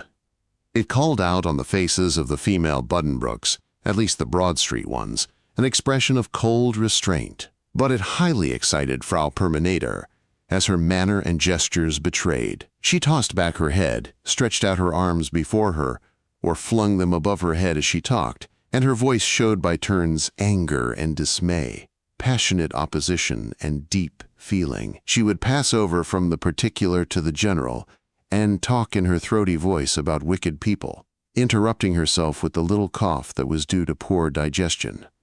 Or she would utter little trumpetings of disgust, Thierry Trichke, Grünlich, Perminator. A new name had now been added to these, and she pronounced it in a tone of indescribable scorn and hatred. The district attorney. But when Director Hugo Weinschenk entered, late as usual, for he was overwhelmed with work, balancing his two fists and weaving about more than ever at the waist of his frock coat, and sat down at table, his lower lip hanging down with its impudent expression under his mustaches, then the conversation would come to a full stop, and heavy silence would brood over the table until the senator came to the rescue. Hugo Weinschenk would answer that things were going very well indeed. They could not go otherwise, and then he would blithely change the subject. He was much more sprightly than he used to be. There was a certain lack of restraint in his roving eye, and he would ask ever so many times about Gerda Buddenbrook's fiddle without getting any reply. He talked freely and gaily, only it was a pity his flow of spirits prevented him from guarding his tongue, for he now and then told anecdotes which were not at all suited to the company.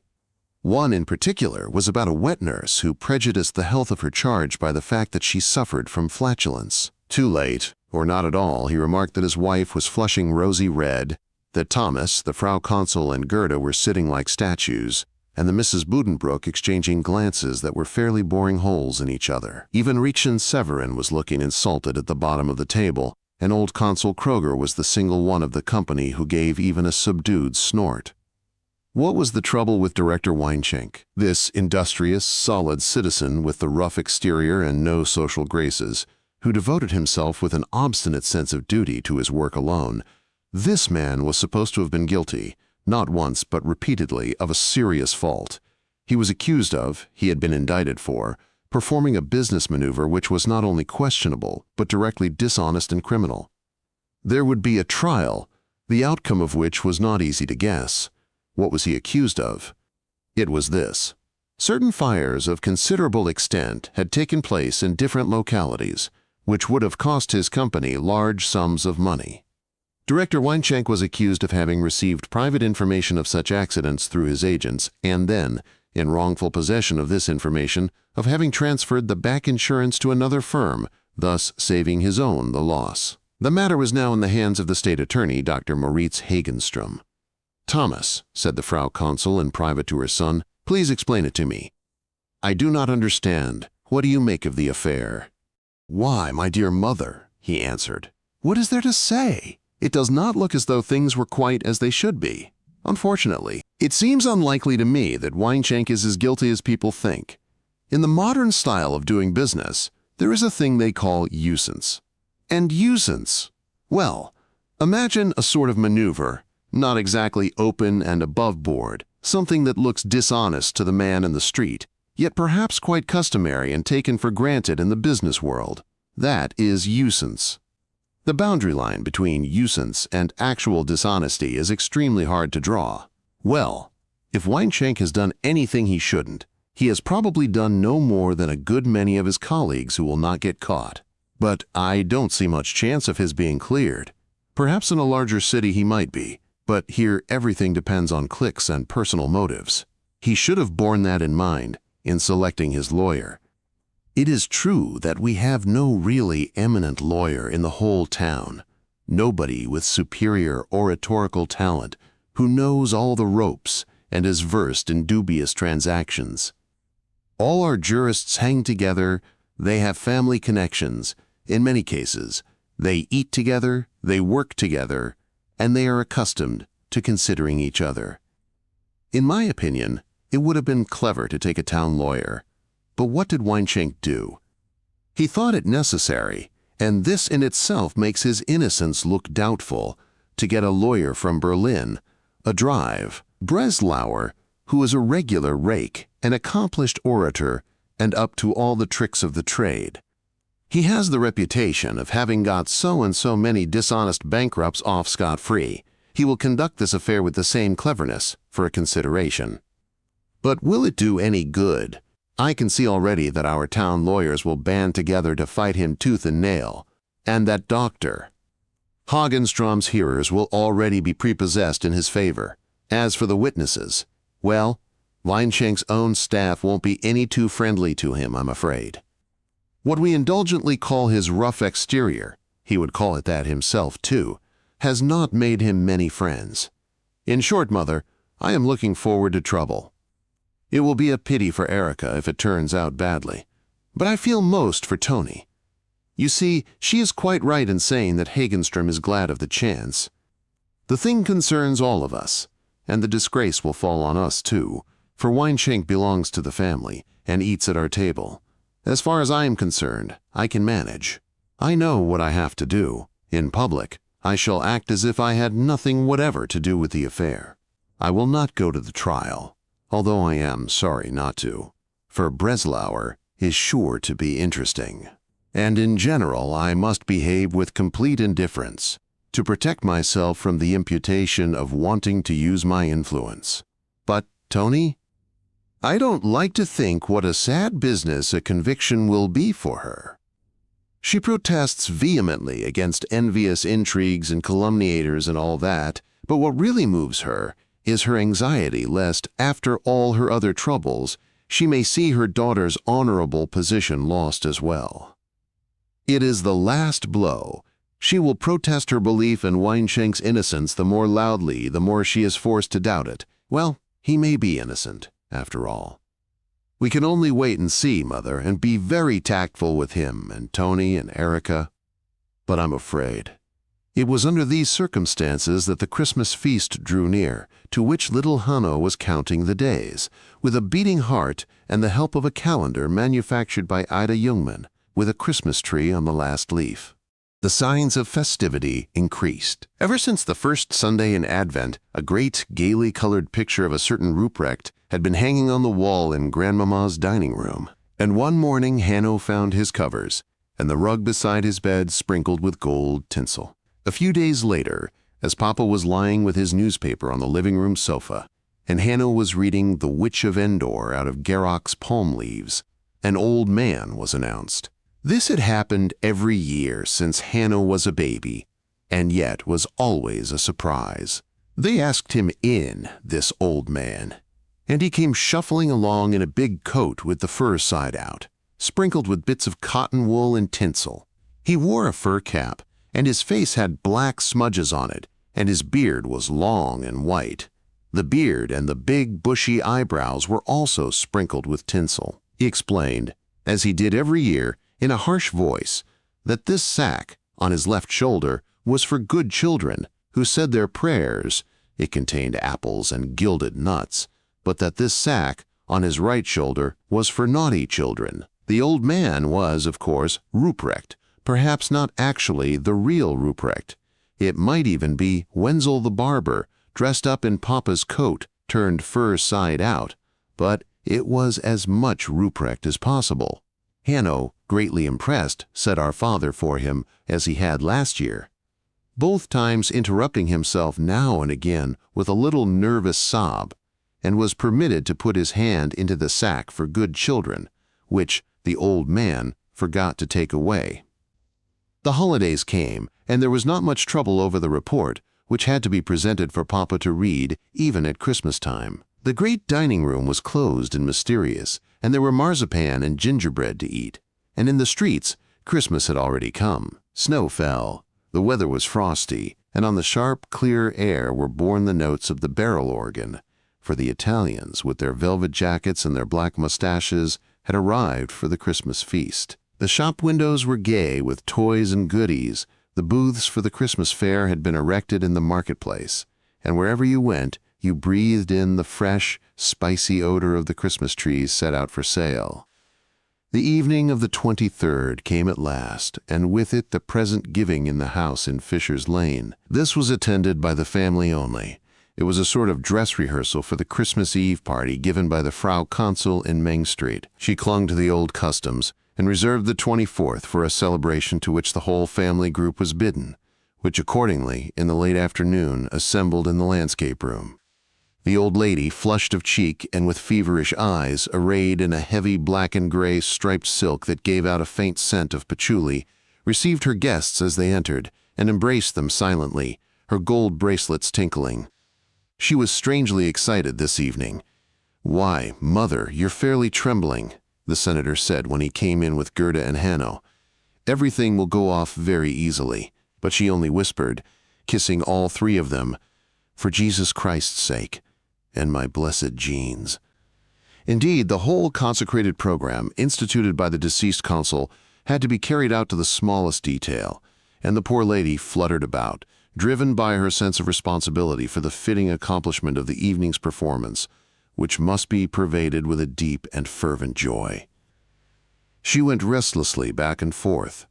From the pillared hall where the choir boys from St. Mary's were already assembled, to the dining room where Rikshan Severin was putting the finishing touches to the tree and the table full of presents, to the corridor full of shrinking old people, the poor who were to share in the presents, and back into the landscape room, where she rebuked every unnecessary word or sound with one of her mild sidelong glances. It was so still that the sound of a distant hand organ, faint and clear like a toy music box, came across to them through the snowy streets. Some 20 persons or more were sitting or standing about in the room, yet it was stiller than a church, so still that, as the senator cautiously whispered to Uncle Justice, it reminded one more of a funeral. There was really no danger that the solemnity of the feast would be rudely broken in upon by youthful high spirits.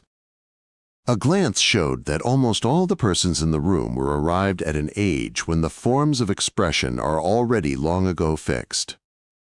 Senator Thomas Buddenbrooks, whose pallor gave the lie to his alert, energetic, humorous expression, Gerda, his wife, leaning back in her chair, the gleaming blue-ringed eyes in her pale face gazing fixedly at the crystal prisms in the chandelier, his sister, Frau Permaneder, his cousin, Jürgen Kroger, a quiet, neatly dressed official, Friederike, Henriette, and Fifi, the first two more long and lean, the third smaller and plumper than ever, but all three wearing their stereotyped expression, their sharp, spiteful smile at everything and everybody as though they were perpetual.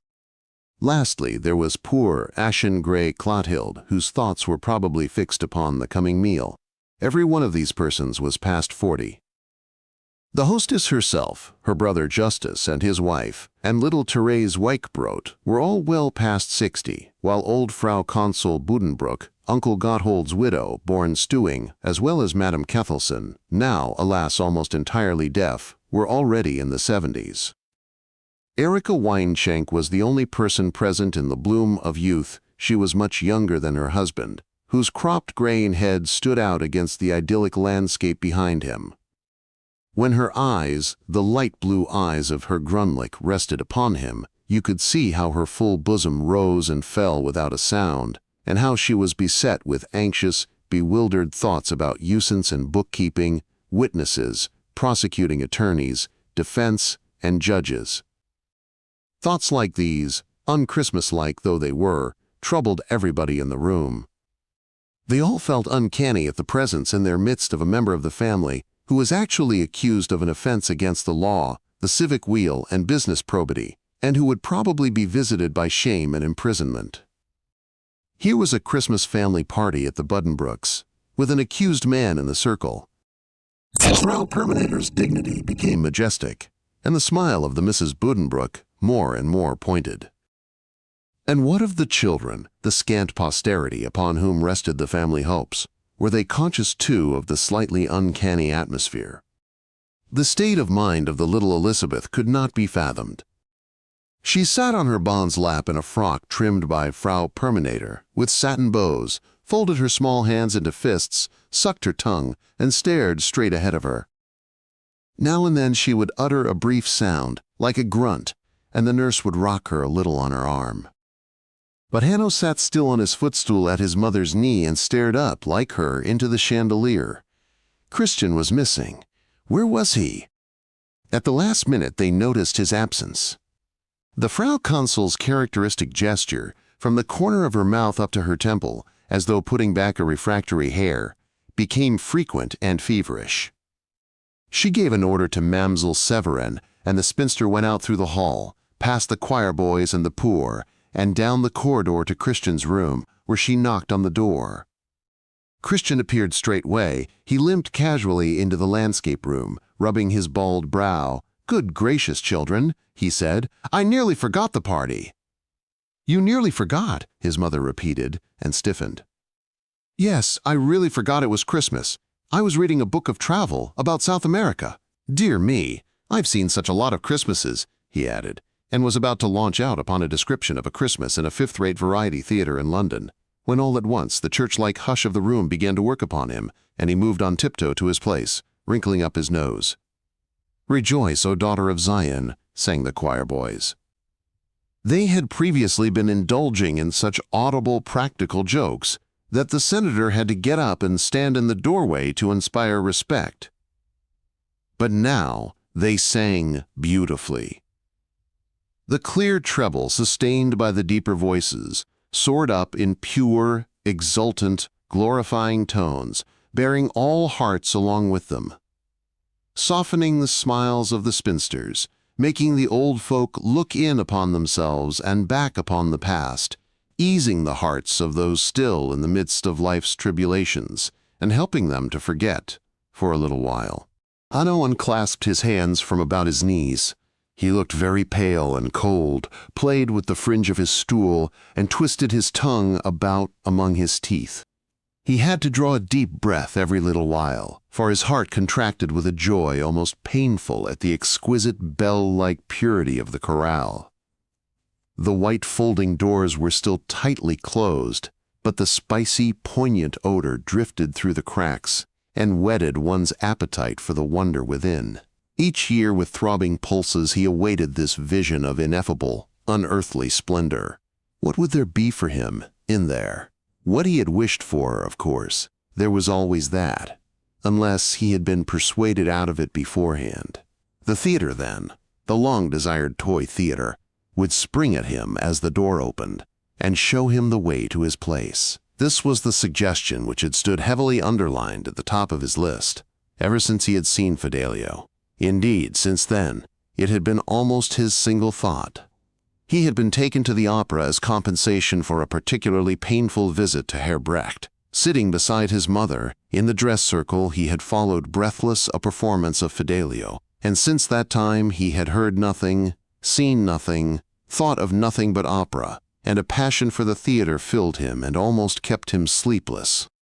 He looked enviously at people like Uncle Christian, who was known as a regular frequenter and might go every night if he liked. Consul Dolman, Gosh the broker, how could they endure the joy of seeing it every night? He himself would ask no more than to look once a week into the hall before the performance, hear the voices of the instruments being tuned, and gaze for a while at the curtain.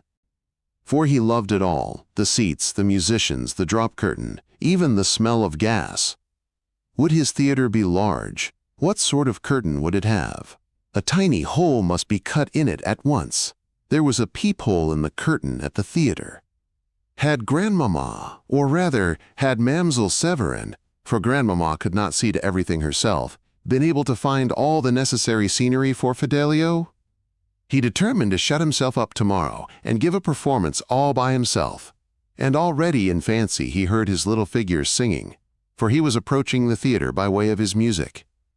"Exult, Jerusalem," finished the choir, and their voices, following one another in fugue form, united joyously in the last syllable.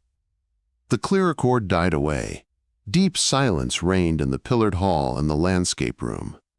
The elders looked down, oppressed by the pause. Only Director Weinschank's eyes roved boldly about, and Frau Perminator coughed her dry cough, which she could not suppress. Now the Frau Consul moved slowly to the table and sat among her family. She turned up the lamp and took in her hands the great Bible with its edges of faded gold leaf.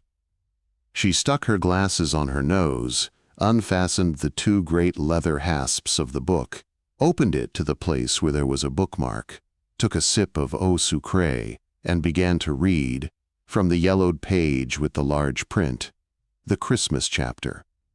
She read the old familiar words with a simple, heartfelt accent that sounded clear and moving in the pious hush.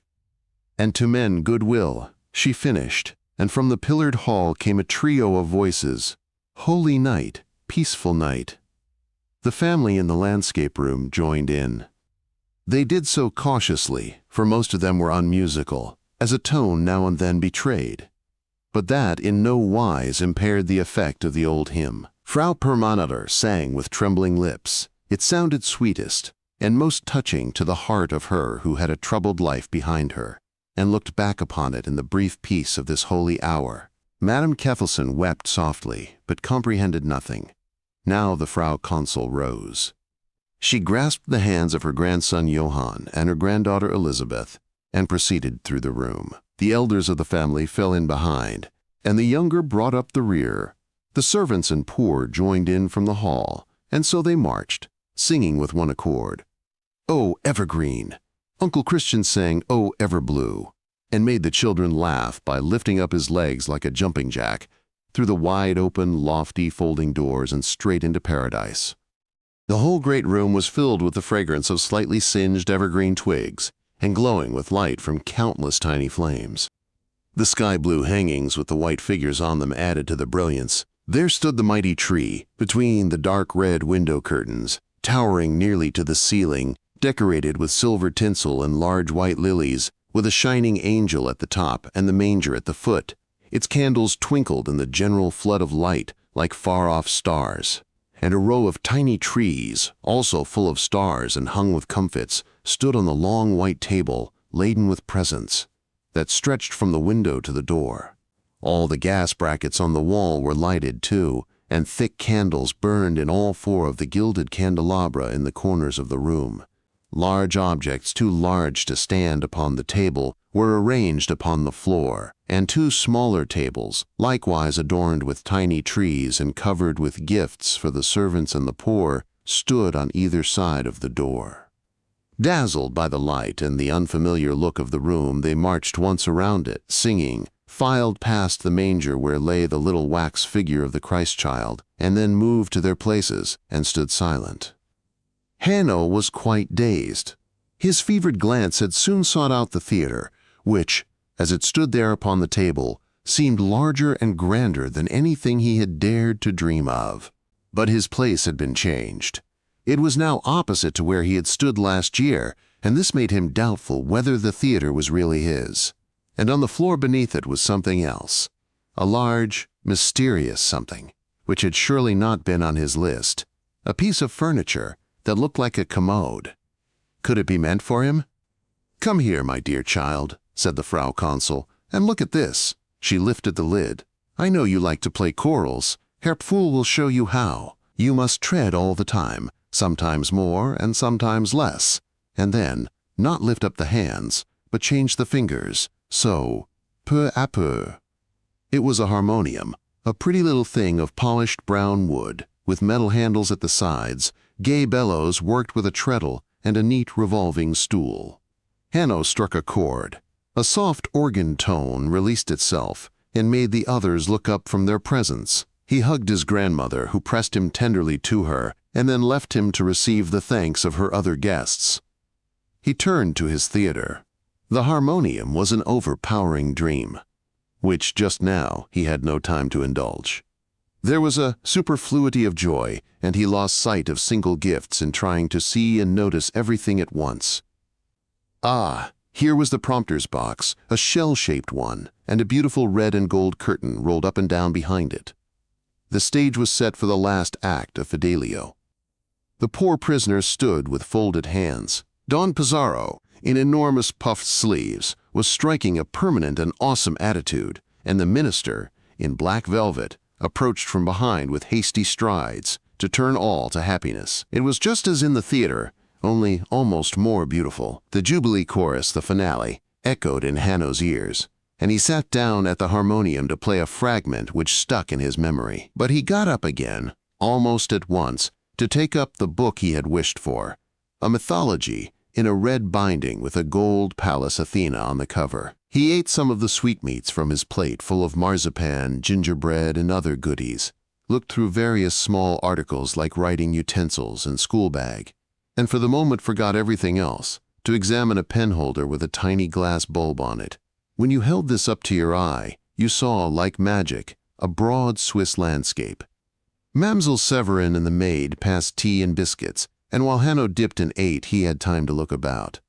Everyone stood talking and laughing. They all showed each other their presents and admired the presents of others. Objects of porcelain, silver, gold, nickel, wood, silk, cloth, and every other conceivable material lay on the table. Huge loaves of decorated gingerbread, alternating with loaves of marzipan, stood in long rows, still moist and fresh. All the presents made by Frau Permanetter were decorated with huge satin bows. Now and then someone came up to little Johann, put an arm across his shoulders, and looked at his presents with the overdone, cynical admiration which people manufacture for the treasures of children. Uncle Christian was the only person who did not display this grown-up arrogance. He sauntered over to his nephew's place, with a diamond ring on his finger, a present from his mother, and his pleasure in the toy theater was as unaffected as Hanno's own. "By George, that's fine," he said, letting the curtain up and down and stepping back for a view of the scenery.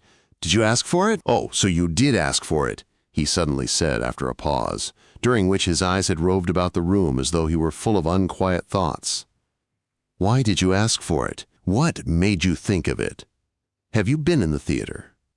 "Fidelio, eh? Yes, they give that well.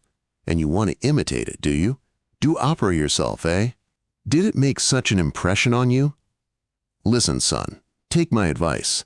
Don't think too much about such things, theater and that sort of thing.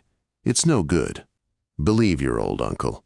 I've always spent too much time on them, and that is why I haven't come to much good. I've made great mistakes, you know." Thus he held forth to his nephew, while Hanno looked up at him curiously. He paused, and his bony, emaciated face cleared up as he regarded the little theater. Then he suddenly moved forward one of the figures on the stage, and sang, in a cracked and hollow tremolo, "Ha! What terrible transgression!" He sat down on the piano stool, which he shoved up in front of the theater, and began to give a performance, singing all the roles and the accompaniment as well, and gesticulating furiously. The family gathered at his back, laughed, nodded their heads, and enjoyed it immensely. As for Hanno, his pleasure was profound. Christian broke off, after a while, very abruptly. His face clouded, he rubbed his hand over his skull and down his left side, and turned to his audience with his nose wrinkled and his face quite drawn. "There it is again," he said. "I never have a little fun without having to pay for it. It is not an ordinary pain, you know. It is a misery, down all this left side, because the nerves are too short." But his relatives took his complaints as little seriously as they had his entertainment. They hardly answered him, but indifferently dispersed, leaving Christian sitting before the little theater in silence. He blinked rapidly for a bit, and then got up. "No, child," said he, stroking Hanno's head. "Amuse yourself with it, but not too much, you know. Don't neglect your work for it, do you hear? I have made a great many mistakes. I think I'll go over to the club for a while," he said to the elders. "They are celebrating there today, too. Goodbye for the present." And he went off across the hall on his stiff, crooked legs. They had all eaten the midday meal earlier than usual today and been hungry for the tea and biscuits. But they had scarcely finished when great crystal bowls were handed round, full of a yellow, grainy substance which turned out to be almond cream. It was a mixture of eggs, ground almonds, and rosewater, tasting perfectly delicious, but if you ate even a tiny spoonful too much, the result was an attack of indigestion. However, the company was not restrained by fear of consequences, even though Frau Consul begged them to, quote, leave a little corner for supper. Clotilde, in particular, performed miracles with the almond cream and lapped it up like so much porridge, with heartfelt gratitude. There was also wine jelly in glasses and English plum cake. Gradually, they all moved over to the landscape room, where they sat with their plates round the table. Hanno remained alone in the dining room. Little Elizabeth Weinschenk had already been taken home, but he was to stop up for supper, for the first time in his life. The servants and the poor folk had had their presents, and gone. Ida Jungmann was chattering with Riekchen Severin in the hall, although generally, as a governess, she preserved a proper distance between herself and the Frau Consul's maid. The lights of the great tree were burnt down and extinguished. The manger was in darkness, but a few candles still burned on the small trees, and now and then a twig came within reach of the flame and crackled up, increasing the pungent smell in the room. Every breath of air that stirred the trees stirred the pieces of tinsel, too, and made them give out a delicate metallic whisper. It was still enough to hear the hand organ again, sounding through the frosty air from a distant street. Hanno abandoned himself to the enjoyment of the Christmas sounds and smells.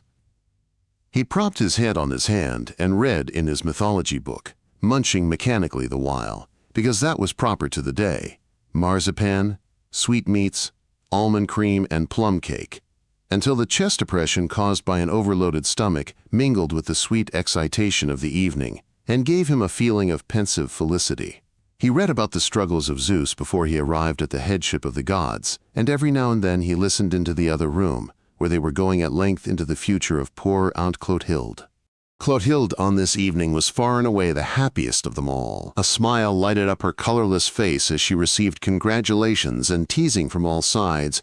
Her voice even broke now and then out of joyful emotion. She had at last been made a member of the Order of St. John. The senator had succeeded by subterranean methods in getting her admitted, not without some private grumblings about nepotism on the part of certain gentlemen.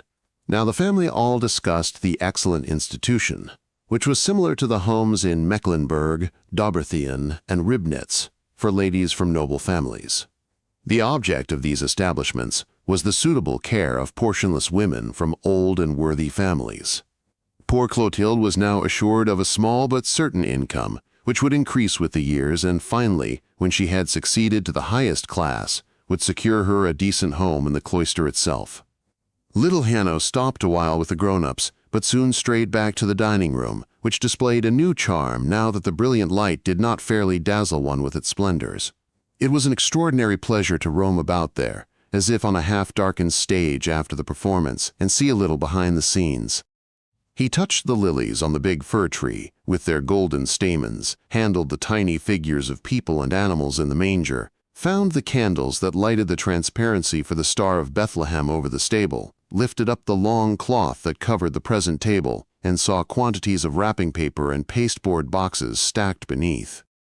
The conversation in the landscape room was growing less and less agreeable. Inevitably, irresistibly, it had arrived at the one dismal theme which had been in everybody's mind, but which they had thus far avoided, as a tribute to the festal evening. Hugo Weinschenk himself dilated upon it, with a wild levity of manner and gesture. He explained certain details of the procedure. The examination of witnesses had now been interrupted by the Christmas recess, condemned the very obvious bias of the president, Dr. Philander, and poured scorn on the attitude which the public prosecutor, Dr. Hagenstrom, thought it proper to assume toward himself and the witnesses for the defense.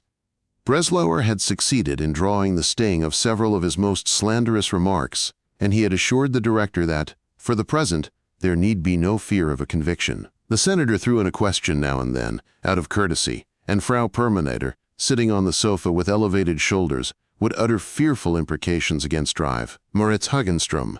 But the others were silent, so profoundly silent that the director at length fell silent too. For little Hanno, Over in the dining room, the time sped by on angels' wings, but in the landscape room there reigned an oppressive silence, which dragged on till Christian came back from the club, where he had celebrated Christmas with the bachelors and good fellows. The cold stump of a cigar hung between his lips, and his haggard cheeks were flushed. He came through the dining room and said, as he entered the landscape room, "Well, children, the tree was simply gorgeous. Weinschenk, we ought to have had Breslauer come to see it. He has never seen anything like it, I am sure." He encountered one of his mother's quiet, reproachful side glances and returned it with an easy, unembarrassed, questioning look. At 9 o'clock the party sat down to supper. It was laid, as always on these occasions, in the pillared hall. The Frau Consul recited the ancient grace with sincere conviction. "Come, Lord Jesus, be our guest, and bless the bread thou gavest us." To which, as usual on the holy evening, she added a brief prayer, the substance of which was an admonition to remember those who, on this blessed night, did not fare so well as the Buddenbrooks family. This accomplished, they all sat down with good consciences to a lengthy repast, beginning with carp and butter sauce and old Rhine wine. The senator put 2 fish scales into his pocket to help him save money during the coming year. Christian, however, ruefully remarked that he hadn't much faith in the prescription, and Consul Kroger had no need of it. His pittance had long since been invested securely, beyond the reach of fluctuations in the exchange. The old man sat as far away as possible from his wife, to whom he hardly ever spoke nowadays. She persisted in sending money to Jacob, who was still roaming about, nobody knew where, unless his mother did. Uncle Justus scowled forbiddingly when the conversation, with the advent of the second course, turned upon the absent members of the family, and he saw the foolish mother wipe her eyes. They spoke of the Frankfurt Buddenbrooks and the Duchamp in Hamburg, and of Pastor Tibertius in Riga too, without any ill will.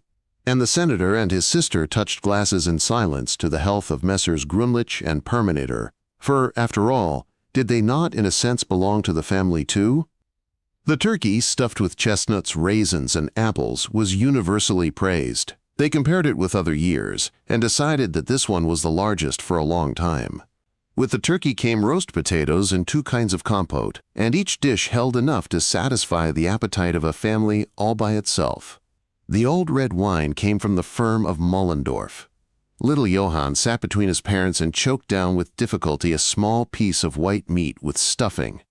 He could not begin to compete with Aunt Tilda, and he felt tired and out of sorts. But it was a great thing nonetheless to be dining with the grown-ups, and to have one of the beautiful little rolls with poppy seed in his elaborately folded serviette, and 3 wine glasses in front of his place. He usually drank out of the little gold mug which Uncle Justus gave him. But when the red, white, and brown meringues appeared, and Uncle Justus poured some oily yellow Greek wine into the smallest of the 3 glasses, his appetite revived. He ate a whole red ice, then half a white one, then a little piece of the chocolate, his teeth hurting horribly all the while. Then he sipped his sweet wine gingerly and listened to Uncle Christian, who had begun to talk. He told about the Christmas celebration at the club, which had been very jolly, it seemed. "Good God," he said, just as if he were about to relate the story of Johnny Thunderstorm. "Those fellows drank Swedish punch, just like water." "Ugh," said the Frau Consul shortly, and cast down her eyes. But he paid no heed. His eyes began to wander, and thought and memory became so vivid that they flickered like shadows across his haggard face. "Do any of you know," he asked, "how it feels to drink too much Swedish punch? I don't mean getting drunk. I mean the feeling you have the next day, the after effects. They are very queer and unpleasant. Yes, queer and unpleasant at the same time." "Reason enough for describing them," said the senator. "Say, Christian, that does not interest us in the least," said the Frau Consul. But he paid no attention. It was his peculiarity that at such times nothing made any impression on him. He was silent a while, and then it seemed that the thing which moved him was ripe for speech. "You go about feeling ghastly," he said, turning to his brother and wrinkling up his nose. "Headache and upset stomach. Oh well, you have that with other things too." but you feel filthy." Here he rubbed his hands together, his face entirely distorted. "You wash your hands, but it does no good. They feel dirty and clammy, and there is grease under the nails. You take a bath, no good. Your whole body is sticky and unclean. You itch all over, and you feel disgusted with yourself." Do you know the feeling, Thomas? You do know it, don't you? "Yes, yes," said the senator, making a gesture of repulsion with his hand. But Christian's extraordinary tactlessness had so increased with the years that he never perceived how unpleasant he was making himself to the company, nor how out of place his conversation was in these surroundings and on this evening. He continued to describe the evil effects of too much Swedish punch, and when he felt that he had exhausted the subject, he gradually subsided. Before they arrived at the butter and cheese, the Frau Consul found occasion for another little speech to her family. If, she said, not quite everything in the course of the years had gone as we, in our short-sightedness, desired, there remained such manifold blessings as should fill our hearts with gratitude and love. For it was precisely this mingling of trials with blessings which showed that God never lifted his hand from the family, but ever guided its destinies according to his wise design, which we might not seek to question. And now, with hopeful hearts, we might drink together to the family health and to its future, that future when all the old and elderly of the present company would be laid to rest, and to the children, to whom the Christmas feast most properly belonged. As Director Weinschenk's small daughter was no longer present, little Johann had to make the round of the table alone and drink severally with all the company, from Grandmamma to Mamselle Severin. When he came to his father, the senator touched the child's glass with his and gently lifted Hanno's chin to look into his eyes. But his son did not meet his glance. The long, gold-brown lashes lay deep, deep upon the delicate bluish shadows beneath his eyes. Therese Weichbrot took his head in both her hands, kissed him explosively on both cheeks, and said with such a hearty emphasis that surely God must have heeded it, "Be happy, you good child."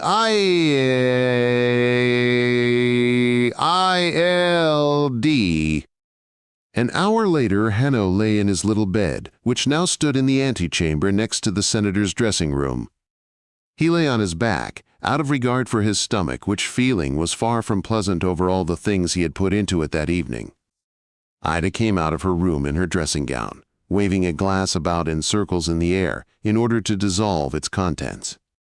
He drank the carbonated soda down quickly, made a wry face, and fell back again. "I think I'll just have to give it all up, Ida," he said. "Oh, nonsense, Hanno. Just lie still on your back. You see now, who was it kept making signs to you to stop eating, and who was it that wouldn't do it?" "Well, perhaps I'll be all right. When will the things come, Ida?" "Tomorrow morning, first thing, my dearie." "I wish they were here. I wish I had them now." "Yes, yes, my dearie, but just have a good sleep now." She kissed him, put out the light, and went away. He lay quietly, giving himself up to the operation of the soda he had taken, but before his eyes gleamed the dazzling brilliance of the Christmas tree. He saw his theater and his harmonium, and his book of mythology. He heard the choir boys singing in the distance, "Rejoice, Jerusalem." Everything sparkled and glittered. His head felt dull and feverish. His heart, affected by the rebellious stomach, beat strong and irregularly. He lay for long, in a condition of mingled discomfort, excitement, and reminiscent bliss, and could not fall asleep. Next day there would be a third Christmas party, at Fraulein Weichbrot's. He looked forward to it as to a comic performance in the theater. Therese Weichbrot had given up her pensionat in the past year. Madame Kethelson now occupied the first story of the house on the mill brink, and she herself the ground floor, and there they lived alone. The burden of her deformed little body grew heavier with the years, and she concluded, with Christian humility and submission, that the end was not far off. For some years now she had believed that each Christmas was her last, and she strove with all the powers at her command to give a departing brilliance to the feast that was held in her small, overheated rooms. Her means were very narrow, and she gave away each year a part of her possessions to swell the heap of gifts under the tree: knickknacks, paperweights, emery bags, needle cushions, glass vases, and fragments of her library, miscellaneous books of every shape and size. Books like The Secret Journal of a Student of Himself, Hebel's Alemannian Poems, Cromaker's Parables. Hanno had once received an edition of the Pensées de Blaise Pascal in such tiny print that it had to be read with a glass. Bishop flowed in streams, and Sesami's gingerbread was very spicy. But Fräulein Weichbrod abandoned herself with such trembling emotion to the joys of each Christmas party that none of them ever went off without a mishap. There was always some small catastrophe or other to make the guests laugh and enhance the silent fervor of the hostess, Mean. A jug of Bishop would be upset and overwhelm everything in a spicy, sticky red flood. Or the decorated tree would topple off its wooden support just as they solemnly entered the room. Hanno fell asleep with the mishap of the previous year before his eyes. It had happened just before the gifts were given out. Therese Weichbrod had read the Christmas chapter in such impressive accents that all the vowels got inextricably commingled, and then retreated before her guests to the door, where she made a little speech. She stood upon the threshold, humped and tiny, her old hands clasped before her childish bosom, the green silk cap ribbons falling over her fragile shoulders. Above her head, over the door, was a transparency, garlanded with evergreen, that said, "Glory to God in the highest." And Sesami spoke of God's mercy. She mentioned that this was her last Christmas, and ended by reminding them that the words of the apostle commended them all to joy, wherewith she trembled from head to foot, so much did her whole poor little body share in her emotions. "Rejoice," said she, laying her head on one side and nodding violently. "And again I say unto you, rejoice." But at this moment, the whole transparency, with a puffing, crackling, spitting noise, went up in flames, and Mademoiselle Weichbrod gave a little shriek and a side spring of unexpected picturesqueness and agility, and got herself out of the way of the rain of flying sparks. As Hanno recalled the leap which the old spinster performed, he giggled nervously for several minutes into his pillow. 9. Frau Perminator was going along Broad Street in a great hurry. There was something abandoned about her air. She showed almost none of the impressive bearing usual to her on the street. Hunted and harassed, in almost violent haste, she had, as it were, been able to save only a remnant of her dignity. Like a beaten king who gathers what is left of his army about him to seek safety in the arms of flight. She looked pitiable indeed. Her upper lip, that arched upper lip that had always done its share to give charm to her face, was quivering now, and the eyes were large with apprehension. They were very bright and stared fixedly ahead of her, as though they too were hurrying onward. Her hair came in disorder from under her close hat, and her face showed the pale yellow tint which it always had when her digestion took a turn for the worse. Her digestion was obviously worse in these days. The family noticed that on Thursdays. And no matter how hard everyone tried to keep off the rocks, the conversation always made straight for them and stuck there. On the subject of Hugo Weinschenk's trial. Frau Perminator herself led up to it. She would call on God and her fellow men to tell her how Public Prosecutor Moritz Hagenstrom could sleep of nights. For her part, she could not understand it. She never would. Her agitation increased with every word. "Thank you, I can't eat," she would say, and push away her plate. She would elevate her shoulders, toss her head, and in the height of her passion fall back upon the practice, acquired in her Munich years, of taking nothing but beer, cold Bavarian beer, poured into an empty stomach, the nerves of which were in rebellion and would revenge themselves bitterly. Toward the end of the meal, she always had to get up and go down to the garden or the court, where she suffered the most dreadful fits of nausea, leaning upon Ida Jungmann or Richtchen Severin. Her stomach would finally relieve itself of its contents and contract with spasms of pain, which sometimes lasted for minutes and would continue at intervals for a long time. It was about 3 in the afternoon, a windy, rainy January day. Frau Perminator turned the corner at Fisher's Lane and hurried down the steep declivity to her brother's house. After a hasty knock, she went from the court straight into the bureau, her eye flying across the desks to where the senator sat in his seat by the window. She made such an imploring motion with her head that he put down his pen without more ado and went to her. "Well?" he said, one eyebrow lifted. "A moment, Thomas. It's very pressing, there's no time to waste." He opened the baize door of his private office, closed it behind him when they were both inside, and looked at his sister inquiringly. "Tom," she said, her voice quavering, wringing her hands inside her muff, "you must give it to us. Lay it out for us. You will, won't you? The money for the bond, I mean. We haven't it. Where should we get 25,000 marks from, I should like to know?" "You will get them back. You'll get them back all too soon, I'm afraid. You understand. The thing is this. In short, they have reached a point where Hagenström demands immediate arrest, or else a bond of 25,000 marks.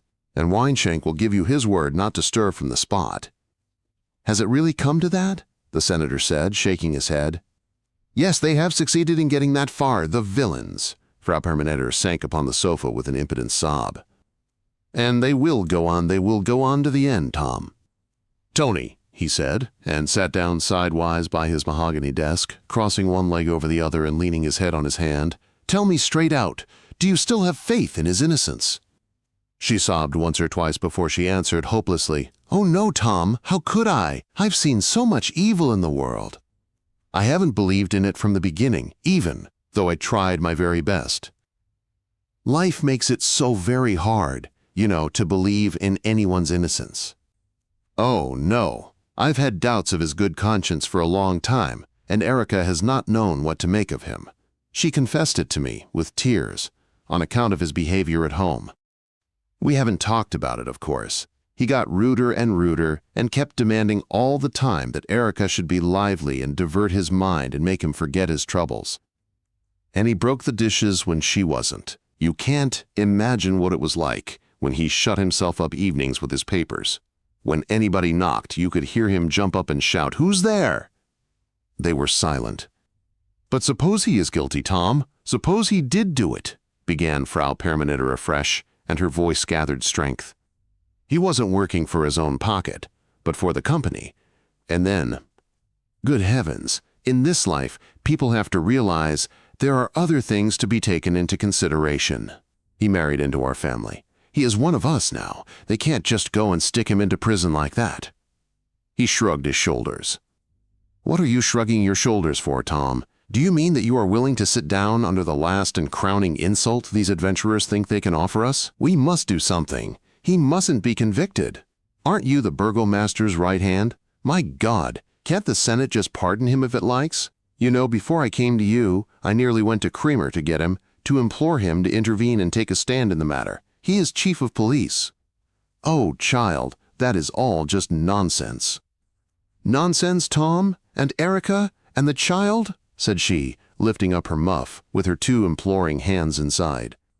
She was still a moment. She let her arms fall, her chin began to quiver, and two great tears ran down from under her drooping lids. She added softly, "And me?" "Oh, Tony, be brave," said the senator. Her helplessness went through him. He pushed his chair up to hers and stroked her hair, in an effort to console her. "Everything isn't over yet. Perhaps it will come out all right. Of course I will give you the money. That goes without saying. And Breslauer's very clever." She shook her head, weeping. "No, Tom, it will not come out all right. I've no hope that it will. They will convict him and put him in prison. And then the hard time will come for Erica and me. Her dowry is gone. It all went to the setting out, the furniture and pictures. We shan't get a quarter of it back by selling. And the salary was always spent. We never put a penny by. We will go back to Mother if she will take us until he is free. And then where can we go? We'll just have to sit on the rocks," she sobbed. "On the rocks? Oh, that's just an expression, a figure. What I mean is, it won't turn out all right. I've had too much to bear. I don't know how I came to deserve it all, but I can't hope any more. Erica will be like me with Grünlich and Permaneder. But now you can see just how it is, and how it all comes over you. Could I help it?" "Could anyone help it, I ask you, Tom?" she repeated drearily, and looked at him with her tear-swimming eyes. "Everything I've ever undertaken has gone wrong and turned to misfortune. and I've meant everything so well. God knows I have. And now this too. This is the last straw. The very last." She wept, leaning on the arm which he gently put about her, wept over her ruined life and the quenching of this last hope. A week later, Herr Director Hugo Weinschenk was sentenced to 3.5 years imprisonment and arrested at once. There was a very large crowd at the final session. Lawyer Breslauer of Berlin made a speech for the defense, the like of which had never been heard before. Gauche the broker went about for weeks afterward, bursting with enthusiasm for the masterly pathos and irony it displayed. Christian Buddenbrook heard it too, and afterward got behind a table at the club with a pile of newspapers in front of him and reproduced the whole speech. At home he declared that jurisprudence was the finest profession there was, and he thought it would just have suited him. The public prosecutor himself, Dr. Moritz Hagenstrom, who was a great connoisseur, said in private that the speech had been a genuine treat to him, but the famous advocate's talents did not prevent his colleagues from thumping him on the back and telling him he had not pulled the wool over their eyes. The necessary sale followed upon the disappearance of the director, and when it was over, people in town began gradually to forget about Hugo Weinschenk. But the Mrs. Buddenbrook, sitting on Thursday at the family table, declared that they had known the first moment, from the man's eyes, that he was not straight, that his conscience was bad, and that there would be trouble in the end. Certain considerations, which they wished now they had not regarded, had led them to suppress these painful observations. Part 9. 1.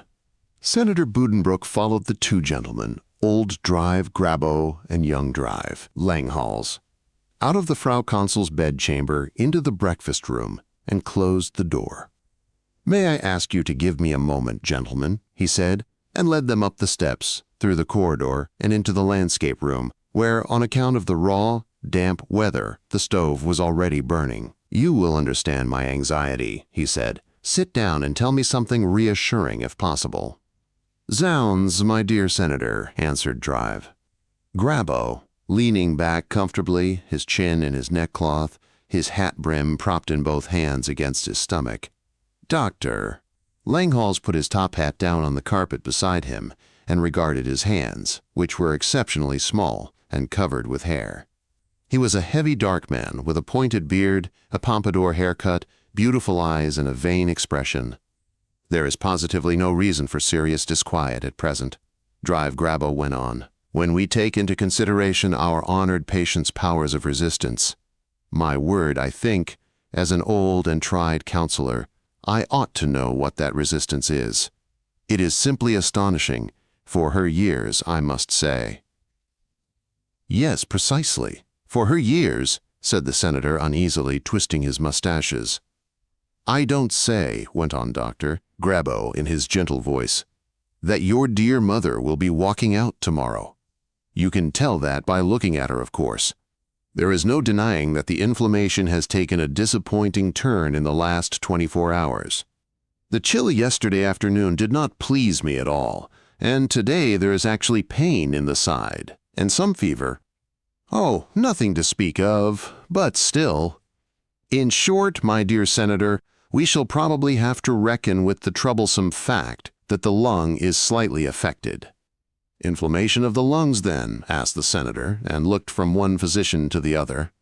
"Yes, pneumonia," said Dr. Langhals, with a solemn and correct bow. "A slight inflammation, however, and confined to the right side," answered the family physician. "We will do our best to localize it." "Then there is ground for serious concern after all?" The senator sat quite still and looked the speaker full in the face. "Concern? Oh, we must be concerned to limit the affection.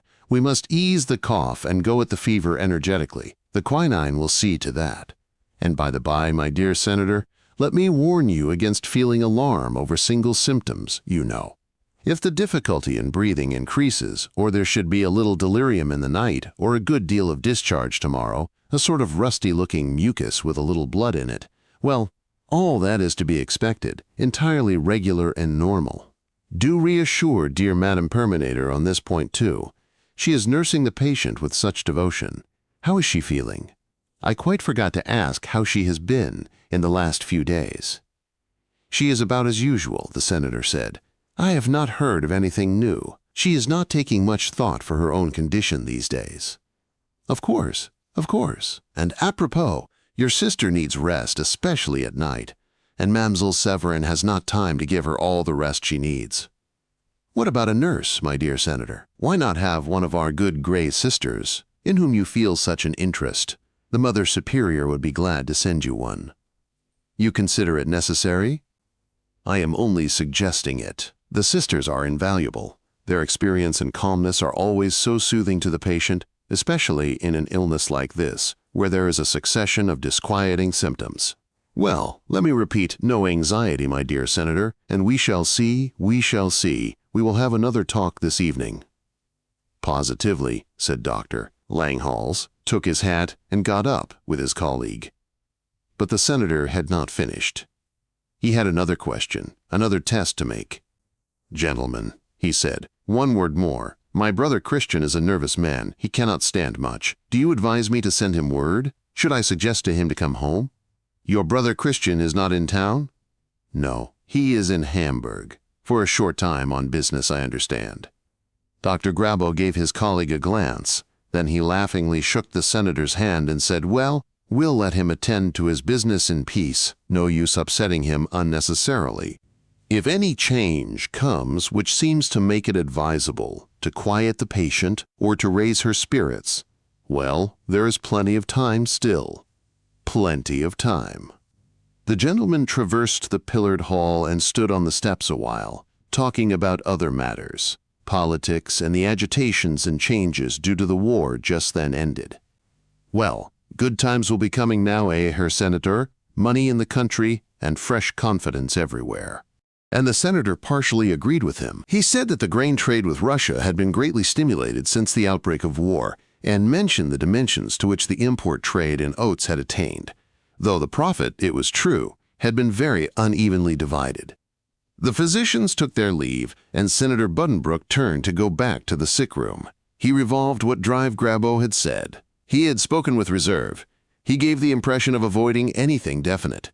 The single plain word was inflammation of the lungs, which became no more reassuring after Dr. Langhals added the scientific terminology. Pneumonia. At the Frau Consul's age, the fact that there were two physicians coming and going was in itself disquieting. Grabow had arranged that very unobtrusively. He intended to retire before long, and as young Drive Langhals would then be taking over the practice, he, Dr. Grabow, would be pleased if he might bring him in now and again. When the senator entered the darkened room, his mien appeared alert and his bearing energetic. He was used to hiding his cares and weariness under an air of calmness and poise, and the mask glided over his features as he opened the door, almost as though by a single act of will. Frau Permanenter sat by the high bed, the hangings of which were thrust back, and held her mother's hand. The old lady was propped up on pillows. She turned her head as her son came in and looked searchingly with her pale blue eyes into his face, a look of calm self-control, yet of deliberate insistence. Coming as it did, slightly sidewise, there was almost something sinister about it, too. 2 red spots stood out upon the pallor of her cheeks, but there were no signs of weakness or exhaustion. The old lady was very wide awake, more so in fact than those around her, for, after all, she was the person most concerned. And she mistrusted this illness. She was not at all disposed to lie down and let it have its own way. "What did they say, Thomas?" she asked in a brisk, decided voice which made her cough directly. She tried to keep the cough behind her closed lips, but it burst out and made her put her hand to her side. "They said," answered the senator when the spasm was over, stroking her hand, "they said that our dear, good mother will be up again in a few days. The wretched cough is responsible for your lying here. The lung is, of course, slightly affected. It is not exactly inflammation," he hastened to say, as he saw her narrowing gaze. "But even if it were, that needn't necessarily be so bad. It might be much worse." He finished. "In short, the lung is somewhat irritated, and they may be right. Where is Mamselle Severin?" "Gone to the chemist's," said Frau Perminator. "Yes, you see. She has gone to the chemist's again, and you look as though you might go to sleep any minute, Tony." "No, it isn't good enough. If only for a day or so we should have a nurse in, don't you think so? I will find out if my Mother Superior up at the Grey Sisters has anyone free." "Thomas," said the Frau Consul, this time in a more cautious voice, so as not to let loose another cough, "believe me, you cause a good deal of feeling by your protection of the Catholic order against the black Protestant sisters. You have shown the Catholics a distinct preference. Pastor Pringsheim complained to me about it very strenuously a little time ago. Well, he needn't. I am convinced that the Grey Sisters are more faithful, devoted, and self-sacrificing than the black ones are. The Protestants aren't the real thing. They all marry the first chance they get. They are worldly, egotistical, and ordinary, while the Grey Sisters are perfectly disinterested. I am sure they are much nearer heaven. And they are better for us for the very reason that they owe me some gratitude. What should we have done without Sister Leandra when Hanno had convulsions? I only hope she is free." And Sister Leandra came. She put down her cloak and little handbag, took off the gray veil which she wore on the street over her white one, and went softly about her work, in her gentle, friendly way, the rosary at her waist, clicking as she moved. She remained a day and a night with the querulous, not always patient sufferer, and then withdrew, almost apologetic over the human weakness that enforced a little repose. She was replaced by another sister, but came back again after she had slept. The Frau Consul required constant attendance at her bedside. The worse her condition grew, the more she bent all her thoughts and all her energies upon her illness, for which she felt a naive hatred. Nearly all her life she had been a woman of the world, with a quiet, native, and permanent love of life and good living. Yet she had filled her latter years with piety and charitable deeds, largely out of loyalty toward her dead husband, but also, perhaps by reason of an unconscious impulse, which bade her make her peace with heaven for her own strong vitality, and induce it to grant her a gentle death despite the tenacious clutch she had always had on life. But the gentle death was not to be hers. Despite many a sore trial, her form was quite unbowed, her eyes still clear.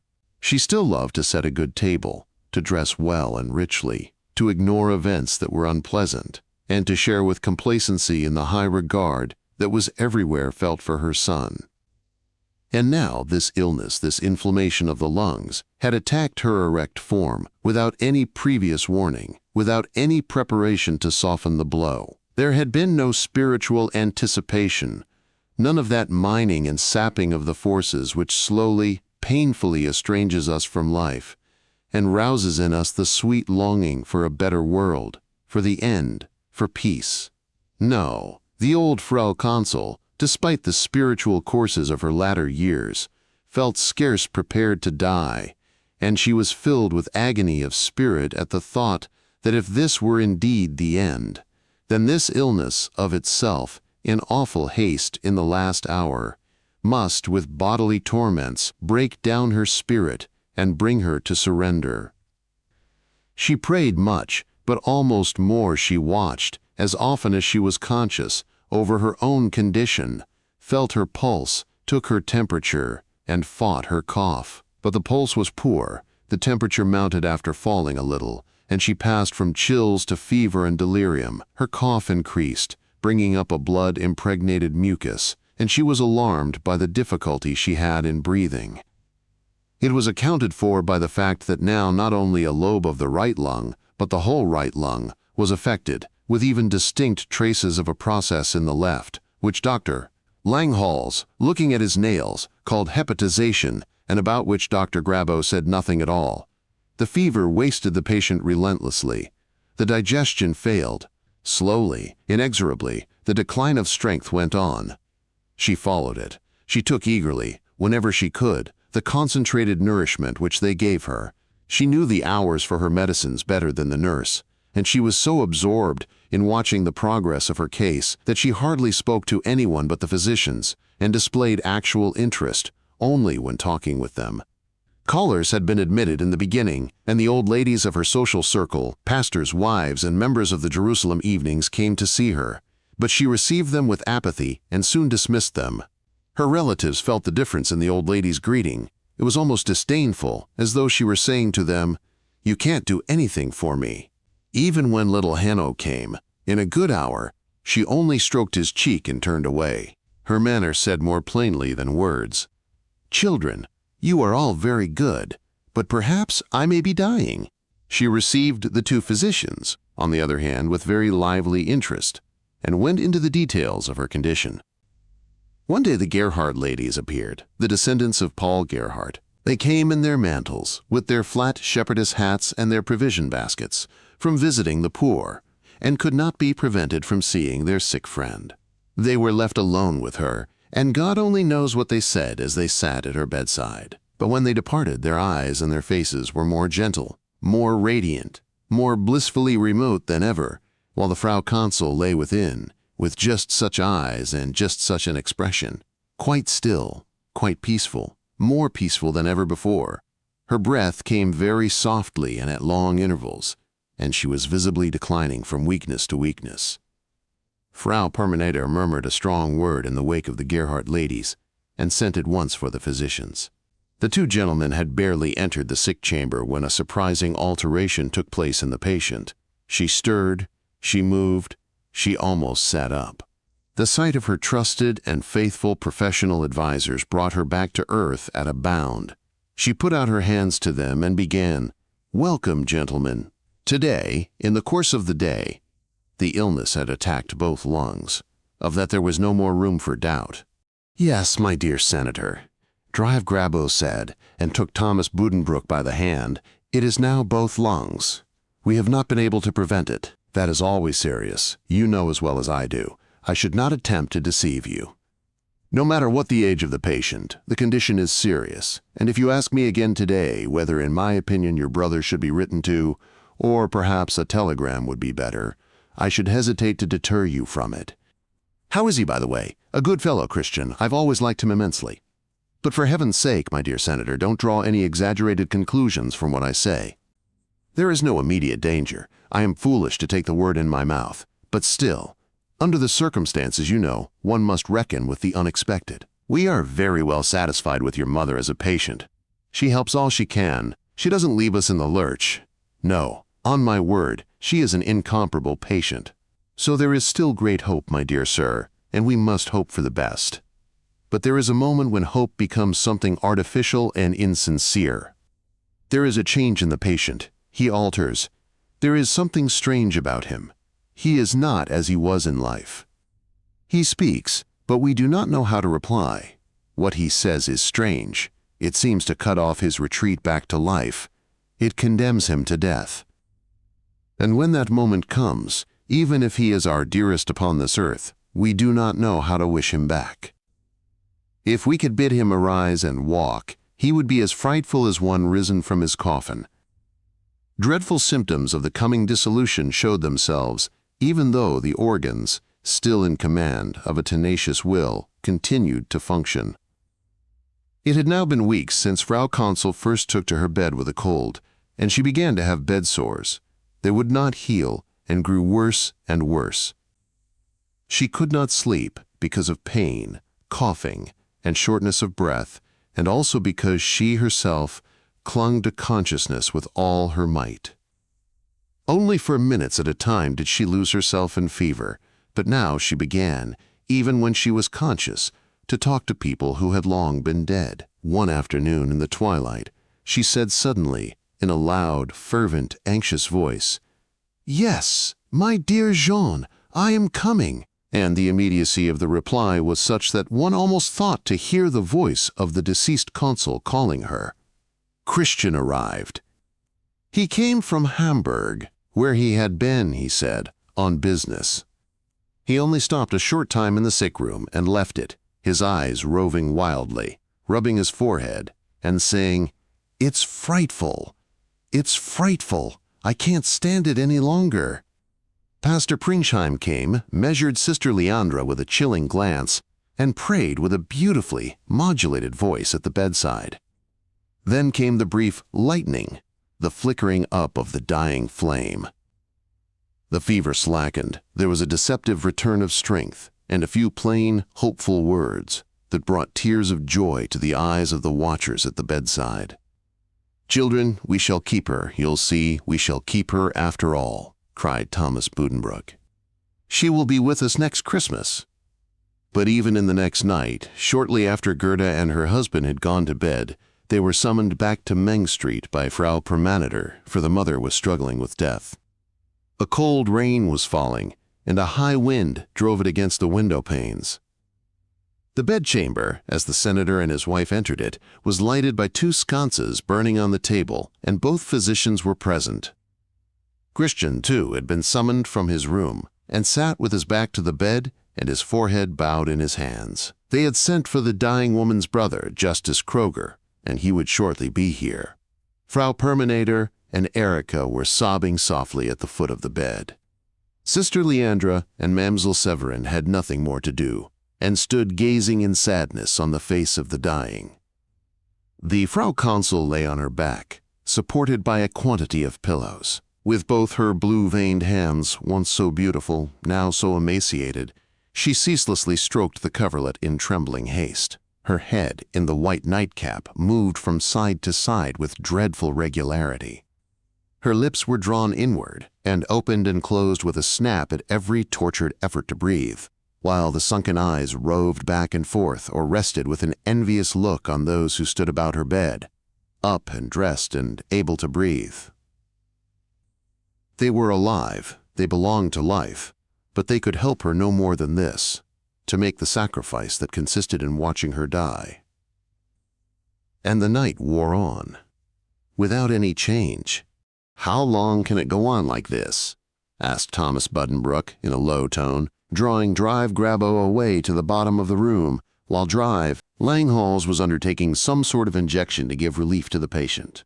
Frau Permanitor, her handkerchief in her hand, followed her brother.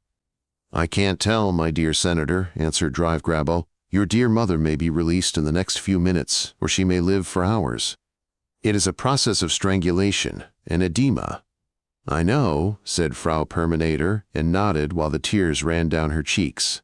"It often happens in cases of inflammation of the lungs. A sort of watery fluid forms, and when it gets very bad, the patient cannot breathe anymore. Yes, I know." The senator, his hands folded, looked over at the bed. "How frightfully she must suffer," he whispered. "No, Drive," Grabo said, just as softly, but in a tone of authority, while his long, mild countenance wrinkled more than ever. "That is a mistake, my dear friend, believe me. The consciousness is very clouded. These are largely reflex motions which you see. Depend upon it." And Thomas answered, "God grant it." But a child could have seen from the Frau Consul's eyes that she was entirely conscious and realized everything. They took their places again. Consul Kroger came and sat bowed over his cane at the bedside, with reddened eyelids. The movements of the patient increased. This body, delivered over to death, was possessed by a terrible unrest, an unspeakable craving, an abandonment of helplessness from head to foot. The pathetic, imploring eyes, now closed with the rustling movement of the head from side to side, now opened with a heartbreaking expression, so wide that the little veins of the eyeballs stood out blood-red, and she was still conscious. A little after 3, Christian got up. "I can't stand it anymore," he said, and went out, limping and supporting himself on the furniture on his way to the door. Erika Weinshank and Mamsell Severin had fallen asleep to the monotonous sound of the raucous breathing, and sat rosy with slumber on their chairs. About 4, it grew much worse. They lifted the patient and wiped the perspiration from her brow. Her breathing threatened to stop altogether. "Let me sleep," she managed to say. "Give me a sleeping draught." Alas, they could give her nothing to make her sleep. Suddenly she began again to reply to voices which the others could not hear. "Yes, Jean, not much longer now." And then, "Yes, dear Clara, I am coming." The struggle began afresh. Was this a wrestling with death? Ah, no, for it had become a wrestling with life for death on the part of the dying woman. "I want," she panted, "I want I cannot. Let me sleep. Have mercy, gentlemen. Let me sleep." Frau Permander sobbed aloud as she listened, and Thomas groaned softly, clutching his head a moment with both hands. But the physicians knew their duty. They were obliged, under all circumstances, to preserve life just as long as possible, and a narcotic would have effected an unresisting and immediate giving up of the ghost. Doctors were not made to bring death into the world, but to preserve life at any cost. There was a religious and moral basis for this law, which they had known once, though they did not have it in mind at the moment. So they strengthened the heart action by various devices, and even improved the breathing by causing the patient to retch. By 5, the struggle was at its height. The Frau Consul, erect in convulsions, with staring eyes, thrust wildly about her with her arms as though trying to clutch after some support, or to reach the hands which she felt stretching toward her. She was answering constantly in every direction to voices which she alone heard, and which evidently became more numerous and urgent. Not only her dead husband and daughter, but her parents, parents-in-law, and other relatives who had passed before her into death seemed to summon her, and she called them all by name, though the names were some of them not familiar to her children. "Yes," she cried, "yes, I am coming now, at once, a moment. I cannot. Oh, let me sleep." At 5:30 there was a moment of quiet, and then, over her aged and distorted features, there passed a look of ineffable joy, a profound and quivering tenderness. Like lightning she stretched up her arms and cried out, with an immediate suddenness swift as a blow, so that one felt there was not a second's space between what she heard and what she answered, with an expression of absolute submission and a boundless and fervid devotion, "Here I am," and parted. They were all amazed. What was it? Who had called her? To whose summons had she responded thus instantly? Someone drew back the curtains and put out the candles, and Dr. Grabo gently closed the eyes of the dead. They all shivered in the autumn dawn that filled the room with its sallow light. Sister Leandra covered the mirror of the toilet table with a cloth. 2. Through the open door, Frau Permander could be seen praying in the chamber of death. She knelt there alone, at a chair near the bed, with her mourning garments flowing about her on the floor. While she prayed, her hands folded before her on the seat of the chair, she could hear her brother and sister-in-law in the breakfast room, where they stood and waited for the prayer to come to an end. But she did not hurry on that account. She finished, coughed her usual little dry cough, gathered her gown about her, and rose from the chair, then moved toward her relatives with a perfectly dignified bearing in which there was no trace of confusion. "Thomas," she said with a note of asperity in her voice, "it strikes me that as far as Severin is concerned, our Blessed Mother was cherishing a viper in her bosom." "What makes you think that?"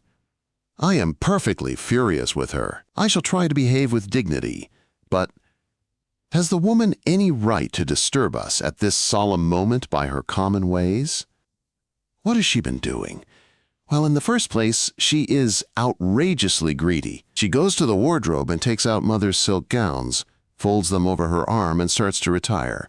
Why, Riekchen, I say, what are you doing with those? Frau Consul promised me. My dear Severin, I say, and show her, in a perfectly ladylike way, what I think of her unseemly haste. Do you think it did any good? She took not only the silk gowns, but a bundle of underwear as well, and went out. I can't come to blows with her, can I? And it isn't Severin alone. There are wash baskets full of stuff going out of the house. The servants divide up things before my face. Severin has the keys to the cupboards. I said to her, Fräulein Severin, I shall be much obliged for the keys.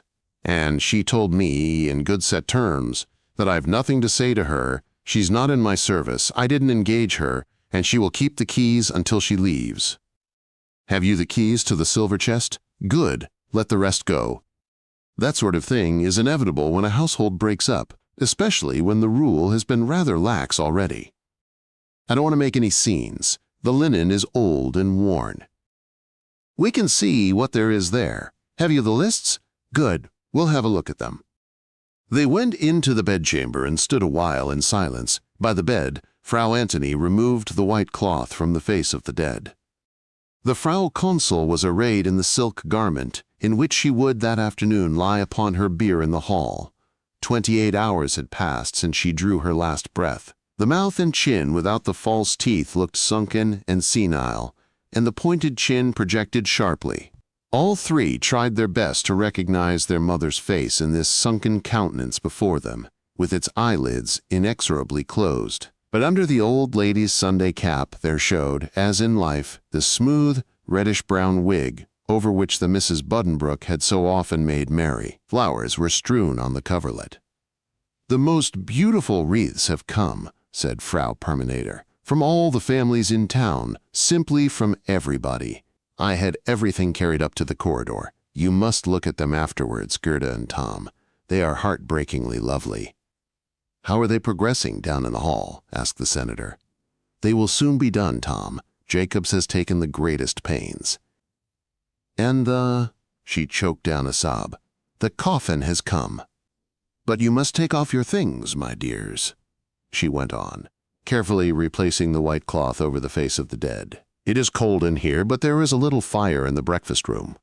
Let me help you, Gerda. Such an elegant mantle. One must be careful with it. Let me give you a kiss. You know I love you, even if you have always despised me. No, I won't make your hair untidy when I take off your hat. Your lovely hair. Such hair Mother had, too, when she was young.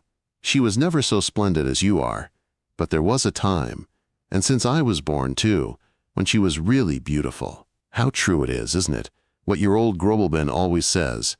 We must all return to earth at last. Such a simple man, too. Here, Tom, these are the most important lists." They returned to the next room and sat down at the round table, while the senator took up the paper, on which was a list of the objects to be divided among the nearest heirs. Frau Permanitor's eyes never left her brother's face, and her own wore a strained, excited look. There was something in her mind, a question hard to put, upon which, nevertheless, all her thoughts were bent, and which must, in the next few hours, come up for discussion. "I think," said the senator, "we may as well keep to the usual rule that presents go back, so—" His wife interrupted him. "Pardon me, Thomas. It seems to me— Where is Christian?" "Oh, goodness, yes, Christian," cried Frau Perminator. "We've forgotten him." She went to ring the bell. But at the same moment Christian opened the door. He entered rather quickly, closed it behind him with a slight bang, and stood there frowning, his little deep, round eyes not resting on anybody, but rolling from side to side, his mouth open and shut under the bushy red mustaches. His mood seemed irritated and defiant. "I heard you were here," he said. "If the things are to be talked about, it is proper that I should be told." "We were just about to call you," the senator said indifferently. "Sit down." His eyes rested, as he spoke, on the white studs in Christian's shirt. He himself was in irreproachable mourning, a black cloth coat, blinding white shirt set off at the collar with a black tie, and black studs instead of the gold ones he usually wore. Christian saw his glance. He drew up a chair to the table and sat down, saying as he did so with a gesture toward his shirt, "I know I have on white studs. I haven't got round to buying black, or rather, I haven't bothered. In the last few years I've seen times when I had to borrow money for tooth powder and go to bed by the light of a match. I don't know that I am altogether and entirely to blame. Anyhow, there are other things in the world more important than black studs. I don't set much store by appearances. I never have."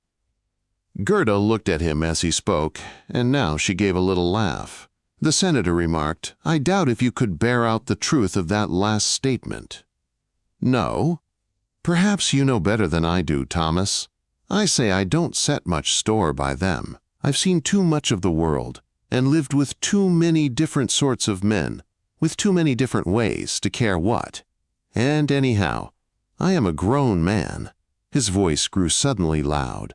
"I am 43 years old, and my own master, and in a position to warn everybody not to mix in my affairs." The senator was quite astonished. "It seems to me you have something on your mind, my friend," he said. "As far as the studs go, I haven't so much as mentioned them, if my memory serves me. Wear whatever mourning you choose, or none at all if that pleases you, but don't imagine you make any impression on me with your cheap broad-mindedness. I am not trying to make an impression on you." "Tom, "Christian," said Frau Permanenter, "don't let us have any hard words. Not today. When in the next room. Just go on, Thomas. Presents are to be returned? That is only right." And Thomas went on. He began with the large things, and wrote down for himself the articles he could use in his own house. The candelabra in the dining room, the great carved chest that stood in the downstairs entry. Frau Permanenter paid extraordinarily close attention. No matter what the article was, the future possession of which was at the moment in question, she would say with an incomparable air, "Oh well, I'm willing to take it," as if the whole world owed her thanks for her act of self-sacrifice. She accepted for herself, her daughter, and her granddaughter, far and away the largest share of the furnishings.